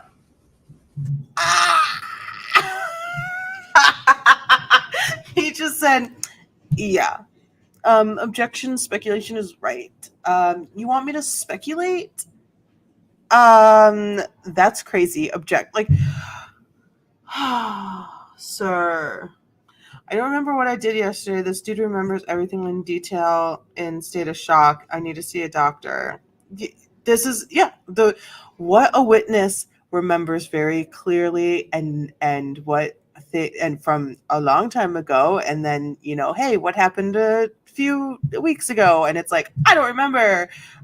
Is always very interesting, and do not think that the jury is missing that. The jury is catching all of it, just like we are. They just can't talk to each other about it until the case is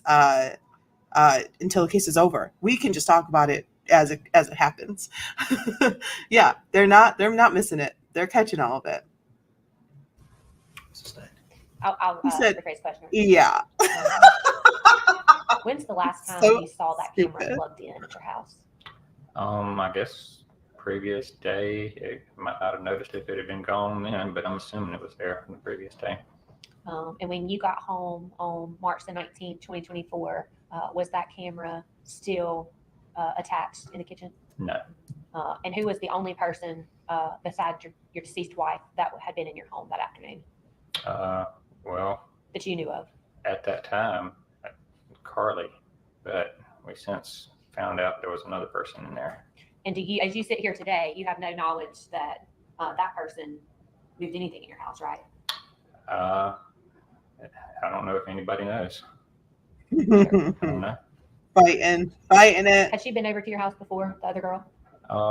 Carly had a couple friends over a time or two, and I do believe she had been there once before, yes. Did she have any direct interaction with you when she was there? No, I was laying on the couch when a bunch of them came through and said, hey, and they were in Carly's room or messing around in the backyard some of the time. I think we'll get a better answer to that question when you left we see for his work, cross-examination on March 19th, to see how2024, much it shifts. Did you ever see that morning or the night before, had you seen any empty vape pen boxes? No. If they had been sitting, if they were found at the desk in your bedroom, would you have seen those before you left for work? I would believe so. Do you know anything about Carly using drugs, Heath? I had no idea of it until the events of I guess until the second police search. And what are you referencing? Do you about use the second drugs, search? Heath? When they came back, I guess it was Friday, so after the murder had taken place. And Are you they on mood came out stabilizers, with Heath? a couple of things out of Carly's room that we had no clue of. So I don't know anything about them. It was new to me. When you told law enforcement that you'd found the camera in the refrigerator, at that point, did you give them consent to kind of see what was on that camera? Yes. He had me I sign really like something this that he was lawyer. taking it, so I assume that was. Oh, no question pending. No question pending. No I want to take you speaking. back to the interview that you gave with Investigator Cotton, and you probably don't remember the contents of all that, right? It was, Not at this time. I think we were in there for a while, a lot. do you remember talking to him about what might have been? She said, you remember your wife reloading the gun a few years ago, but I'm sure you don't remember the contents of the conversations with the cops that you had in the interview room after your wife was murdered by your stepdaughter. Stressing Carly out at the time? I don't remember that conversation, no. Oh, it's like Stop fighting it. It looks worse. Do you It remember him feels asking worse. you, kind of midway toward the end of the conversation about if there was anything else that you knew about Carly or about what was going on that might be helpful to their investigation? Again, I don't remember at this point what was said there. I know y'all probably got a record of it, but I don't recall. That's okay. So- When traumatic things happen, our bodies respond in certainly different ways. And I don't think anyone in this room wants to experience what you've experienced. And so I don't expect you to remember everything. You had a lot of questions on that day, right, about what happened. Yeah. She's doing so good. This lawyer is doing fantastic. I think she's doing great. Never try to outsmart justice. Yeah, especially a really good lawyer. She's doing fantastic. She's so gentle with him. I know this is going to be difficult, and take all the time that you need. To tell them the Chatty Juror and that they better put it on and subscribe right now. Tell them that. I think she's doing great. She's starting the conversation. She's trying really hard to start a conversation between him and her, and bringing the delicacy. And she's telling the jury as she speaks more delicately and softer and gentle. And she's pinpointing very hard topics. She's like, "Hey, this is going to be very difficult." She's telling the jury that, hey, you should be expecting someone to be emotional as I ask them this very emotional question. Please tell me how you felt when you saw your wife murdered. And he's just like, it's just a normal day. It's giving he's going to be emotional. And then when he's not, the jury's going, right? So she's hand feeding the jury this awkward feeling. And to some, it may seem like, oh, she's trying really hard to get emotion out of him. No, she's doing a really great job at the highs and lows of her tone with these questions for the jury to be like, look, this is a hard question, versus, okay, well, this is an easy question. Where'd you find the camera? All right. So here's a hard question. Who put the camera in the refrigerator? She's doing a really great job in feeding how the majority of people would respond to these questions to the jury, and then it not being that way. So the jury is feeling off. So the jury is like, I'm confused. I don't like this. They're going to remember this testimony. They're going to bring it back up when they deliberate. They're going to share how they felt with each other when they are deliberating about this moment. So the security camera that they had in the house was found in the refrigerator, was unplugged and put in a fridge. Keith, at some point, there was a no contact By order put in place. allegedly between you and Carly. Yes. Maybe you him, asked maybe for someone some of else. that. Yes. And since that time, you've had contact with her. Yes. At any time during your communication with Carly, has she told you that she was not the person that killed her mother? No. We have not had any kind of conversation, anything like that. Good. Her lawyers were Nothing to do smart. with the case or the trial. Good. Do you Her see lawyers were Carly in the smart. courtroom, Heath? Yes. If you could you point her out? Right there. And could you tell me where at that table that you pointed at that she's sitting? She's in between Mr. Camp and Miss Todd in the black. And is that the same person that shot you with that .357 Magnum on March the 19th, 2024? Yes. Ooh, May the record don't. reflect the defendants identify that the witness has identified the defendant. I have no further questions at this time, Your Honor. Thank you, Heath.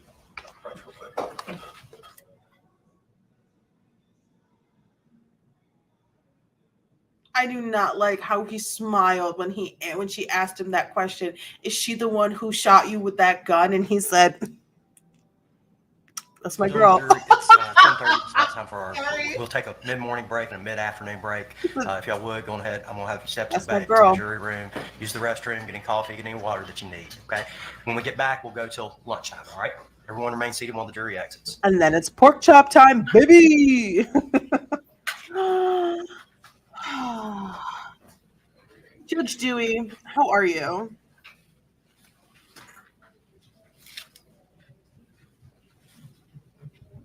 He said, "That's my girl." I can't. Oh man. All right. So the jury is on their way out. The judge waits until the jury is out, then is able to dismiss everybody. And I think we're we're outside going to the take. presence of the jury. Mr. Smiley, we're going to take a break. If you want to use the restroom, one of the bailiffs will show you to a restroom in the back. But I don't want you discussing the case with anyone in between. As soon as you're finished using the restroom, they'll bring you back up here, okay? But no discussions about the case, not with me, not with anybody, okay? All right, for everybody else, it's 10:32. We'll be in recess till 10:45.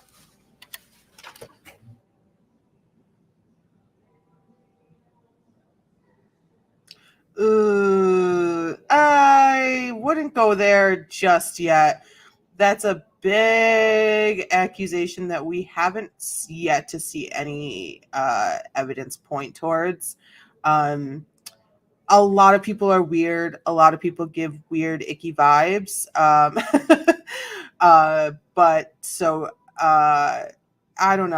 I would try to stay clear from that until it's like I can get behind having weird vibes.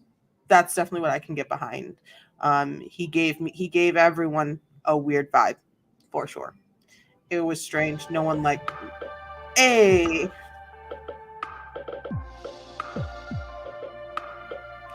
I hate this. Court TV, crushing it. All right, so let's see.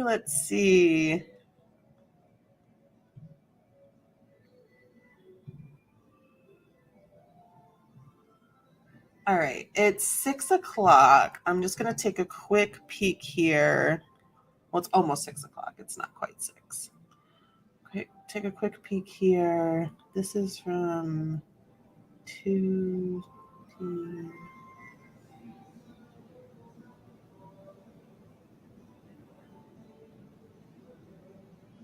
All right, let's take a quick break as well.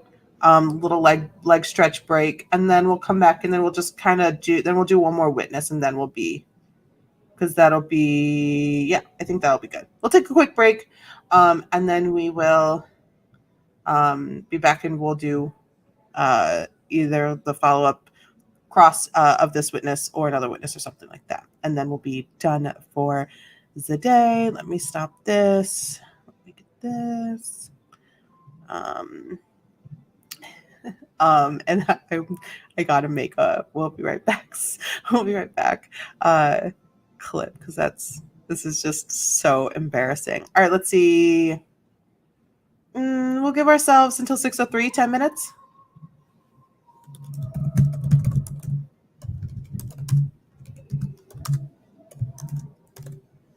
That was a lot of testimony to take in. All right, 6:03, BRB.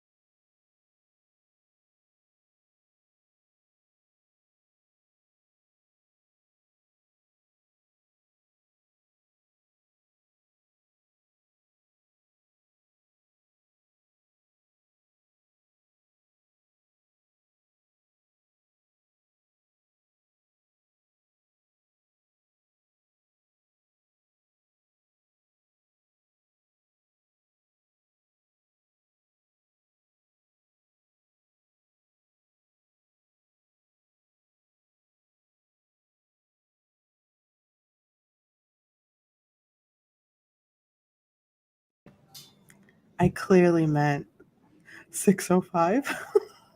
Whoops. Wait, 6:03. When did I put the thing in? Oh, I'm looking at the wrong chat. Okay, I'm back. Hi. Hey. Hi. Okay, let's get back into it. I was looking at the wrong chat. This, share, this. All right. Court's on break.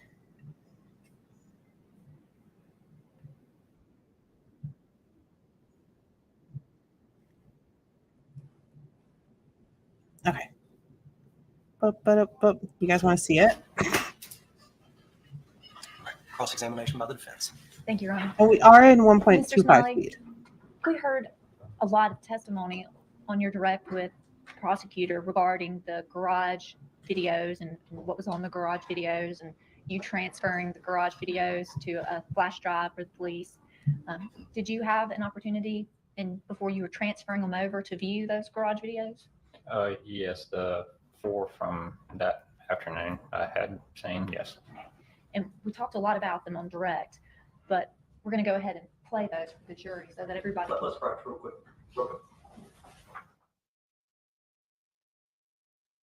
All right, they're approaching because I just want to make sure they have everything proper. Admitted for all purposes. Be Oops. marked as S9 and admitted for all purposes. Okay, so for viewing, for taking back to the jury room, to re-review. This is what we'll do. We'll mark the sleeve. And then Mr. Levingston, as soon as they're finished, we'll get the DVD out. Oh, it's in there. Okay. You may proceed. Go. Does the defense wish to publish this? Yes, Your Honor. She got her tissue ready. She knows she's going to cry.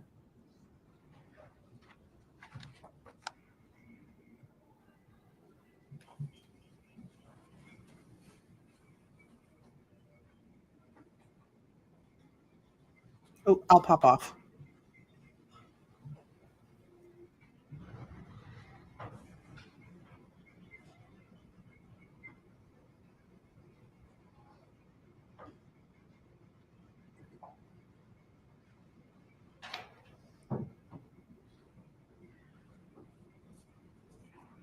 QR code for.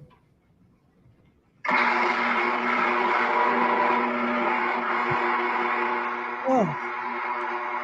Sorry to anybody wearing earbuds. That was awful. Same thought at the same time.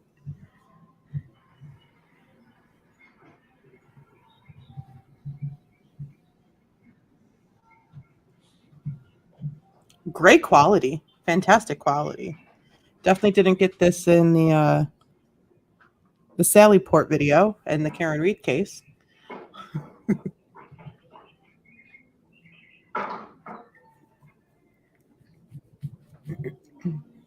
1080p.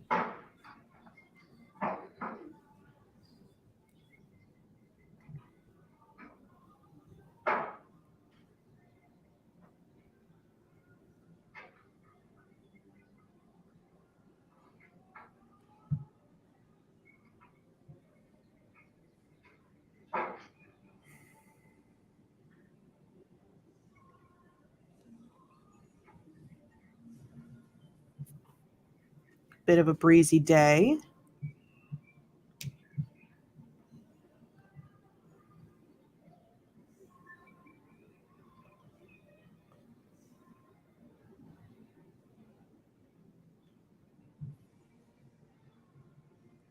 You can see a neighbor walking their dog beyond the fence.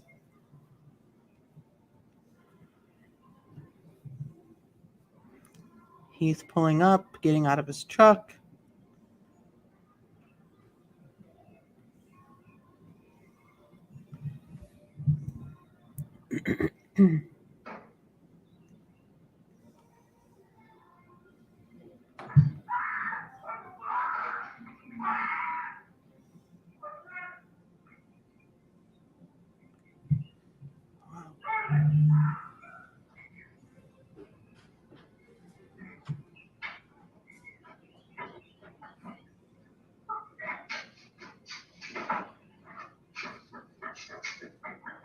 Who? What the hell was that?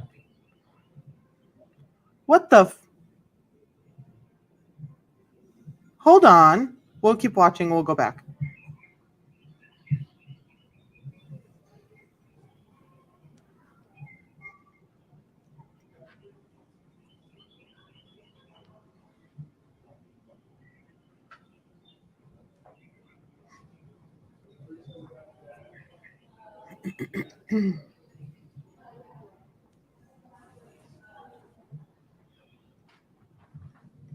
Okay. Before they can ask any questions, you guys want to watch the last two again? Yeah. Let's go back a little bit.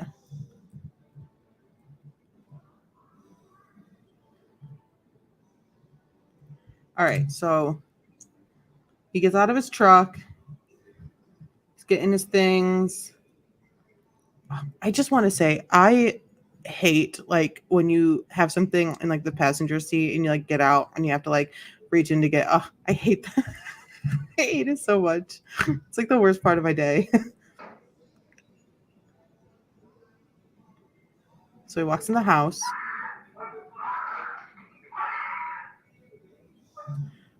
So I heard him go in the house, a bang, and him screaming, ah, what the fuck, ah.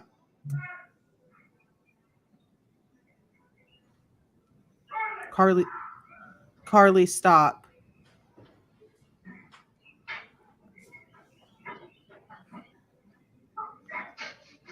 Now Carly jumps the fence. And this person, whoever the hell this person is, also jumps the fence and takes off. We literally just watched him come home. He wasn't the one that killed her. Yeah, for sure.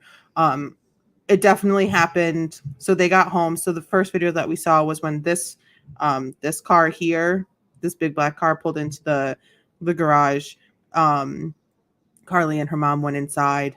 That's when it happened. Minutes later, a few minutes later, he comes home, goes inside, is met with Carly at the door. She shoots him. They have a little scuffle. And then they take off.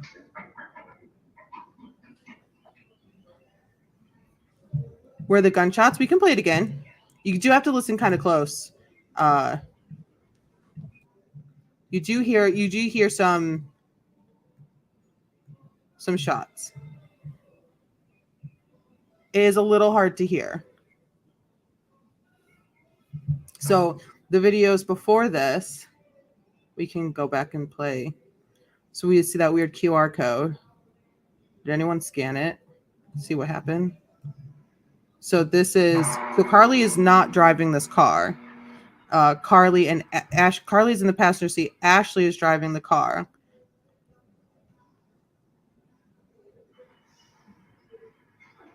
But you can't see Ashley get out. You could quickly see the door open.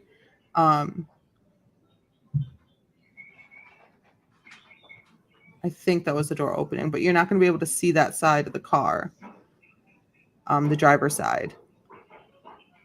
Mom drives the car. Carly's in the passenger. This is the back seat of the car. So the front is out of camera view.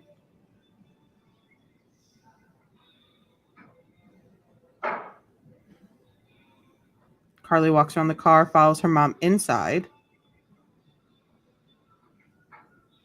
And that's it. Oh, I wish I could. 15:55, so 3:56.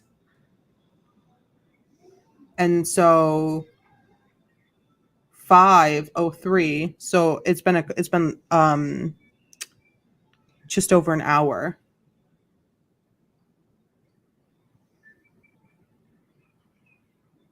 About an hour and 4, 5, 6, 7, hour and 10 minutes. Heath comes home, pulls his blue truck up, gets out of the car. We'll skedaddle just a little more. And he walks inside.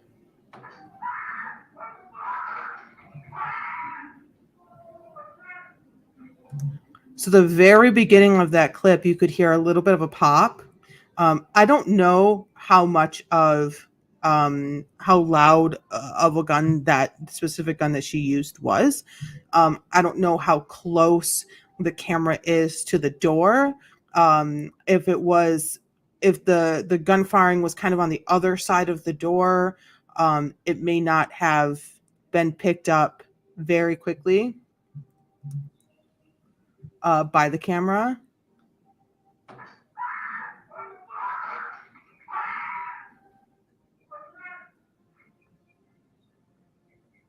It may not have been the exact gunshots that we heard. I do hear popping and something loud like glass or metal. And then you hear him scream. He's screaming, and then he says, "Carly, stop."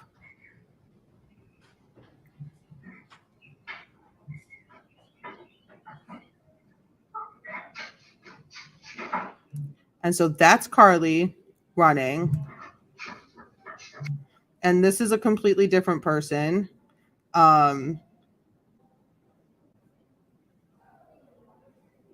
And this is a completely the camera might have picked up yeah, I think I said that earlier. I don't like to curse too much on the internet if I don't have to.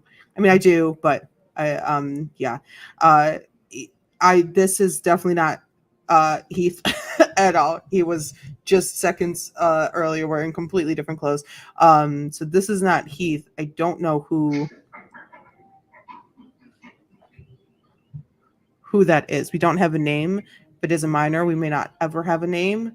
But I'm sure whoever is close to Carly and the family do know. That might have been one of the witnesses that was this morning. There were 2 juvenile witnesses that we didn't get any sort of text questioning and answer from Court TV on. So it could have been one of them as well if they were a little closer to the case, if they were inside, if things were a little more traumatic for them. Yeah, Mr. definitely Smiley, a kid for is that a sure. true and accurate representation of what you recall once you got home that afternoon? Yes. Who was that screaming that we heard on the video? That was Carly screaming, and you heard me holler, "What's the matter?" And Whoa, no, and- I didn't hear that at all. I didn't hear what's the matter at all. I wouldn't say accomplice. I don't think it was an accomplice. No, I think they got home. Carly and her mom got home just over an hour. So I don't think it was an accomplice. I think it might have been I think there's a possibility that it was someone invited over by Carly to kind of take a gander. And there have been mentions throughout the trial so far that there was somebody else, that Carly had somebody else over. And he kind of made mention that, well, I don't know, that person could have done anything. Heath was like, well, that person could, I don't know if that person touched anything. I don't think anyone knows if that person touched anything. So, I think she invited a friend over. We heard from the juvenile witness that she sent a text message to them from day 1 trial and said, like, I need you here fast, like, come quick, and they're like, I'm on my bike. The ride over there was long. So what about seeing Carly made you ask her what was wrong? I could immediately tell that something was bad wrong with Carly. wait, I didn't even talk about why I paused in the first place. What's the matter? I didn't hear what's the matter. I heard WTF, Carly, stop. So Just the screaming, her eyes were just huge. She looked like she was terrified. Have you ever heard Carly scream like that before? No, Have you ever seen Carly look as terrified as she did on March 19th before? no, Would Carly have any reason to run from you? no. Mr. Smiley, can you describe the full floor plan at your house? yes, please. I guess it's what you call a split. And it's got kind of on the north end, it's a master bedroom, bath, and closet. Living room and kitchen kind of in the middle, and then on the other end, there's 2 smaller bedrooms that share a bathroom in between the 2. And where was Carly's bedroom? it was on the southeast end of the house. And corner. you mentioned that there was where Carly's bed.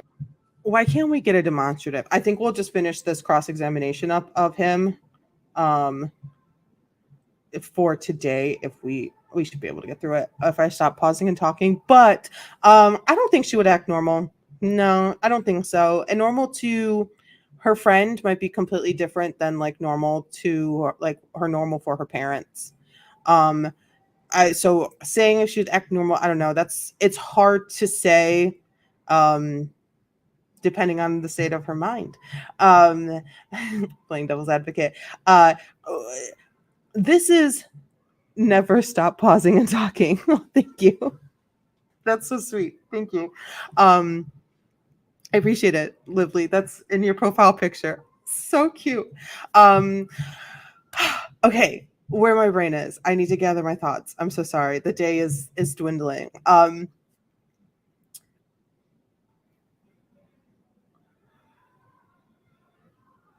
What was I going to say? This is cross-examination. So this is the defense examining, questioning the witness. This is where I expected him to be a little more giving with questions. This is where I expected him to be a little more open, a little looser, a little softer face, more eye contact. So it just started. He just watched those videos. It just started. He might be kind of coming down from a little bit of adrenaline from those videos. So through this cross-examination, I want to see how much of his physicality, how much of his body language changes, and his tone and his energy, just like the energy behind his voice. Like he just had a break. You know, your bladder is empty. You probably had a quick little snack. You had your water. How much is going to change during this cross-examination? Okay. All right, here we go. We're going. We're doing this. There was also a bathroom in another room. Yes. What did you use that other bedroom for? A lot of just journal storage stuff, and had some weights, and there's a little treadmill in there. Kind of what we call like a junk room. Yeah, a lot of junk in the closet on a shelf and laying around. And is there a hallway that separates the kitchen and the living room from that side of the house? Yes. And can we get a demonstrative? Can we get like a photo of the layout? It was in the corner of the kitchen/dining room open area. And is the kitchen, living room area of your house, is that open? Yes. Open floor plan. And let me ask you this. How would you describe your and Ashley's marriage? We got along great. I don't guess we ever really had anything we just disagreed on or anything. We got along great. Is your response to how was your and Ashley's marriage? We got along great. Were you still in your honeymoon phase? Yeah. And just for the record, you can't nod. You have to answer yes or no for the yes, court reporter. Yes, I'm sorry. And wake up, bro. What, if anything, had Carly told you about her biological dad, Kevin Gregg, doing drugs? Oh, okay. Wild. Everyone that I can think of, it sounds like he has either tried or does regularly. And what did Carly tell you about her biological dad doing drugs in her presence? He was constantly doing drugs in front of her, blowing smoke in her face. Turns out that he sat her down and made her drink an entire beer when she was 12. She's nodding her head like yes. So I believe that not everyone has great relationships with their parents. Not everyone has great parents. I have a very strong sneaking suspicion that he might be on a prescription medication. This is just an assumption. I do not have any evidence pointing to this to be true, but I have a sneaking suspicion that Heath, might be on something that kind of cuts the edge, takes the edge off of life. He just went through a very extremely traumatic event. He himself was injured by his own gun, by his own essentially child, and he found his wife dead in his child's bedroom. If I know anything about America, if he goes to see anybody, and tells them about it, a doctor, therapist, psychiatrist, anybody, there will probably be a prescription involved. And I have a very sneaking suspicion that something of the sort is happening right now. Not to say that that's a bad thing, not to say that that's inappropriate. I don't make those judgments on anybody, and I don't make those judgments on people. My life is my life, your life is your life, and how you need to deal and how you need to continue to move on and continue to live your life after something like this is completely up to you. But I have a very sneaking suspicion that there might be something he is on right now. We have seen stuff like this in the, oh golly, I swear to God, Ronnie, why can my brain never remember these words? The young girl who was taken on like Christmas Eve, she was stolen from her house, and it was like, who did it? The mom, the dad, everyone came over for Christmas. She was like a little pageant star. Everyone was like, oh, that's Katy Perry now. Like, oh, it's Katy Perry. But like, it was like a weird drama. They still make documentaries about it. It was in the 90s. Anybody? I think it was like three. Did she have three names? There was like the footprints outside of like the basement window, and then she was JonBenet Ramsey. Thank you so much. Literally, I could tell you so much about the case. JonBenet Ramsey. Yes, thank you. I love have the chat. Chat is so smart. Chat is smarter than me. My brain just cannot remember these names my whole life. We've seen it in interviews with JonBenet's parents. So you could see, and the little girl who was stolen on vacation as well. You can see in interviews with the parents that they went from like these highly active, talkative, like physically vocal. That's a weird thing to say, but they're physically vocal. They're moving. They're expressing facially, physically, and then they cut to like an interview, and they're just Madeline McCann, and they're just, we miss her, we want her back. They're just kind of like dead inside. And so in my non-professional opinion, things like prescription meds are to blame for such extremes when it comes to very important in your life. Your entire life circle was removed from you, like everything that you love in life is gone type of moments that are so big and supposed to be like, and like take over your body and soul, and you're just down. There's nothing, like you're using all of your energy that you have just to hold yourself up, and it may not even be enough for your head. That's kind of what I'm feeling here, and which definitely could add to the weird feelings, the weird vibes that we're getting. I really hope my thoughts are like coming across properly, because there's like a point in the day where my brain just like says words, and I hope that I'm not just like what, if anything, had Carly told you about her dad offering her drugs during her visitation periods? I'm not Carly sure on that, but I think she said they were laying around all over the place throughout his house. And I think he had tried to get her to do some various things at one point or another. And would you say that Carly was scared of her dad? Yes. She did not like having to go up there, and she was not herself for a day or two after coming back. Okay. And would you say that Carly's mom was scared of her dad? Yes. Anytime they spoke of him, it was like a deer in the headlights. They would freeze up and be shaking sometimes if they were talking about him. And how would you describe Carly's relationship with her mom during the time that you came into her life in spring of 2019 to March 19th of 2024? They got along great, loved doing things together. They liked a lot of the same movies, and they go shopping together, and they stayed together quite a bit. They like the Pretty same high movies. Yes. And Is it fair to say that Ashley was protective of Carly because she'd lost a child already? Yes, she Oh, wanted the best for Carly, watched over her all the time. Yes. And is it fair to say because Ashley was protective of Carly that she was a little on the stricter side with things like social media? She was. Yeah. Wait, tell me more about the child that was lost. What happened there? Was this a miscarriage? Was this like an infant death? Was like this a SID situation? What's happening? Was there like what's going on? I need more context for that. That could make that could lighten day. You know, the classic saying, night and day difference between so many things. Like this, that can be a massive factor when it comes to jury deliberations on this specific testimony. What?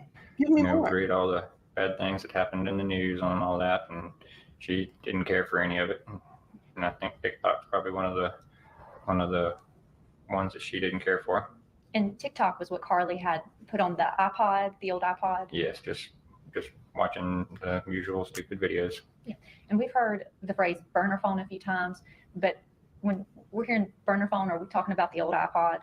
Yes. Okay. So the burner phone is the old iPod she had that she somehow downloaded.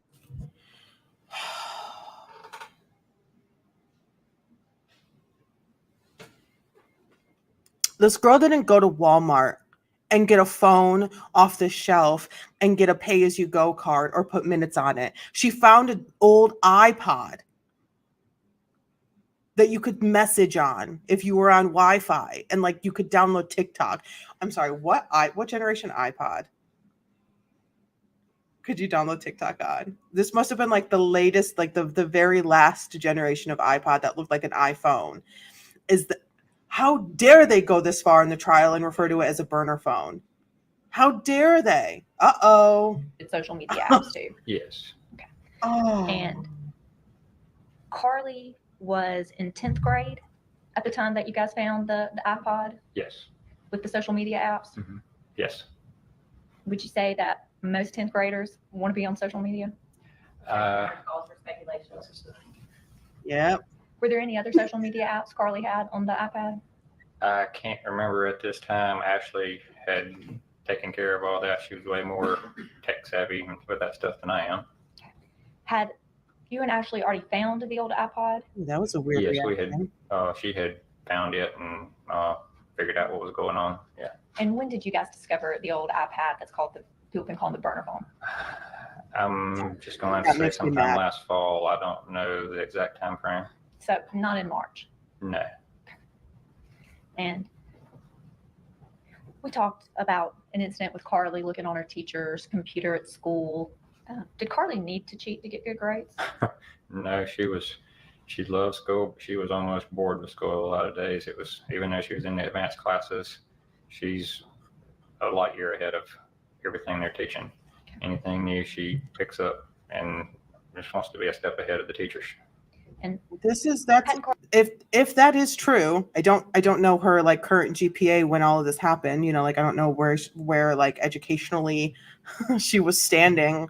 But if that is true, okay, a couple of things that have just immediately pissed me off about this. It's not a burner phone. It was an iPod, not an iPad, an iPod where you had music and you could plug your headphones in, because that's where and headphones you plugged them in, and it was an iPod.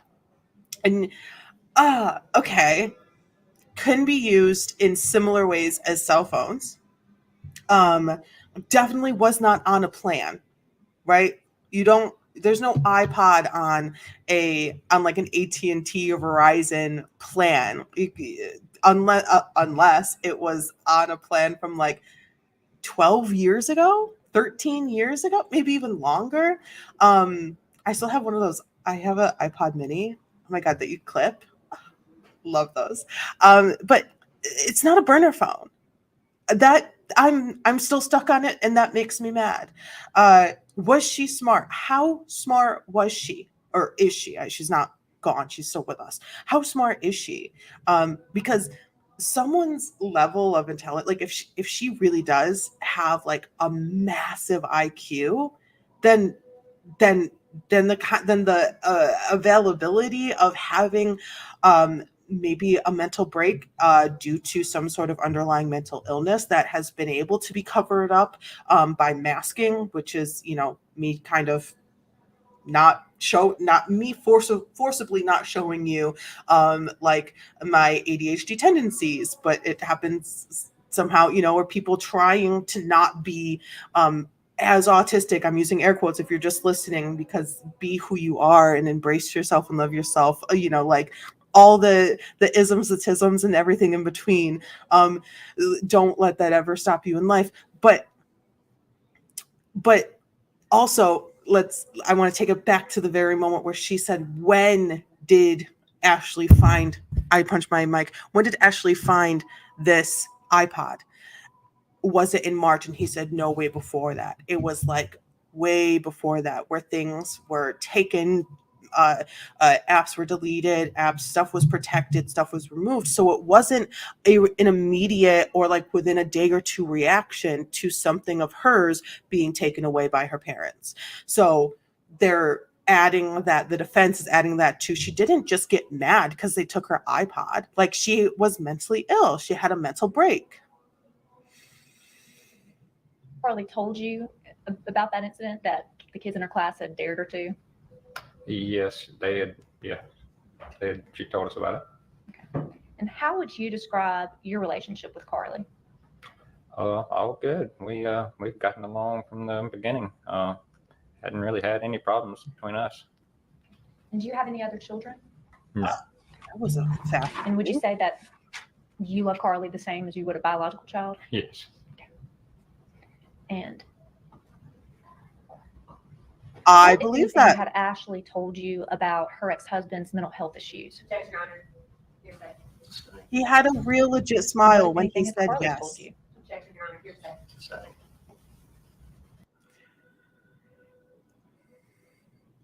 Yes, right now the lawyer, the defense attorney is like trying to eliminate immediate causes that would create an immediate reaction that could lead to like violence if she was just kind of violent in nature as a person. So like, oh, she just got in, like they got into a fender bender on the way home. Like, well, they didn't get into an accident. Did they get in? She'll probably talk about like, did she get on the way home? Like, were they fighting? Like, was there any tension between the mom and her? Like, she's going through all the relationships. Like, everything was fine. Everything was peachy. Everything was normal. We were doing our morning routine through night routine, morning routine through night routine. We had lasagna for dinner, and she takes her pills, she goes to bed, she wakes up, says, hi, how are you? We have our eggs, we go to work, we go to school, we come home, boom, she just out of the complete blue did this thing. So yeah. Have you ever had any interactions with Mr. Gregg? No, other than I would see him in the car picking up or dropping Carly off. And a lot of times he would drop her off and leave, wouldn't even check to see if she was getting in the house. Okay. And you said that the handgun that was used in this incident on March 19th was kept under Ashley's side of the bed? Yes. Was it kept in a lockbox or anything like that? No, she just had course it not. under the little cubbies and all we had built out for kind of storage. She had set it under there. Okay. And why was she sleeping with a loaded handgun under her side of the bed? She was terrified that the ex was going to show up one day, and she wanted that there. Now, in the I'd love time to that see you've that known come up Carly, again with like 3.5 years, evidence. from spring of 2019 to March 19th of 2024, had you ever seen Carly be violent? No. Had there ever been any incidents in which Carly was in trouble for being violent? No, not that I know of. Okay. Had you ever seen Carly enraged? No. Had you ever seen Carly get mad? No, she'd get frustrated with something every now and then. She couldn't make something work like she wanted to, or something in a video game. But she would work at it over and over and over till she figured it out and got it. Okay. Girl, same. Had Carly been having any trouble at school? No. Had she been having any trouble with friends? Weird way to answer. Not that I know of. And you mentioned that Carly had a boyfriend at school, and at first Ashley didn't like it, but then she was okay. Yes. Why did Ashley first have a problem with Carly having this boyfriend at school? Just in general, she had told her she didn't want her dating until she was Yes. 16 or so, at least, and just trying to watch over her. And do you recall a statement that you made to law enforcement back on March 19th about y'all been having problems with Carly? Again, I don't remember exactly what all I told them at this point. What, if any, issues had you and Ashley been? But you remember years ago that the gun was reloaded. Like I get that it just looks bad. I can understand the mental walls that are put up. I can understand the mental walls that are put up between traumatizing event and like the questioning and all of that. It feels like it's like the days are this like the same, like everything is happening in one day, but it's like weeks and weeks and weeks, and it's like the questioning and this and that, and it's all a lot, but it just looks bad when it's, oh, I remember this from 5 years ago, I remember this from 5 years ago. And then when she was a story that I heard a couple years ago, when she was 12, he tried to give her a full beer. When it's like, okay, well, did you remember having this conversation with the police officers 4 months ago? And it's like, no, it's just, it doesn't look good. Yeah, you may actually not remember it, but it feels weird from us who didn't go through that. So, Just not really any problems with her other than I think she was kind of at times depressed, or she's a teenage girl, maybe emotional, but she ended up we got her to a clinic close to her, I guess it's in Madison there, to let her talk with a therapist. Okay. And what had led you and Ashley to decide to put Carly in counseling? She just didn't seem like she was her normal happy peppy self. She was just kind of depressed and sitting around more, and she she said she thought talking to somebody might help her. Had you noticed anything else that was going on with Carly that concerned you at that time? Not that I recall. She was kind of having problems with time management kind of stuff, and maybe remembering a couple things, which was a little unusual for her with schoolwork stuff. Can you tell me about the issues she was having with remembering things? Just depression and anxiety can manifest in so many different ways, especially in developing children, like developing humans. They're in the developmental phase. They're going through puberty. They're starting to see the world in different ways, and everything is different, and your taste buds start to, you like mustard now or something, like things change and stuff like that. I think it's fantastic that she spoke up. She said some things. They noticed the change, and she said, yeah, it'd probably be good to talk to somebody. And then hopefully the way the conversation went in my head, and the way that he just portrayed it was, yeah, absolutely, let's get you into someone to talk to. That's wonderful. I think that is excellent parenting, to support the ability to talk to someone that is not them in a safe space that they do not know about.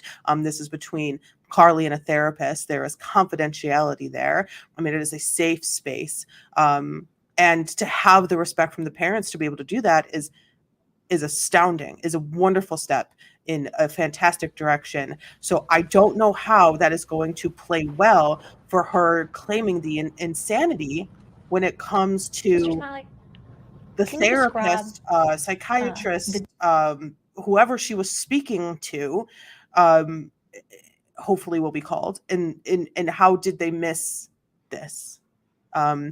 How often did she go speak to her therapist? How often did she go? For how long? How many years? Et cetera, et cetera.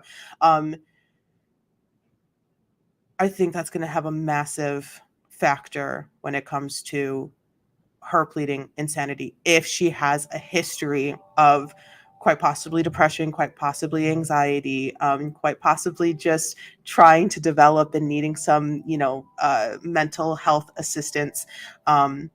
So I'm going to be interested to see how that affects the jury, knowing that there's a history there of support for her. through this, and a professional who is eyeballing her at least a couple of times and listening to her and making, professional judgment Depth of based your on it. injury that you sustained on March 19th?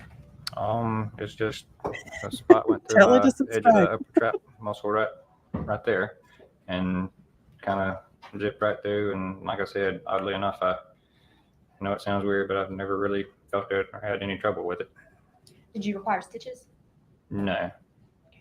I think we heard an officer on one of the other cameras call it grazed. Is that a fair description? I guess, yes. So was it Melanie, grazed do or you was have it a any- through and through? Do you have any idea why Carly would want to shoot you? No. And we all heard Carly screaming when you walked from the garage into the kitchen on March 19th. How did Carly appear to you when you walked in? Like I said, my initial thoughts were she was terrified, scared out of her mind. I still to this day don't think she ever even recognized me. Something was wrong there. I don't know what, but something was off. I don't want to speak for anybody in the chat, but I felt like we kind of came to a consensus that wasn't Carly screaming that we heard in the video. In my opinion, I mean, if he's saying that was Carly screaming, it sounded exactly like the voice on the 911 call that was screaming into the phone, in a complete state of shock. It sounded exactly like him. And like we said, the dispatcher said I thought it was a woman from the way that he sounded. I don't know. I feel like that was him screaming. I could be completely wrong, and I'm allowed to be wrong, and I'm okay with being wrong. But I don't know. I need like an audio investigator to tell me if it was him or Carly And screaming. when you walked into the house, did Carly say anything to you? No, just was screaming. Did she say anything in response to your question? What's wrong? No. Is that like the Carly that you had known for the past 3 years? No, not at all. Did Carly ever have any interest in guns? No. Ashley had wanted her to go shooting with us a time or two, and I had tried to, get her to shoot a couple different times. And I think Ashley or somebody might have taken pictures the time or two that she went, but that was it. And she never was interested in going when myself and Ashley went. And in all the time that you've known Carly, would you describe her as callous? No, Would you describe her as calculating? no, except with math. Would you describe her as diabolical? No. How would you describe Carly? She's just a sweet little girl ever since I've known her. And, even when we take her to the playground, instead of running around playing, a lot of times she would be pushing other kids on the swing and the little, I don't know what they're called, little roundabout things that kids get on and go in a circle. She'd be the one that'd be pushing groups of kids rather than her playing. She'd go find the younger ones to try to help take care of them. And she's just sweet. And are you aware of any medication Carly had been placed on? And I can't remember the names of which ones, but she had been placed on one by the therapist that they had started her on something. And do you recall what that medication was for? Whatever they thought it was, whether it was, I don't know, just generalized stress or depression, or I don't know what they were thinking it was. And do you recall? how much medication- I'm gonna need you to pay a little more attention to the pills that your daughter is swallowing every day. That's what I'm gonna need you to do. That's what I'm gonna need you to do. I'm gonna need both parents to be on board with the doctor's visits. I'm gonna need both parents to take notes. To remember the name of the prescription that you have to go pick up every 3 months. I'm gonna need both parents to know why that daughter, that child is on this medication. What is it called? What is it for? How much does it cost? What pharmacy do you go pick it up at? How many months is the prescription last for? How many pills a day do they take? I'm going to need everyone on board. This is really just this. I don't know if my biases are showing or not, but this is really disappointing. Looking at a father who's like, I don't know what it was for, and it was for whatever they thought she had. But she's been I know she was on one, and then approximately the week before the 19th, they swapped her to another one. Oh, And with the first medication that Carly was on, did you notice any changes in her personality or demeanor? No. And with the second medication that Carly was on, did you notice any changes in her personality or demeanor? yes. No. gonna say. She had only had a chance to be on it for a handful of days. I don't know exactly how many days, but she was just getting started on it. And do you and Carly still have a relationship? Yes, I think we're good. And how frequently do you and Carly talk? Just about every day now. I don't always get off of work in time to catch her on a phone call, but we text some back and forth over the app that's allowed, and we talk over the video chat thing that's allowed through the jail and on weekends. So we're good. Prior to March 19th, had you ever? I know I have to interject. I believe, I'm not sure, this might be wrong, but I believe that she is probably being currently held in a juvenile facility. I don't think she would be held in an adult jail facility, like jail, prison, whatever facility, until she's found guilty or not guilty. I think she might. I think that's how they do it. I'm not a law enforcement official. I'm not a lawyer. That's just what I would think is happening. You have a little more leniency in juvenile facilities, more access to like technology and stuff like that, sending messages and phone calls, stuff like that, where things like that in an adult facility, are a little harder to come by. It's a little harder to get. They're a lot more full, stuff like that. The smirk, Ed, are you guys still good? Like, do you guys still have a good relationship? And he's like, I think so. We can see emotion. He's able to present emotions. He's able to present it. We're definitely seeing a much more lively version of him. Would I say exponentially more lively? Absolutely not. But we're seeing a lot more expression from him than we did during the direct examination. I am going to need a day or two to Are you process. afraid of Carly? No. Are you afraid of Carly today? No. Prior to March 19th, had Ashley ever been afraid of Carly? Objection, Your Honor, calls for speculation. Yep. Based on your observations and personal knowledge, had Ashley ever appeared to be afraid of Carly? Objection, Your Honor, again, calls for speculation. Your Honor, he can say what he observed. Y'all argue in front of the jury. Y'all approach. All right. This judge does not like when the lawyers argue in front of the jury. I'm going to keep it rolling as they approach. The lawyers do not want the judge does not want the jury to be swayed in any way, shape, or form from the argument between the prosecution and the defense. All right, the So objection is going to be overruled. You can answer the question based on your observation and personal knowledge. Did Ashley appear to be afraid of Carly? No, not at all. And you Interesting. testified Speaking on direct that objections, you had retained fine. your own attorney Argument, no. after the investigation of this matter got started. And you said that was because you had been concerned or felt worried that you were going to be charged with a crime? Yes, the cops had insinuated the tampering with evidence. They held my license for several days, wouldn't bring it back. I kind of think now that they were maybe trying to keep me Objection, Your around. Honor, calls for speculation. That's the thing. You can testify to what you observe, but you can't testify to what you think other people did. Okay. Yep. And then I went and got a lawyer from there. And where's your lawyer? Are they in the room why right now? would you have tried to hide evidence that you were telling law enforcement about?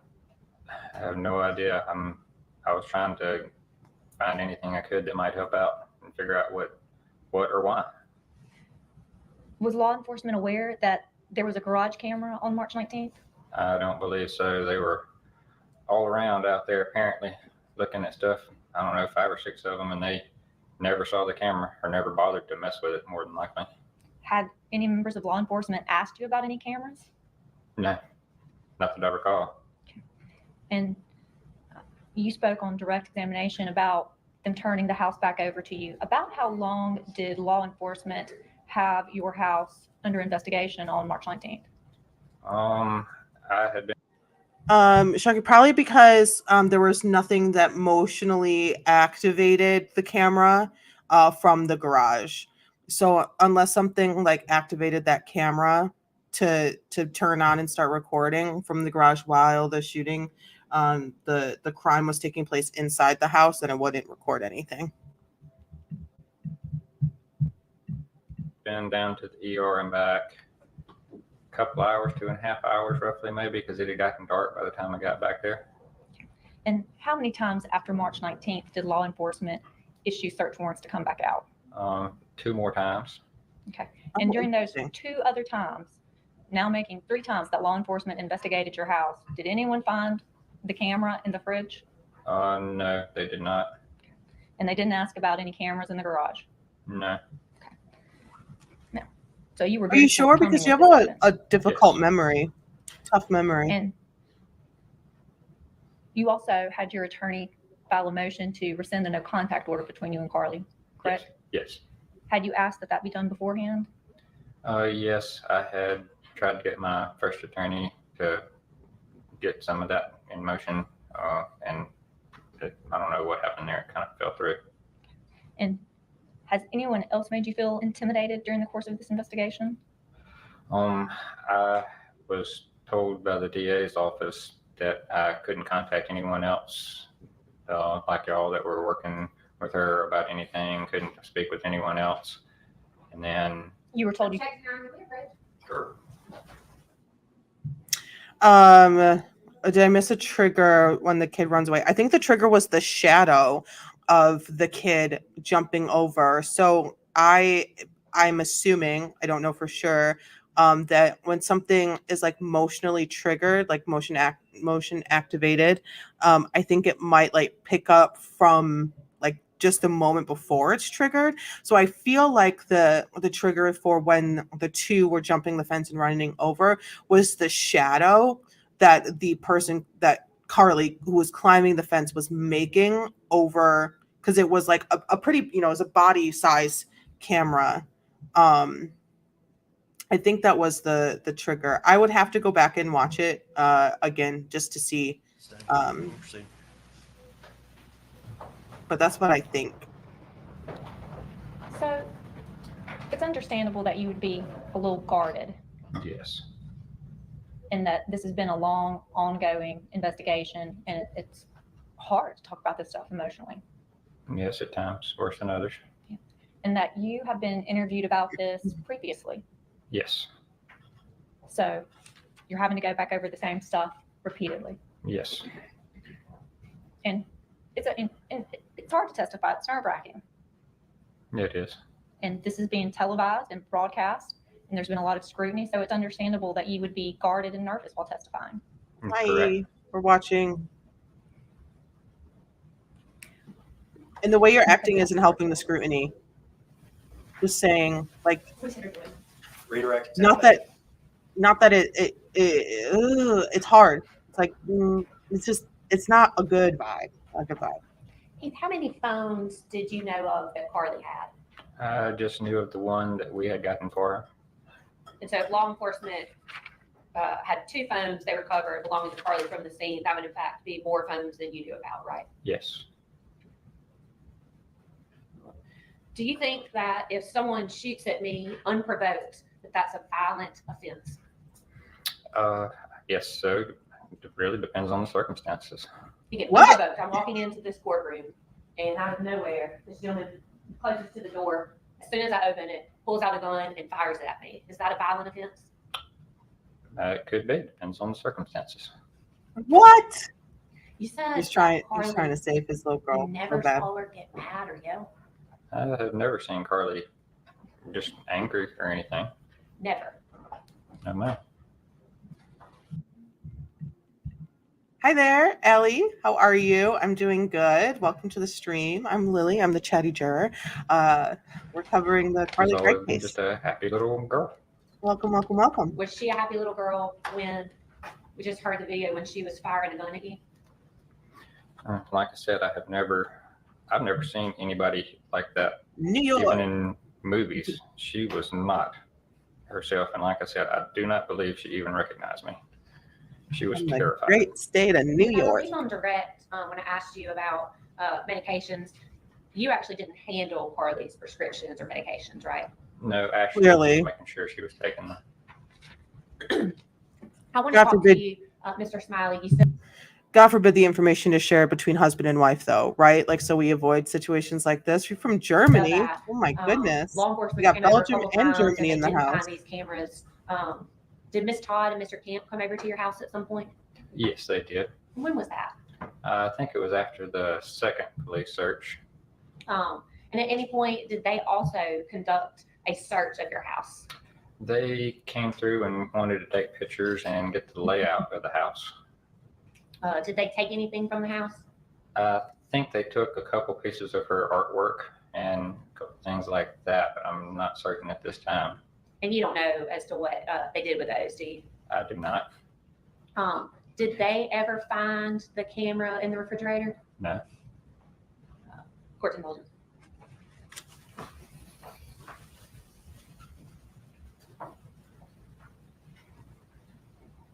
There are no further questions. May this witness be found excused by the state. We'd ask that be subject to recall. Mr. Smiley, we'll ask you to stand down, but you're going to need to leave the courtroom and not discuss your testimony with anybody. You're not free to be in the courtroom just yet. Okay. All right. State may call its next witness. Your Honor, this will be a lengthy witness. I'm not sure if you want us to start or if you'd rather us. Y'all can approach. All right. We're going to call it a day there. Heath is done right now. He will probably most likely be recalled by the defense if necessary. I think they had some weird scheduling sort of things happening with witnesses. But for today, for right now, we are going to call it a day. So let me hop over here and we will pick up exactly where we left off next time we stream, which will probably be Sunday. I'm thinking Sunday we'll do a stream. We'll finish up day 2, day 3, maybe like get through day 4. I don't know if today was, let's say, I'll have to look it up. So that is that. And we are done for today. This trial is something wild. This trial is something wild. I was not expecting it to be this way.